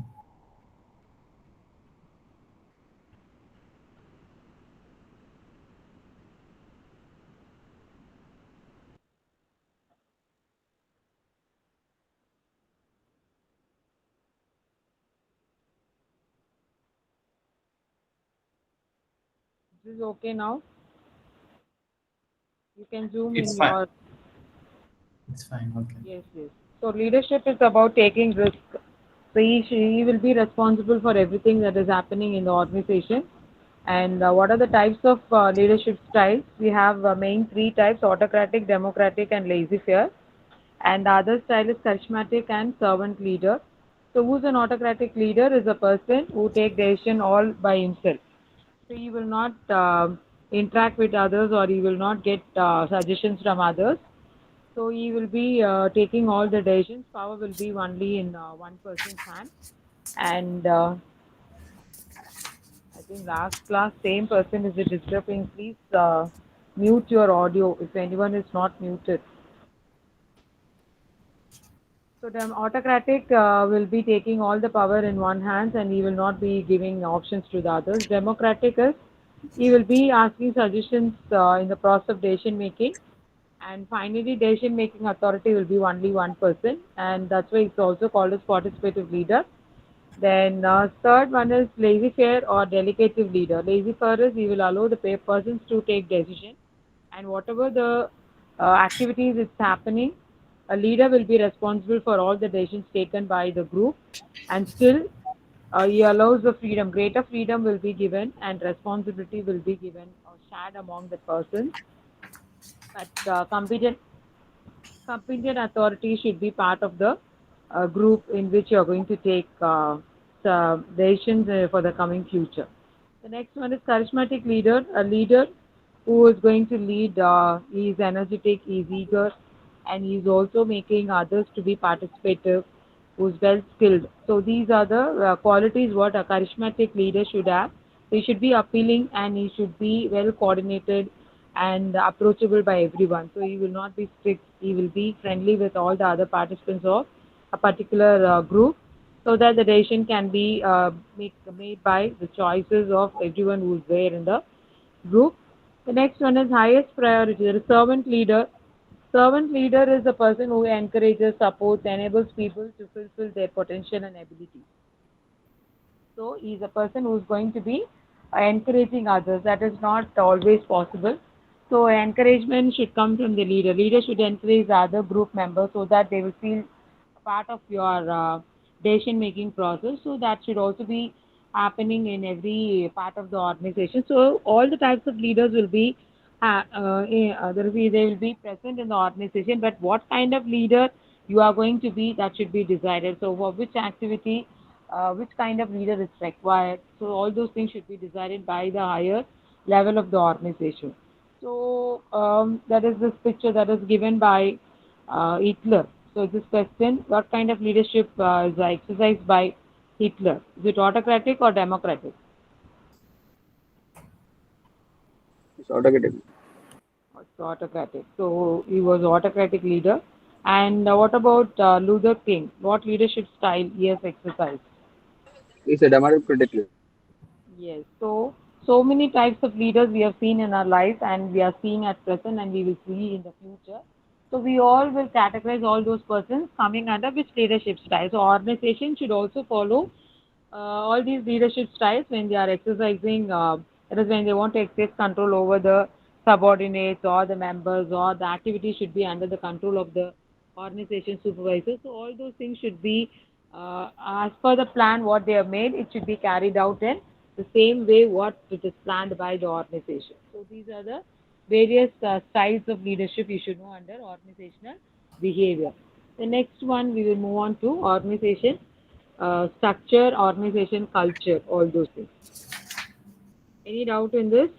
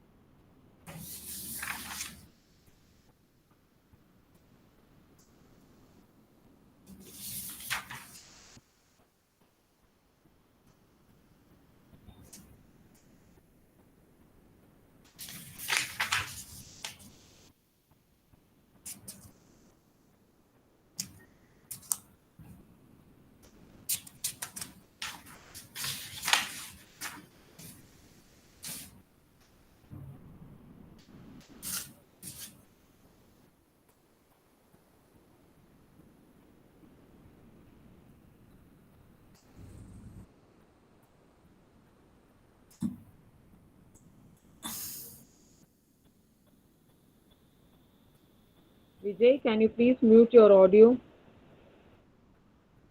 Yeah, I'm sorry.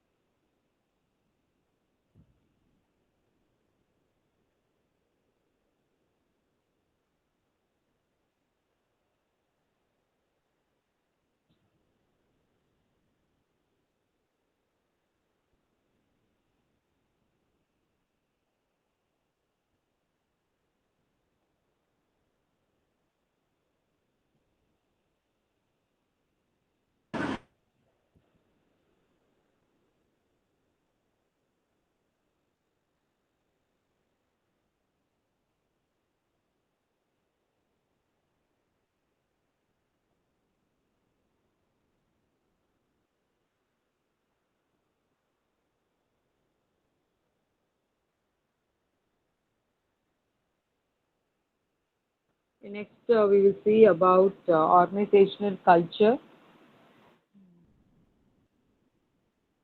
So, organization culture. So, your subject is organizational behavior. What is general culture? You say he's a cultured person. What does it mean?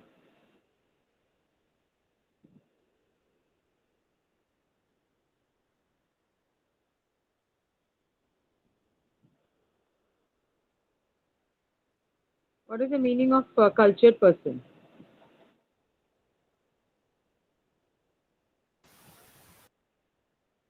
Cultured person is he knows how to maintain himself in front of the audience or the society. He knows how to manage or how to behave.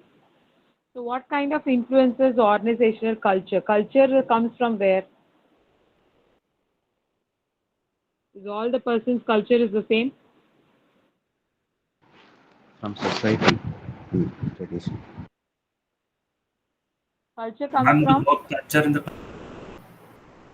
work culture. Work culture comes from the office. General culture, that comes from the family itself, ma'am. so that comes from the family. That is from your environment or the background from where you are coming, how you have been born and brought up, in what situation you have been grown. So all those things speaks about the general human being culture. Work culture, once you go for working at organization, we have to adopt the culture around us. So that is a must for every worker. But organization culture, before becoming an employee, you should know about the organization in which you are going to join and what is their culture they are adopting. But when you're comparing the culture of Indian companies with the foreign companies, it is completely going to be different. So what we have to do is we have to understand in what culture we are going to work. That makes so many changes within us so that we can adopt to the environment where you're going to work. So what is gender culture? It's providing a sense of identity and it provides a sense of belonging to the organization. It includes reinforcement of the values of the organization. So values of the organization will also be based upon the culture of the employer. So that also varies from one organization to the other organization. Then culture serves as a control mechanism for shaping the behavior. So work culture that shapes the behavior of every employee who's working in XYZ company, whatever the company it is going to produce.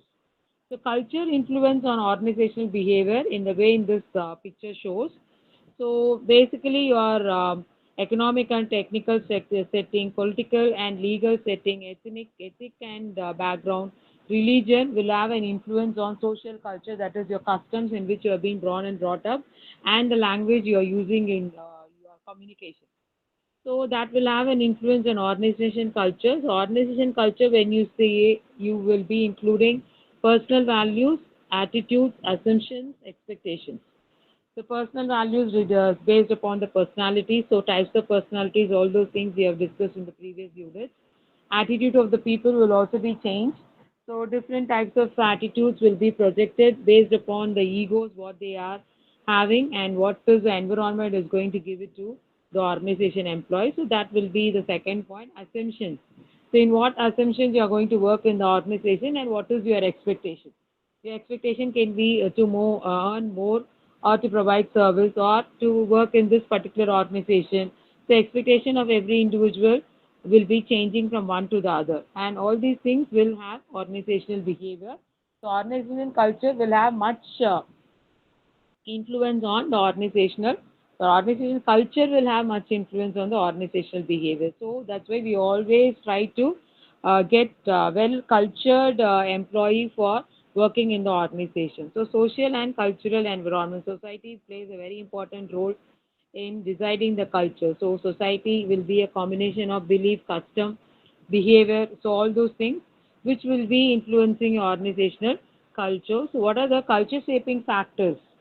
So the box shows the culture will be changing between CEOs and chief operative officer, or chief executive officer, chief financial officer.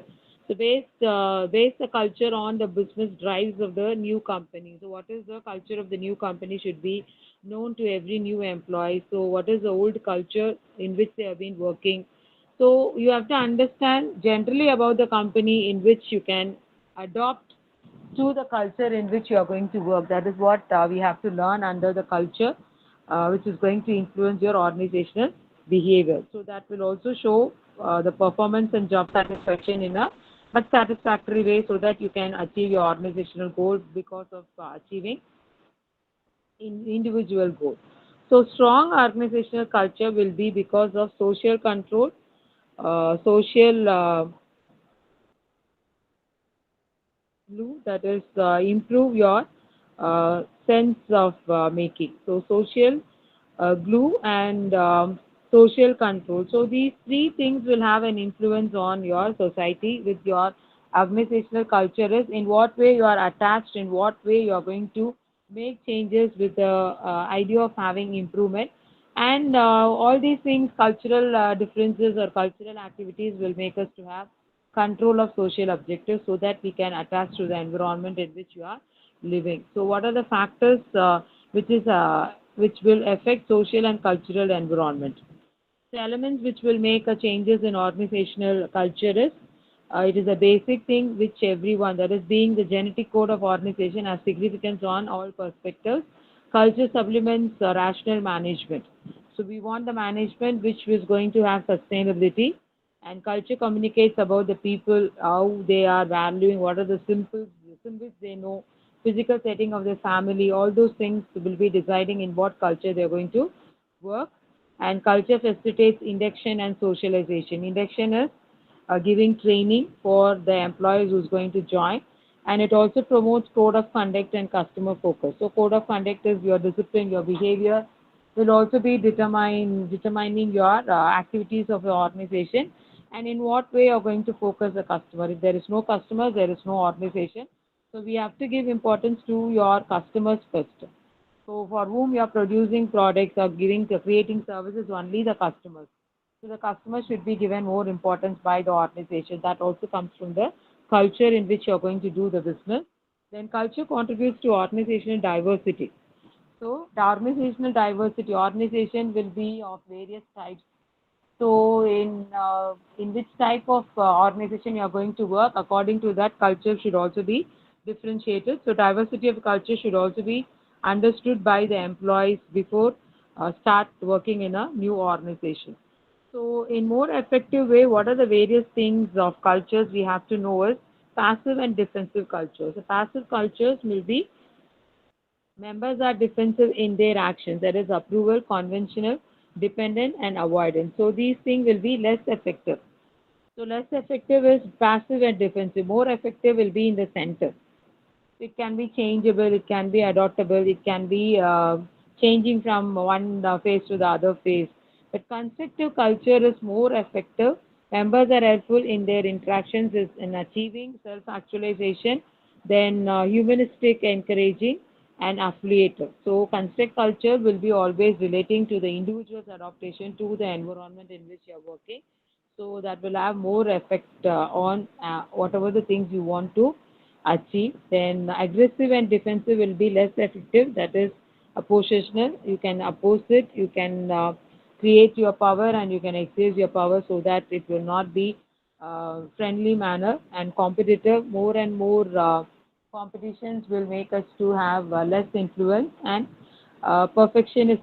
Perfectionistic, when you want to be more perfectionist, it is not possible in all areas. So you have to likely to be flexible. So that is must for every organization. So what are the characteristics of culture? It should be adaptive, it should be learned, it should be shared, it should be symbolic. So culture is based on human capacity to change to adapt. So you should be flexible. Already I told you, flexibility should be there in culture.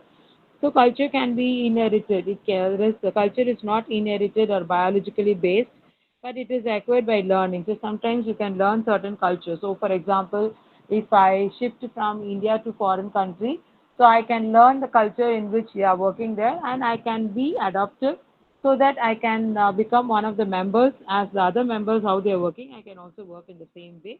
So it can be learned. Then third one is people are member of a group, so it can be shared also. So I will share my culture so that the new specific individual will also try to be working in the same culture in which he is required to work.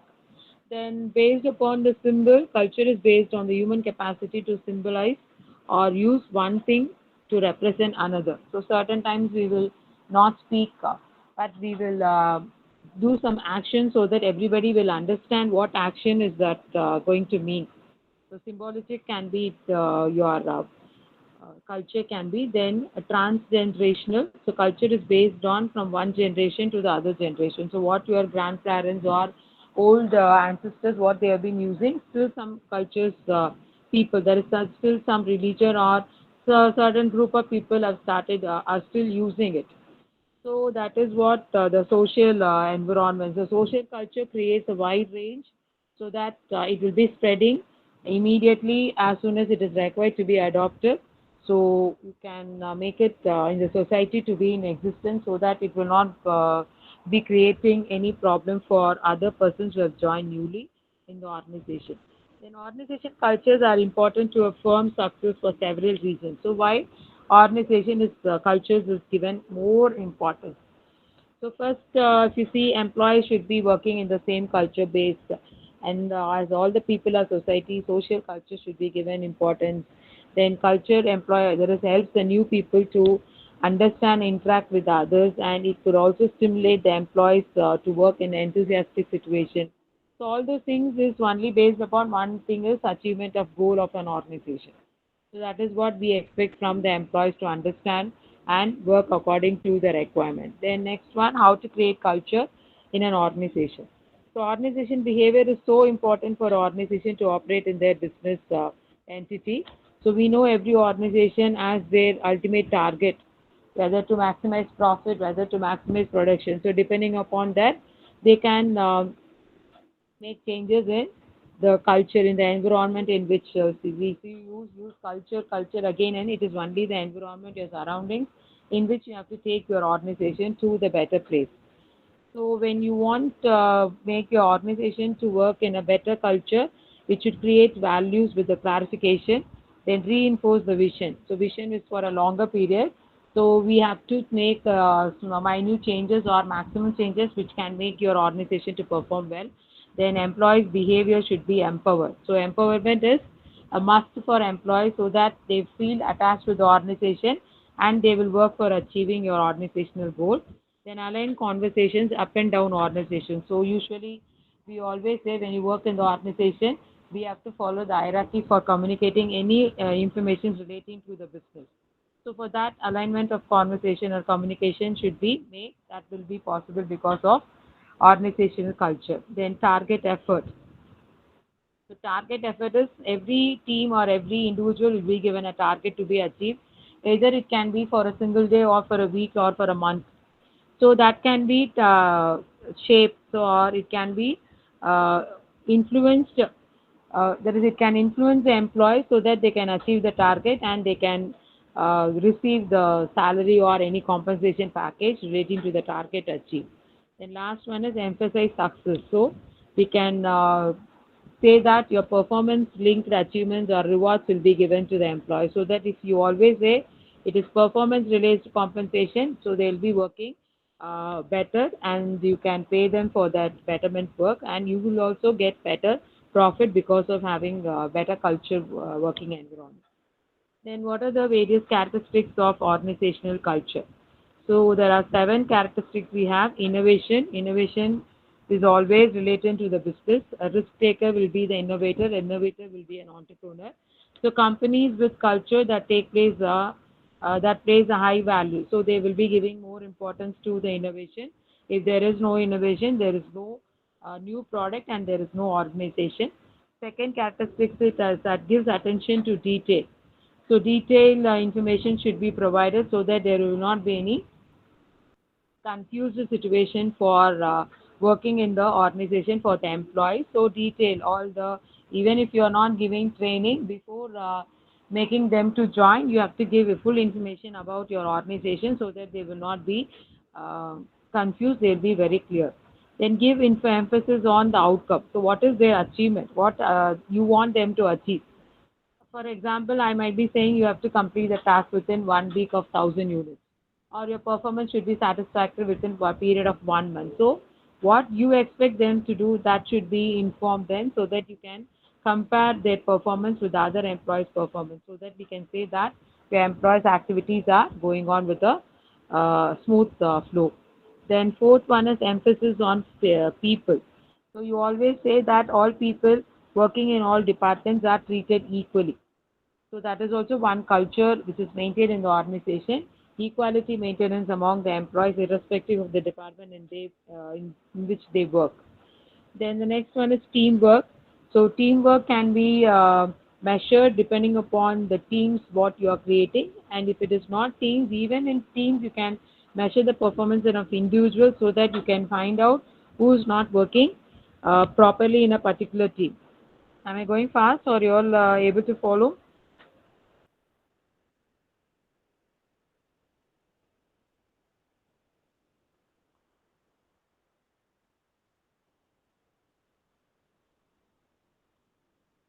So teamwork should also be given importance for organizational culture. Then the next one is aggressiveness. The Madam, aggressiveness is, you have missed one topic, organizational power and politics. okay, as per syllabus. Okay, I'll cover. Okay, fine. So aggressiveness is you should know how your organization is competed with your products or with your services in the market. Sometimes there will be less competitors or sometimes there will be more competitors. So you should always dictate whether you are aggressive or not relating to the competition you are facing in the market. Sometimes some products will have no competition also depending upon the demand and supply or depending upon the existence of the particular product. So all those things should be studied so that we can understand the culture in the market also. And the last point for organization culture characteristics is the stability. So stability is company's working stability. It plays a very important value in the stability is whether you are going to be open or you are going to be closed. So open and closed is in what way you are working. There is your organization strategy of working. So that comes under strategic management. Every organization should have their own strategy for performing their activities of their organization. So you have to say that whether you are going to be rule oriented or policy oriented or not any that is any rules and regulations, it's not going to be strictly followed. So that is to be decided by the organization depending upon your organizational culture. So what are the dimensions of societal culture? So in what are the what are the various shapes in which you look into the societal culture? Then it can be power concentrated or power distributed, goal oriented or self oriented, consideration, aggression. So power distributed is that is not centralized. Power concentrated is centralized. So power is either distributed more equally or not. That is the first dimension. So it is going to be distributed or not. Second one, whether it's going to be goal oriented or individual oriented, or you are going to be aggressive or not aggressive, or you are going to be protective, that is proactive or fatalism. So for proactive, this dimension reflects the that we can change things around or we cannot change. So whether we are willing to change or we are not willing to change. So both the things will be there in the company. Some companies will be always changing, some companies will not never be changing.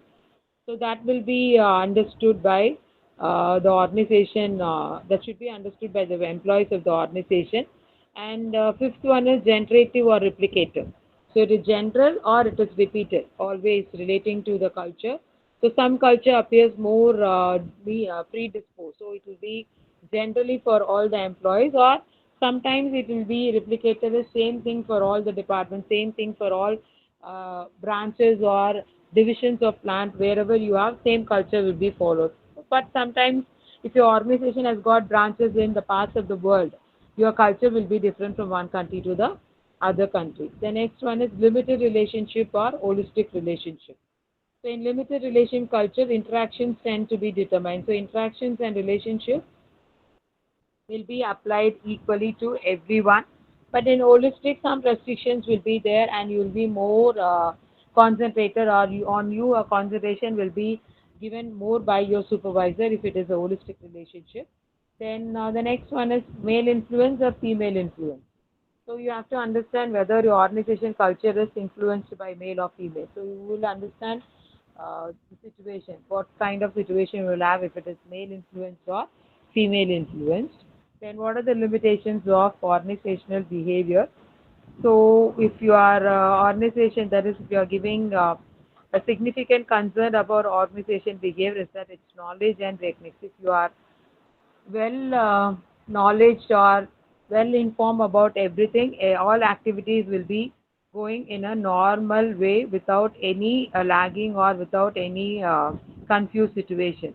So if it is not possible, then that will not make you to achieve your organizational goals.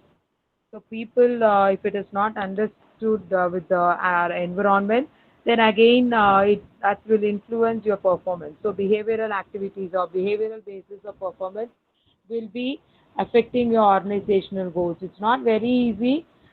You might be saying, I have invested so much of money, I have bought raw materials, I have employed all employees, and all machineries are available. But if your employees are not adaptive to the environment in which they have to work, then your production will not be finished on time. So that is why before doing any activity, behavior of the organization should be understood in a clarified way, so that you are not in a confused way. You means the employees in all levels of your organization. So they will be working without any confusion inside your organization. So that is about your organization culture. Then the next we will go on to the next topic is organizational structure. So organization structure. So structure of an organization will decide in what environment you are going to work. So structure will also have an influence on number of employees what you have. So organization structure allows the express allocation of responsibilities of different persons who's working in the different departments. So organizations, when you're fixing the structure, when you're fixing the responsibility, it goes along with authority and response. So fixing the responsibility and giving the picture showing that who is responsible for whom. For how many persons I am responsible, in what way I have to extract work. So when you look into the chart, that will explain how many persons are coming under uh, one supervisor. So each person has a job description that outlines duties. So that will be projected in the form of organizational structure. So we all know that your organization employees, that is managing employees, is not very easy. One may come, one may go, or few may come, few may go, or few may come, many may go on a single day or on a weekly basis. So all those changes should be accepted, and you have to overcome all those problems so that you will carry out your activities without any disturbance. So why organization structure is subject matter?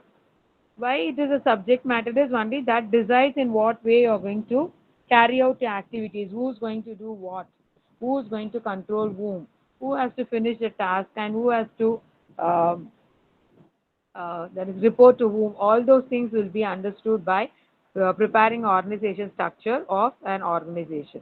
Then the next one is organization chart and organization structure. So organization chart is a picture which shows the outline of the manager, his position with the designation, and your responsibility along with the authority. But organization chart is a line drawing that shows how the parts of the organization are linked with the other.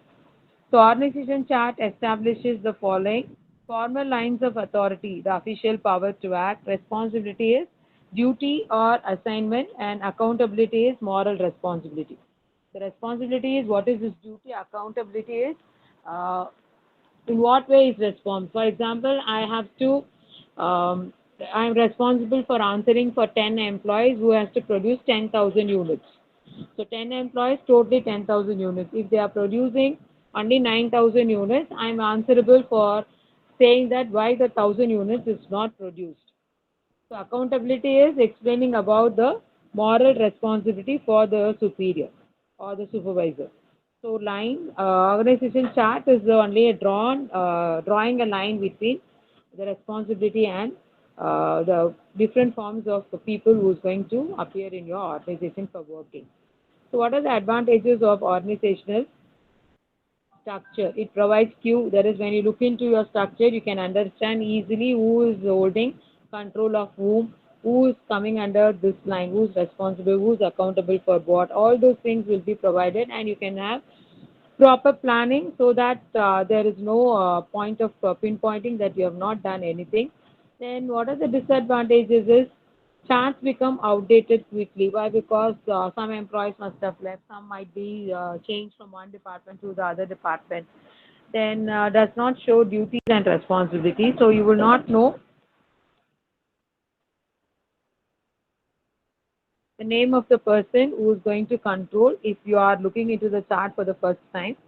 Then poorly prepared charts might create misleading effects. So if you are not clarified with how to prepare the chart, then chart will create confusion. So for not creating confusion only, we are preparing organizational structure showing in the form of chart. But if the person who is preparing the chart showing the structure, if he is confused, then that will not give clarity in the mind of the person who is looking into the chart. So what are the types of organizational charts?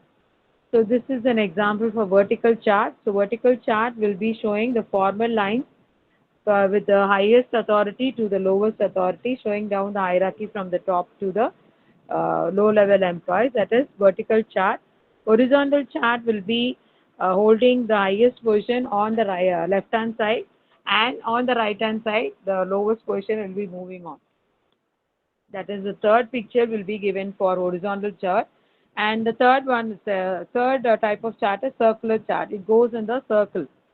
So it shows high level management in the center and its succession in the next level. So in the form of circle, holding the whole highest position will be in the center, and the other highest slowly it will be dispatched or spreaded over the other parts of the circle. So that is circular chart. So three types of organization chart we can have. It can be vertical, starting from the highest going to the down, and going to the down will be the lowest level of employee. And the horizontal chart is starting with the highest in the left hand side and moving to the low level employees towards the right hand side. And circular chart will be Highest posting holding employees will be given in the center, and others will be spread over the other parts of the circle. Will be the three types of organization chart. The next one is what are the types of organization structure. So one is formal organization structure, and the second one is informal organization structure. Formal is following the rules and regulations, showing the relationship with clarity, and that will always show the origin, and is posting with the characteristics will be clearly. For example, if I'm saying it is a foreman will be coming under the production department. So position terminologies will be clearly set in your formal. And what is this goals? If I am going to be called, that is if I have as cashier. So cashier, if you say main accountant or chief cashier, so his goal will be to maintain cash without any problem. Cash must be handled and it should be settled to the next level of the highest level without any discrepancy. So it will be formal organization structure will show all these things. Structure will be showing from the origin with the features of everyone who's holding the position, goals, and what kind of charting you are going to follow, whether it is vertical, horizontal, or circular. That will be easily founded if it is in formal organization. It is planned, and informal it is spontaneous. So following the rules and regulations and you're framing the organization chart is formal. If there is no rules and regulations, no policies, then that comes under informal organization structure. So what is the difference between informal and formal is given in this table. Then what are the different types of organization? So line organization, line and staff organization. So what is line organization? There's a direct line. There is vertical relationship between different from the top to the bottom. There are only line departments. So if you divide into production department, sales department, marketing department, so each department will have a manager, and under the manager's control is subordinates, and along with the subordinates, the next level of employees. So it goes from the top to the bottom. That is line structure. Then advantages is given. What is the advantage? It promotes easy or fast decision making, or it is going to be very simple to understand. Why? Because picture itself will tell you who is the highest position holder and who is the lowest position holder. And disadvantages, it neglects specialists in planning. So even if your company recruits specialists in finance or specialists in production or specialists in marketing, that will not be shown in the organizational structure. Then line and staff will go side by side. So line will be showing the direct responsibility from your manager's level, and staff will be showing the position. What kind of position he hold. So highest position to the lowest position. So line authority will be showing the position as a manager to direct the work will be operated by the employees. Staff authority will be showing the position that has some authority. So when you look into the MD will be having under his control is director for different activities, quality control director, production director, personnel, all those things. Under director relating to production, you'll have general manager of production, manager for work study or foreman. So that comes under staff. So organization line and staff will show both line authority and staff authority. Then two types of organization, tall and flat organization. So tall organization, more management layers will be there, more hierarchical control. So more and more control will be vested by the top level of management. So tall organization will be following the hierarchy that cannot be strict, and flat organization is only having few levels. So few levels is assume that they have only few activities to be carried out. So having few levels will be the flat, and having high levels of hierarchy will be the tall level of organization. Then span of control will be depending upon the wider span and narrow span. So span of control, larger will be relating to wider, fewer will be relating to narrow. So that is with your organization structure. So what are the types of structure? What are the various types of organization? So departmentalization, if you are dividing a department, you can divide your department on the basis. That is, if you are structure can be based upon divisional organization structure or project organization, department structure, project organization. So once your project is over, you can change your activities, or you can change your group also. So temporary organization designed to achieve specific result is called as project organization. Then combination of both, you can have certain divisional, certain department, divisional, and the second one, that is your project organization. So you can have both divisional and project, both will be combined together, can be held in an organization. So advantages is you can have proper alignment of corporate and divisional goals. So what is the goal of a project? What is the goal of a division? That is, division is department. So that can be clearly understood by the employees. Disadvantages, conflict with, that is, when you combine both, you will have both confused. More and more problems will be arise between the employees. So that will create more misunderstanding, so that you cannot complete the task on time. Then functional organization is a type of organization structure that uses the principle of specialization. So specialization, you all understand, specialization is they will be specialized in certain activities. So production is one function, marketing is one function, sales is one function, finance is one function. So various departments will be there. So that is based upon that they will be dividing your, that is what is given. Product on the base of process, on the base of territory, the place in which you can you're working. That is also helpful for making structure for third one is geographical structure or territorial structure. Then matrix structure will be a combination of all. So in one chart, you will prepare everything. It is cross matrix. Cross matrix is one person. He is going to be equipped, or he is going to be utilized in all the other divisions or departments or projects or functional areas. So individually, you can identify with this chart as one person, whoever is the particular person. For example, if I'm working in an institution, I might be responsible for 4 activities. So that can be understood by preparing a matrix organizational structure. Then an hybrid organization structure, mostly the large organization having more divisions, they can go for hybrid organization structure, which will be a combination of various things. So one division may use a functional structure so that you can avoid confusion. So clarity can be given as an input when you are using hybrid structure for giving your output. The next one is network structure. The network structure will be maintaining a staff for core full-time. The full-time employees will be there, and they will be concentrating only for the services for what they have been allotted.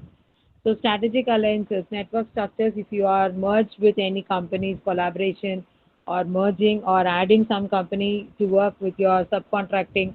So if those kinds of activities are happening, you can go for networking structure. Then the next one is viral structure. So viral structure via virtual, that is not viral, it is virtual structure.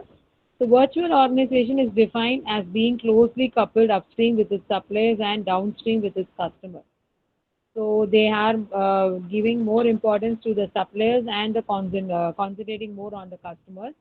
So what they are doing is they are showing the concentration in structured format, showing on one side the suppliers, and the other side we can show the customers for whom you are producing the product. So virtual organization exists within the network of alliances using internet. So you have to equip with the internal facility so that you can get connectivity without any disturbances under virtual organization structure. The next one is centralization and decentralization. Centralization, it refers to the degree in which you are going to delegate the authority, whether delegation is going to be given or it is going to be not given. So it is relating to authority, which is to which authority is delegation given in a business. So who is delegated to for which? That will be understood from centralization and decentralization. So complete centralization means that employees have no authority to make decisions. So centralization is power is only with the one person, and you are not part of decision making. Decentralization, Complete decentralization means employees have all the authority to make decisions. So decentralizes, different departments will be given different powers so that the work can be completed on time and you can finish the task which is expected by your suppliers to customers to complete on time. So decentralization is putting down the decision making authority to the lowest level. So you are making them also to be responsible and they are also answerable for anything that happens in the organization.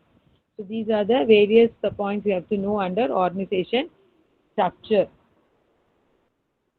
The next one we will move on to organization change. Any doubt up to this?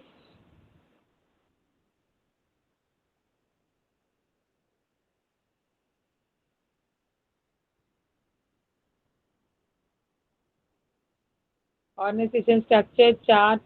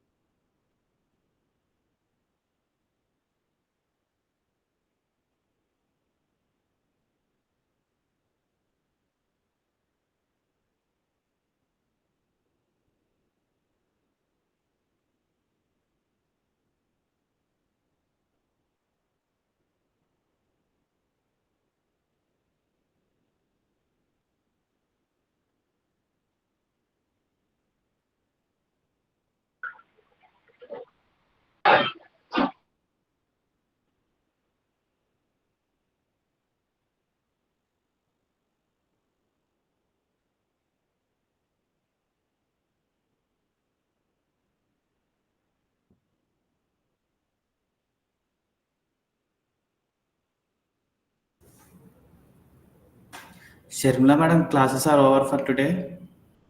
No sir, one more session is there. Okay madam. Next one session, I think 2 to 3 you have. You are not given with the timetable, huh? When is your exam? On 10th of June. June. Okay. Yeah. Next month 10th. Only 20 days more. It's more confusion on timetable for examination. Why? What happened? From the year of admission, same different courses or different dates are given, huh? Yes, ma'am. Many are saying different days. Many are saying different month. Course code ID. It's confused, ma'am.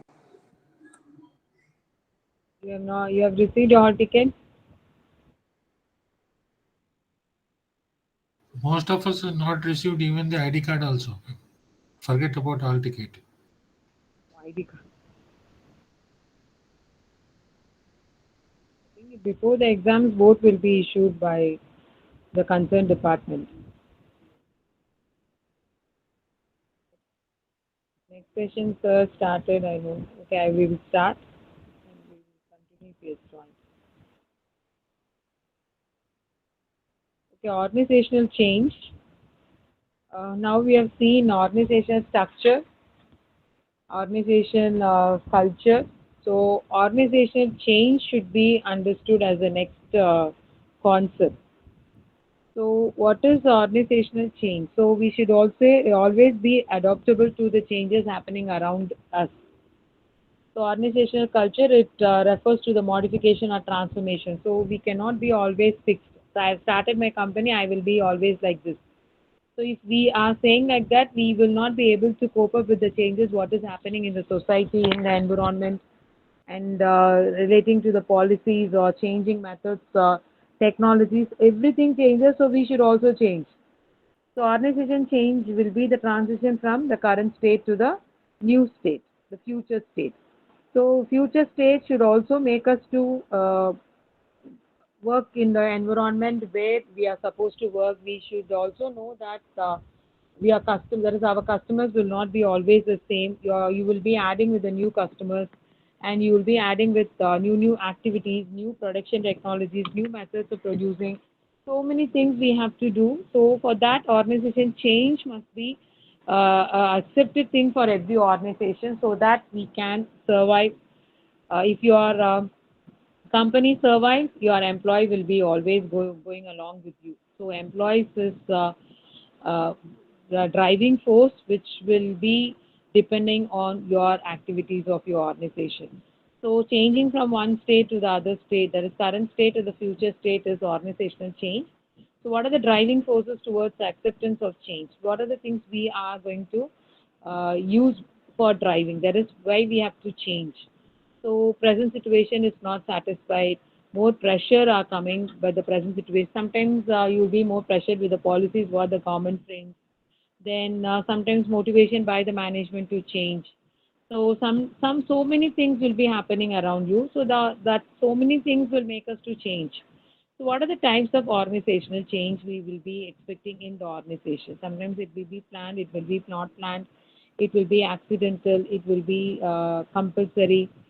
So there is what are the types of organizational change? Organizational change is the process of moving from established to a new wave, that is from the current state to the future state. So development. So when you want to take your company to the next level, so for that we will be changing to the next level. We want to improve. We want to refine. We want to enhance. We want to empower.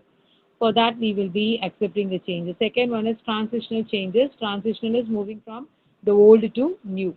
So from the existing state to the new state, which is completely new to your organization. For that, we have to go for transitional change. Third one is transformational change. Transformational is from the situation of hardest to the situation where you can achieve. If you are there is slow moving organization, or if you are a risk involved organization, or if it is in a sick unit. So if you want to convert your sick unit into a profit making unit, so you can go for transformational. So the present situation you want to completely change, and you want to adopt to the new changes for your development also, you can go for transformation. So there are three types of organization change. One can be development, one can be transitional, then the third one is transformational. So it can be planned, it can be unplanned, it can be radical, it can be transformational also. So what are the factors which influence in change process in organizational level? So the factors are divided into two. One is your external factors. So external factors and internal factors.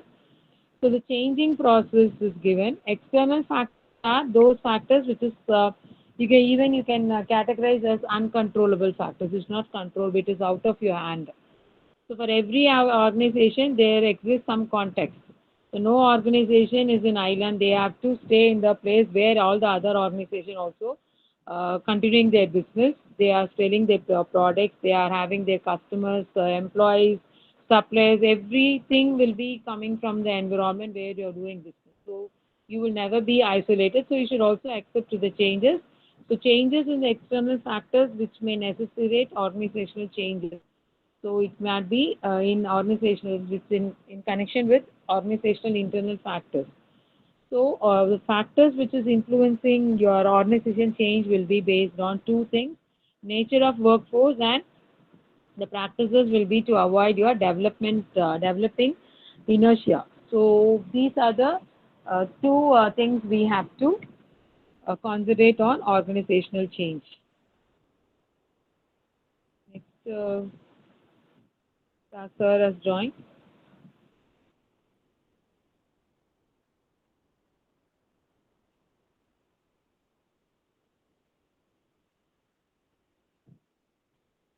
I'll stop up to here and we will continue tomorrow's class.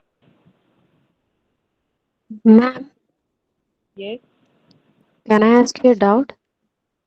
yes, tell me. Ma'am, your PPT and our textbook portions are completely different. Hmm. So, I'll can send you one please share it? PPT commonly to one. I've received already mail. When my final class is over, I'll send. You can share with others also. Okay, Otherwise, ma'am, you thank send you. me just a mail to my mail ID. That is urnice16@redismail.com. Okay, Is it okay? okay. Okay. Thank you. We'll see tomorrow. What is the mail ID? urnice16. Ma'am, can you please text it in the Okay, I'll message? text. Okay, I'll send in message, in call messages. You can copy it. Thank you. Okay. Okay, ma'am, thank you.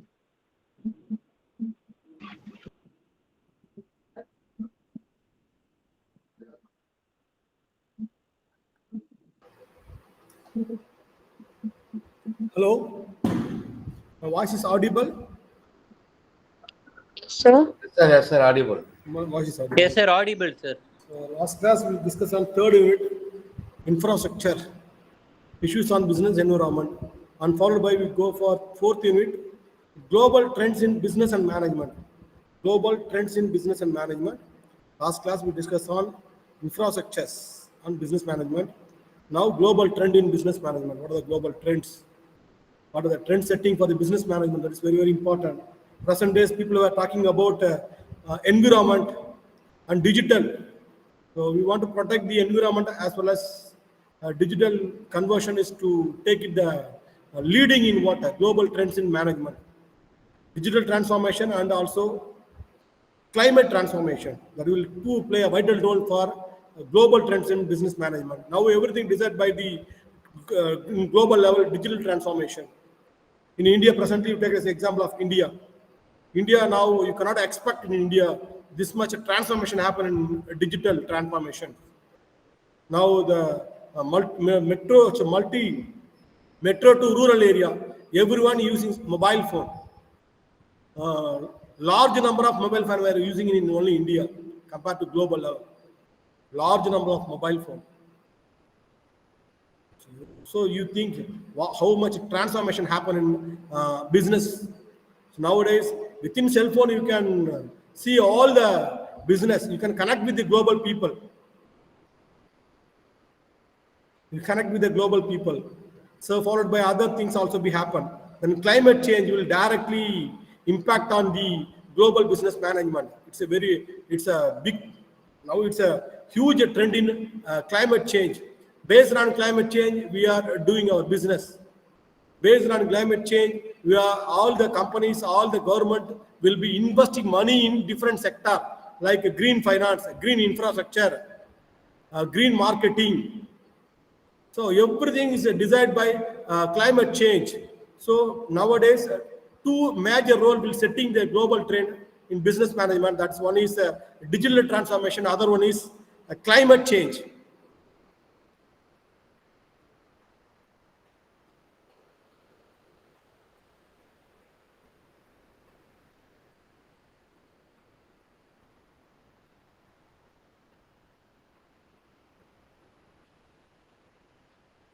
PPT is visible, ma?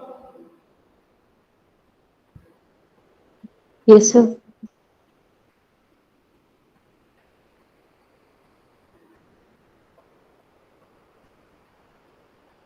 So global trends in business and management. So the general concept is global trend means the growth of the bank of the wealth management.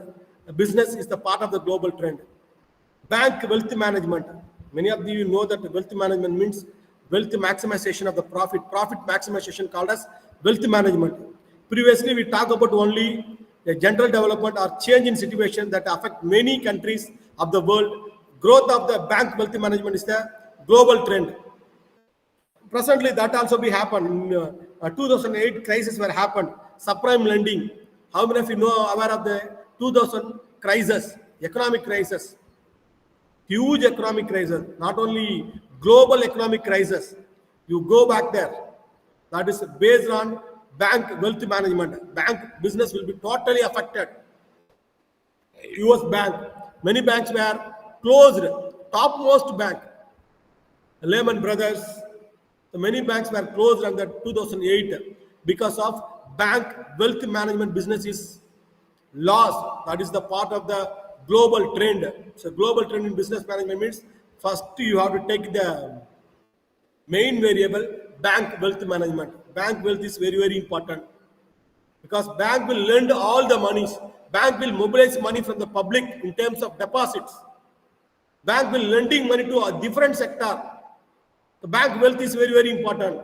Once bank NPAs increases, non-performing assets increases, definitely directly impact on our economy, directly impact on the country economy, directly impact on the individual economy, because bank will lose the money.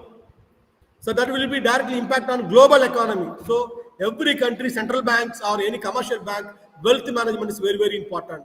That is a global trend. It's a bank will lending money to any individual to top level country, like World Bank, Asian Development Bank, multinational banks, and followed by commercial banks, insurance companies, PF companies. These are then insurance, IRDAI. In India, three sectors very, very important sector in financial sector. IRDAI, Indian Regulatory Development Authority of India, Insurance Development Authority of India, then SEBI, Stock Exchange Board of India, then RBI, Reserve Bank of India. These are three sectors, very, very important financial sector. They will directly contribute to our economy. So their wealth management is very, very important.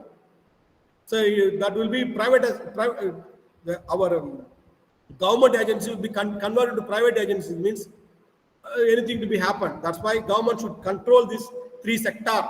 Government will hold the share, most of the shareholding in this sector, like RBI, Reserve Bank of India, Stock Exchange Board of India, and then IRDAI, Insurance Regulatory Development Authority of India. So wealth management is very, very important. It's a global trend in business management, wealth management, bank wealth management, financial institution wealth management, central bank institution wealth management, World Bank institution wealth management. It's very, very important because we borrow money from the public. World Bank borrow money from top countries.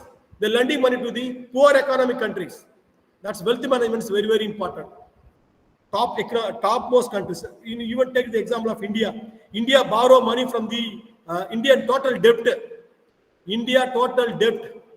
They borrow money from 2014 before. Total debt of the India is only 57 lakh crore. Not within 10 years, that will be increased on to 167 crores, 167 lakh crores, increasing more than 111 lakh crores within 10 years. So based on our wealth, how you identify our wealth?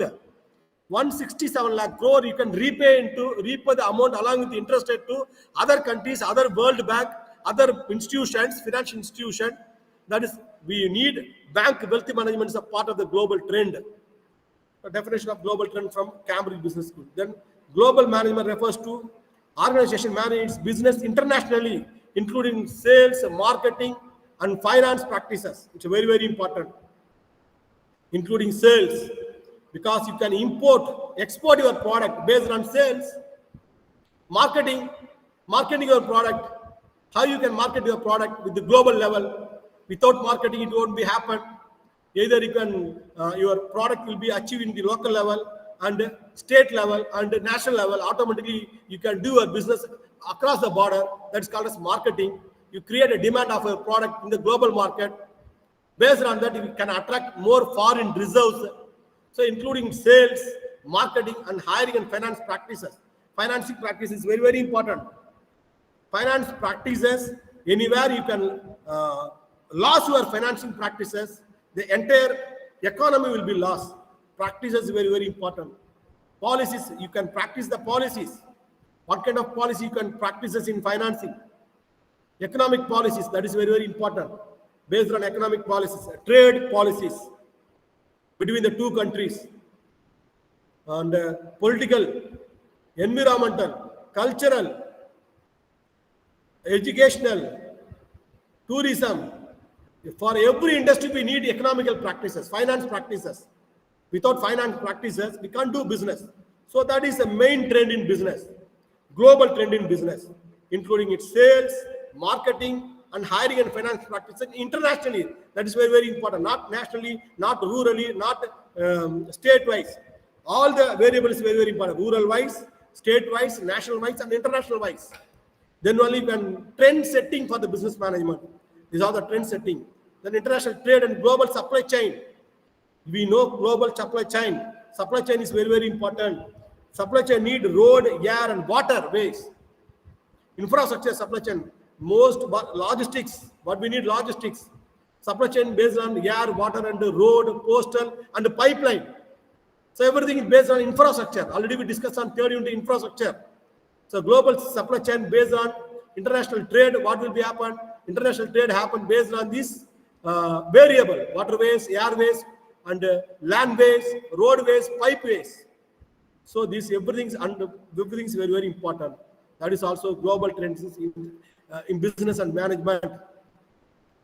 There's a fuel by the challenging economic and geopolitical environment.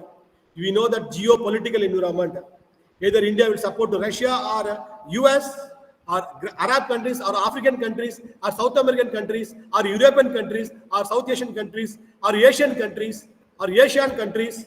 Geopolitical environment is very, very important. Based on that, you can set your business trend.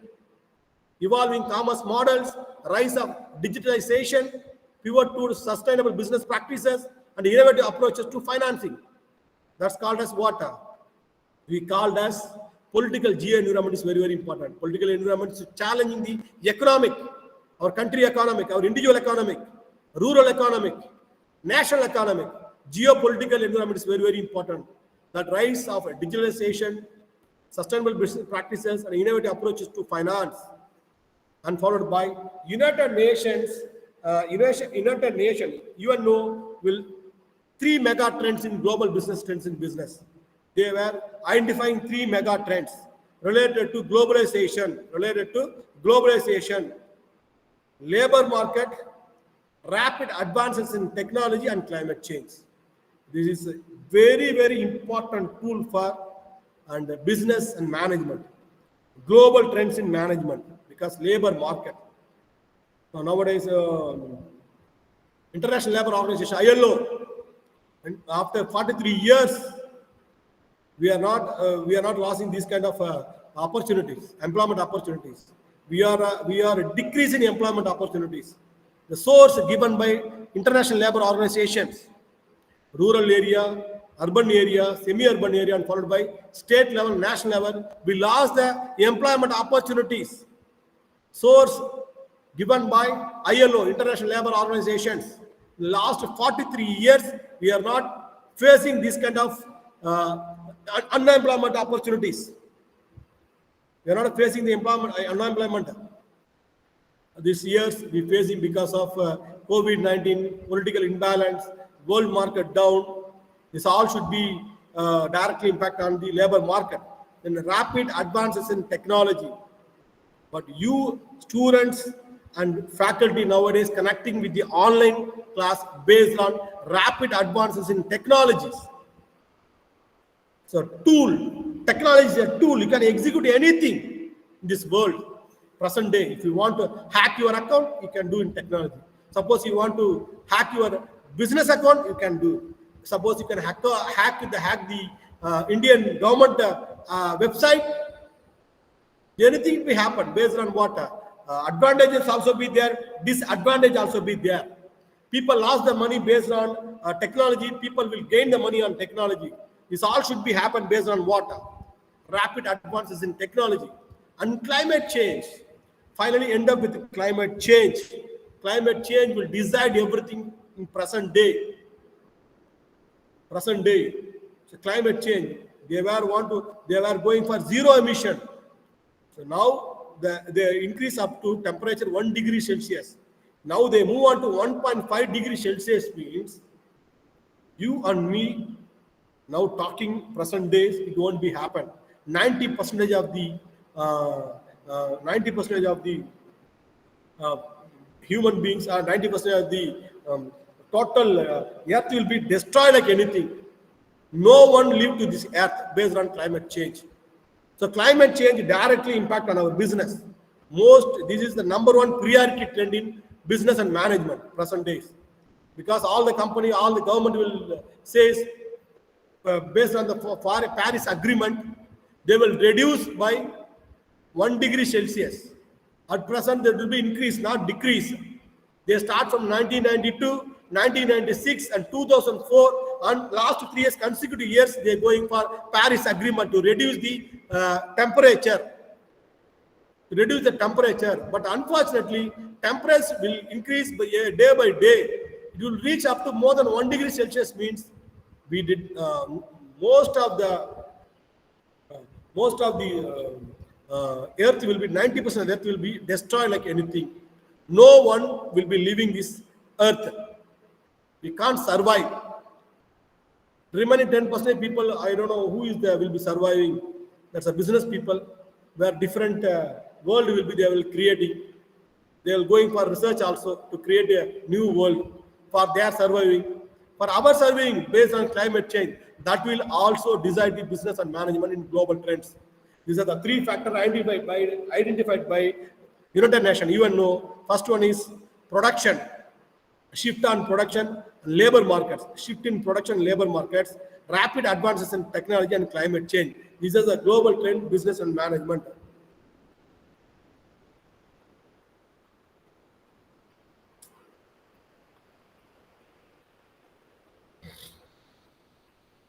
Then trends in global business. Sustainability is very, very important. If you want to sustain your business, a multinational business, so sustainability is very, very important. Balance the situations in sustainable business, politically, economically, environmentally, culturally, economically, whatever it may be. So you can sustain the business. That is trends in global business. Innovation. New innovation is because nowadays competition is very high. Even small company also compete with a giant company. This thing happen in present days. They have low employee. They have high employee. But even the small company compete with a big company. How it is possible? Based on technology, based on innovation. Innovatively, they are thinking about the business. That's a trend in global business. Then supply chain management. Already we discussed on supply chain management. Airways, waterways, pipeways, and roadways. Supply chain is very, very important. Logistics is very, very important. Warehouse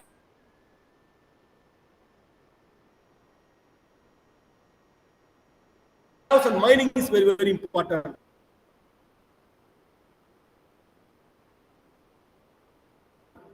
Warehouse. We can't predict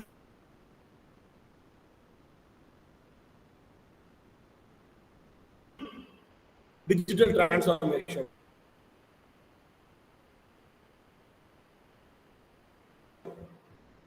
Talk about blockchain.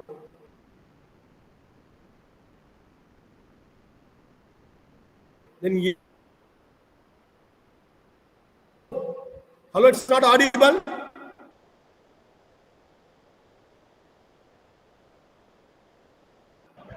Yes.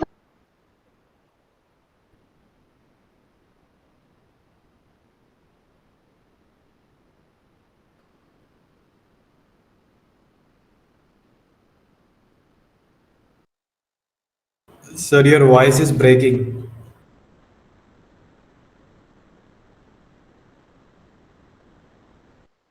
No reply from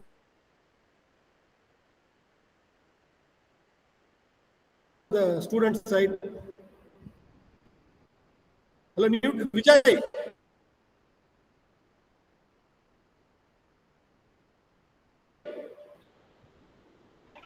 Sir, your voice is breaking. Yeah, sir, your voice is breaking.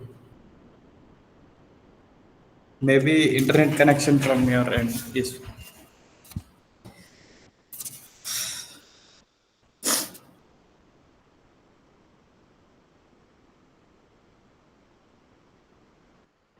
Actually, I lost my.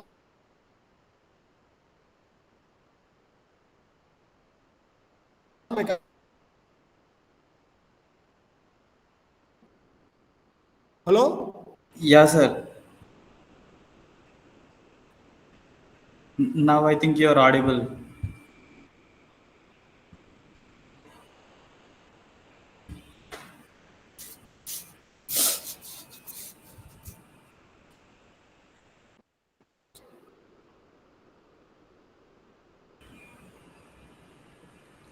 We couldn't hear your voice, sir.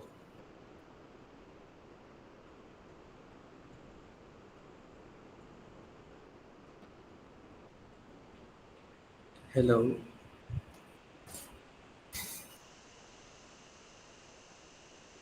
I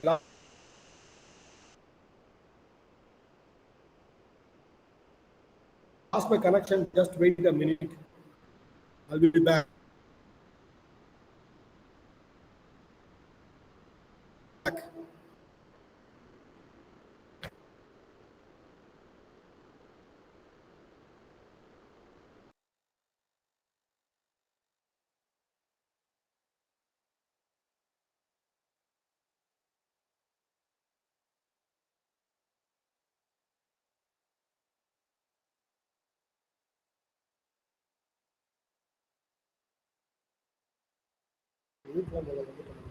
Connection lost.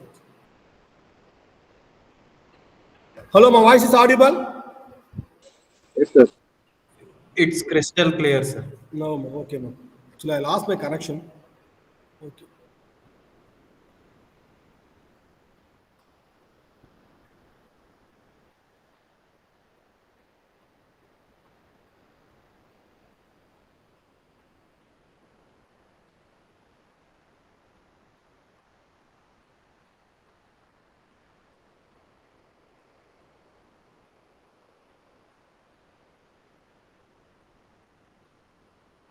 PPT is visible?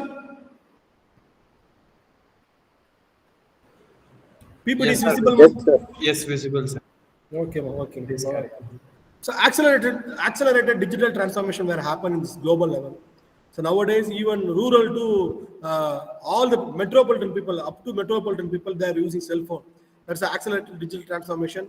Many transformation happen in digital transformation. After India will introduce LPG, liberalization, privatization, globalization. After digital transformation, you cannot expect that transformation. So n number of transformation like bank will physical branches will be transformed to core banking solution, digital transformation, decentralized by all the banks. Then bank will transform into SMS banking, ATM banking, then followed by internet banking. Now they are reached to mobile banking.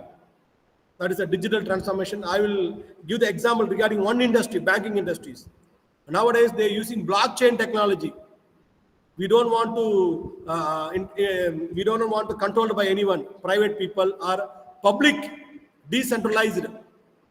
No one be controlled by anyone. Bank will control our internet banking. Nowadays you can using blockchain technology, no one controlled because they're decentralized. So all the transaction will be open, very trusted manner, privacy, security. The group member, everyone to see the transaction that will be stored in the digital ledger. Anytime you can take that transaction data, true data. No one to be replace the data. That's called as accelerator of digital transformation. AI, artificial intelligence. Then followed by competition. Competition is very heavy in global business. After open business, after global is open nowadays. Global is a village because they're connecting enter everywhere the world. They're connecting the people through communications, telecommunication, through internet. Very, very important. That's a huge drastic changes in the world. the people were connecting throughout the world. Now we are connecting throughout the India based on accelerator of digital transformation, based on competition. Many people will offer new services, digital services, very less cost price. That's very important. The natural environment is very important. Whatever you are doing business, artificially we are not doing business. Now we are doing artificially, but natural environment will be support to your business. Without support of natural environment, we can't do anything. We can't do anything in the business. Naturally, natural will support our business. Like whatever business we are doing, like agricultural business, we want to feed the people. Artificially, we can feed the people. It's possible. Natural to support to cultivating more agri product. Whatever business you are doing, finally end up with agriculture product. Why we go for job, employment? First, we want to fulfilling the Maslow theory, basic needs, food, shelter. 3 basic needs, fulfilling the natural, but that 3 basic needs fulfilled with the help of natural environment. Maslow theory, hierarchy theory.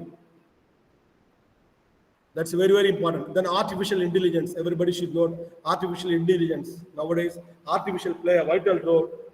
Humanoid, they replace the human. Artificial intelligence replace the human. That's we call as humanoid. Based on artificial intelligence, many positive things were happening in this world. That main transformation in healthy industries. That's very important. With the help of artificial intelligence, they reduce many diseases. They successfully done many operations. Then education industries get more benefited from artificial intelligence. Then government, registration and insurance company, healthy industry, education industries, manufacturing sector. Many industry with the help of artificial intelligence, they reduce the time, they increase the efficiency, they increase the profit of the company based on artificial intelligence. Then 5G adoption, already based on 4G adoption, many birds were lost their life. Then use 5G adoption. We cannot predict anything from the 5G adoption. How much impact on our natural environment, and followed by small living beings were there in this earth. We want to protect and also go for 5G adoption. That will huge transformation. The connectivity is more, strengthening the connectivity, internet connectivity, and also think about natural environment. Whatever business you have to doing, that will be support to the natural. We reduce the emission. That's very important. We don't want to increase the emission. So increase the emission means definitely we lost 90% of the earth. Already heat waves were attacking the forest area. The present days, more heat waves are produced. We are talking about El Nino. That is, we can't predict the nature. So ourselves to produce more heat based on water, heat wave. We didn't reduce the emission. We produce more carbon emission. That will produce more heat. That will directly impact on our earth. So we want to protect our earth. Natural environment is very important. Whatever product you have to manufacturing, that's based on natural. Whatever you produce more energy, more current we need to produce more energy, that is also based on natural environment. That will help you your economy. That will be survival factor. Not only surviving for human being. All our herbivores, omnivores, all should be survive. Means the healthy earth will be, we can protect the earth. We destroying the natural, definitely one day we also destroyed. Earth will repay everything. Whatever you can produce, that will be repaid. Whatever you produce, that will be repaid. So we enjoy the benefit. What about our generation, coming generation? They didn't do any mistakes. So trends in global business, not only profit oriented, we also protect our nature. And also corporate social responsibility is very important. Corporate social responsibilities. These are the growing emerging markets. These are the trends in global business: sustainability, innovation, and followed by supply chain management, accelerated digital transformation, competition, natural environment, artificial intelligence, 5G adoption, and growing from emerging market. Then we move on to MNCs, multinational corporations.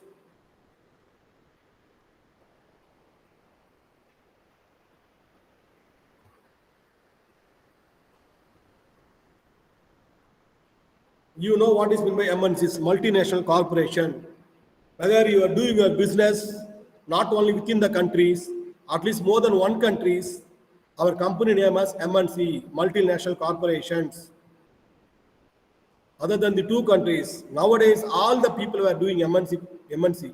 Even you can local small company with the 10 more employees, they were act like MNCs because they were doing the MNC projects, foreign projects.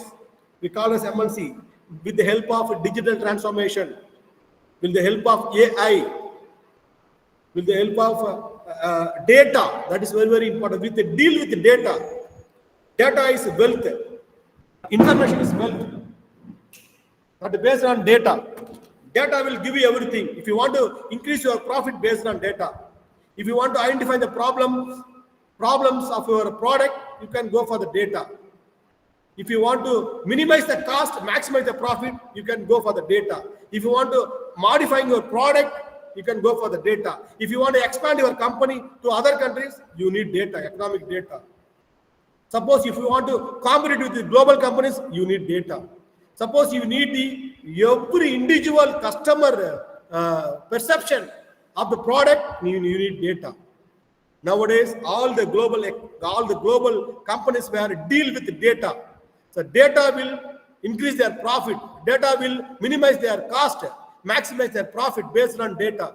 That's why nowadays people were choosing the studies, digital analytics, artificial intelligence, cloud computing, blockchain technology, IoT, Internet of Things. Nowadays, present, these kind of courses will playing like anything based on data. All this based on data. How you different data, along with the data, you can do a business. Data, that is called as multinational corporations. They are doing business within the home country. They are doing they are doing across the border. That's called as multinational companies.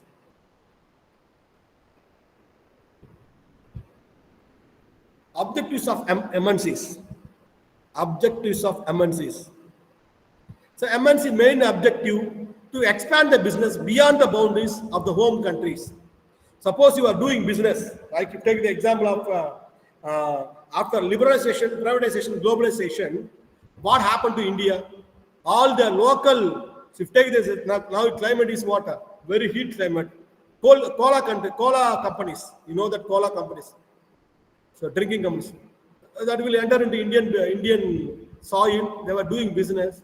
They will occupying all the merge with all the local cola companies, destroying that product. Then last 30 years, Coca-Cola, 7-Up will be a market giant of the cola companies. They will set the market. They will sell the product in different product. Then after 30 years, if you take the example of Bavento, previously called as Kalimar company in Tamil Nadu. I'm giving the example of small company. Now the Bavento will setting the trademark of cola company. That is called as objectives of MNCs. To expand the business, a cyclic process. First pioneering stage, growth stage, saturation stage, and followed by declining stage. Every company having the product. Previously, our Indian local product, never competed with the global product.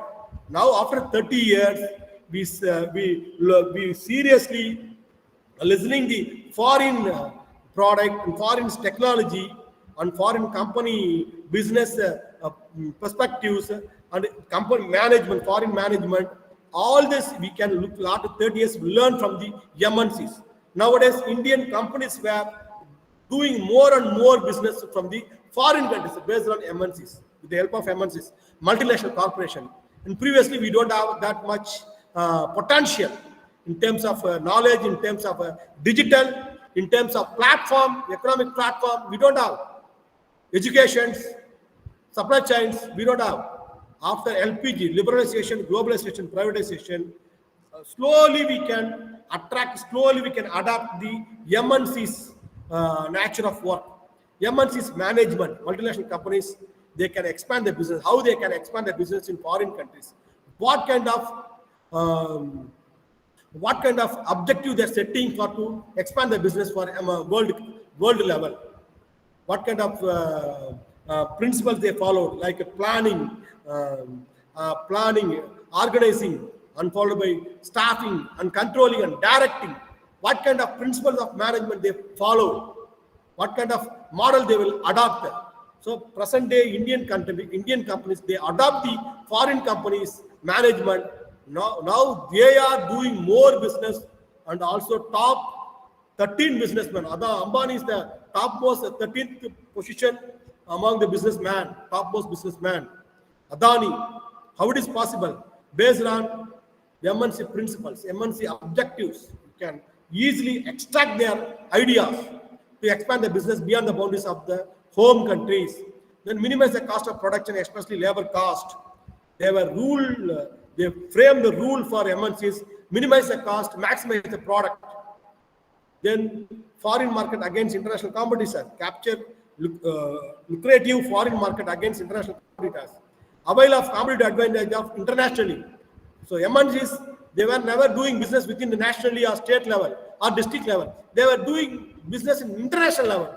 So they're occupying the international market, then achieving greater efficiency by producing local market and then exporting the products. That is very, very important.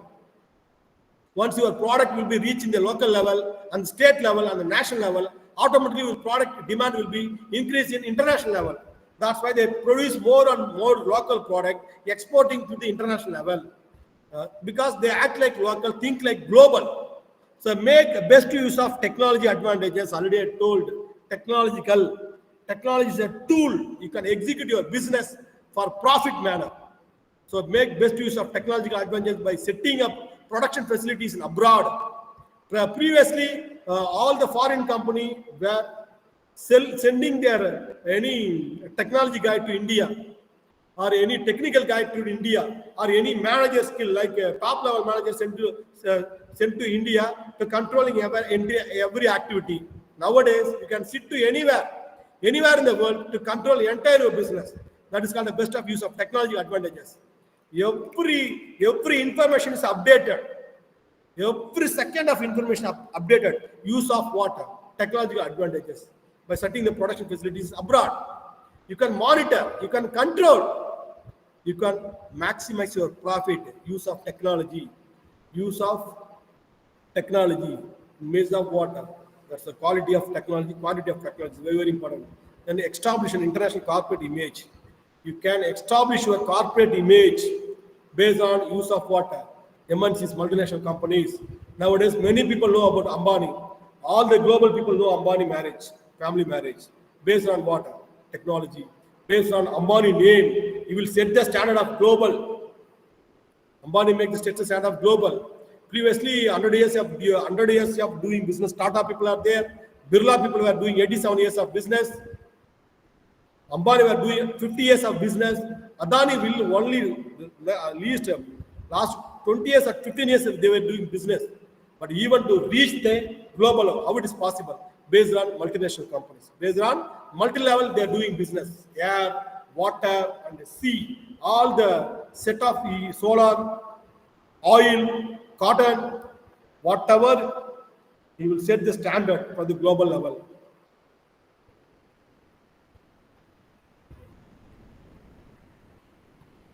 In the MNC characteristics. So MNC characteristics means decentralized function. No one to control. That's the functions will be decentralized. All should be equal. That is a decentralized function. No authority to control the company. That is MNCs. Multinational company will be decentralized, open to all, open to global, connect to the global people. And a local authority. We don't want to hire authority from a different world. Local authority is enough. That is MNC characteristics. Then assembly production cluster, free trade zone, tax holidays, low wages, low capacity, supply skilled labor, sophisticated parts are available in the same country. You produce product, all the resources you can utilize from the same country. So that is minimize the cost, maximize the product. Then embedded cluster means skilled laborers and factory-based engineer, sophisticated part supply, more sophisticated cluster governance, R&D, university, research institute, technology-based supply firm. Is all utilized by the MNCs based on characters. These are problems of MNCs. What is the problem? Problems of MNCs. What are the problems faced by the MNCs? Suppose any global economic will be fall down, directly impact on MNC shares, because market share, earning per share, both are equal. Market price of the share or earning per share, whatever it may be, it's equal. So that will be directly affected by economic slowdown. Increasing competition, that is also affect the MNCs. Talent, then governance framework is also to affect the MNCs, like governance failure. Take the example of Satyam companies. 1 decade before, Satyam companies will be failure based on governance failure. Topmost people, illegal things were happen in the company, around the company. Shareholders will lose their money based on governance failure. Failure document will be updated to SEBI, Stock Exchange Board of India. Because of that governance failure, then policy environment is very, very important. Joint ventures, you can merge with other company or occupying with other company or joint venture. There is also effect of problems of MNCs.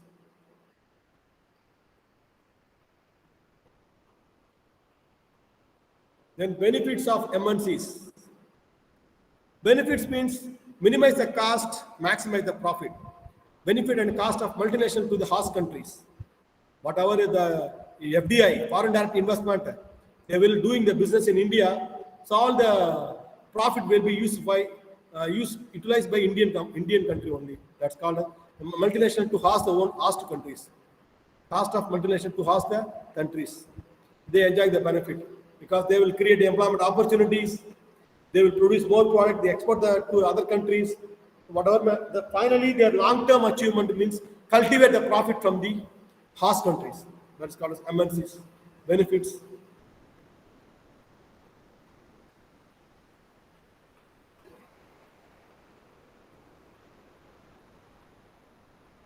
Benefits of MNCs. Benefits means everybody should know the technology transfer. You can exchanging the new technology to other countries. Suppose you start a MNC to Kenya. Suppose you are starting the MNC, Indian companies were starting their company in African countries, undeveloped African countries. They are not developing countries. Undeveloped remote area countries means they are exchanging the new technology. With the help of technology, they are expanding their business. That is benefits of MNC, technological transfer. Technological transfer. So utilized by the local people. Utilized by the local people and local business people.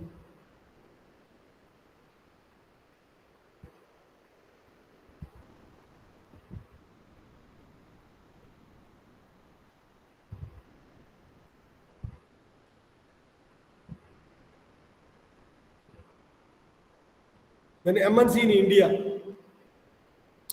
India established MNC, first MNC is established in India, East Indian Company. Everybody know that now last 1,600 East Indian Company coming over to India to do for business.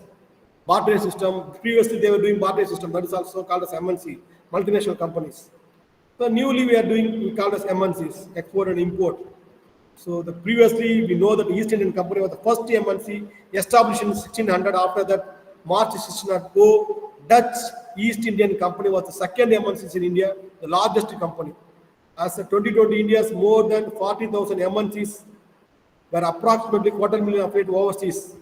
40,000, more than 40,000 MNCs were doing business in other countries. Our Indian company.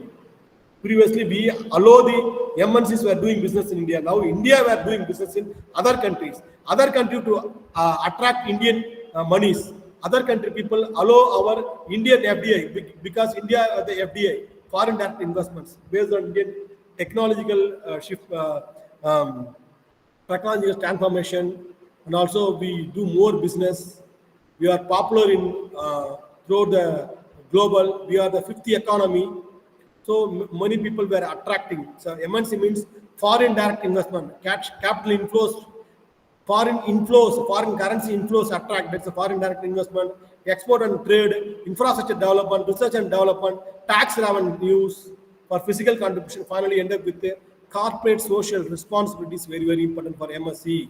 MNC is no hunger, zero hunger, no poverty, equality, gender equality, and then good education and well-being, good health. This all coming under corporate social responsibility, zero emission. So MNCs will be followed by corporate social responsibility, end up with the corporate social responsibilities. Whatever the earning minimum cost, maximize the profit, they will be lending money to for the corporate social responsibilities. Foreign direct investment, export and trade, infrastructure development, research and development is all played by MNCs. Up to this.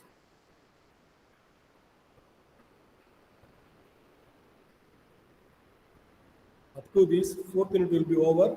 So tomorrow, fifth unit will be discussed, and along with your exam point of view also discussed by tomorrow. Thank you so much. Thank you, sir. Thank you. Thank you, sir.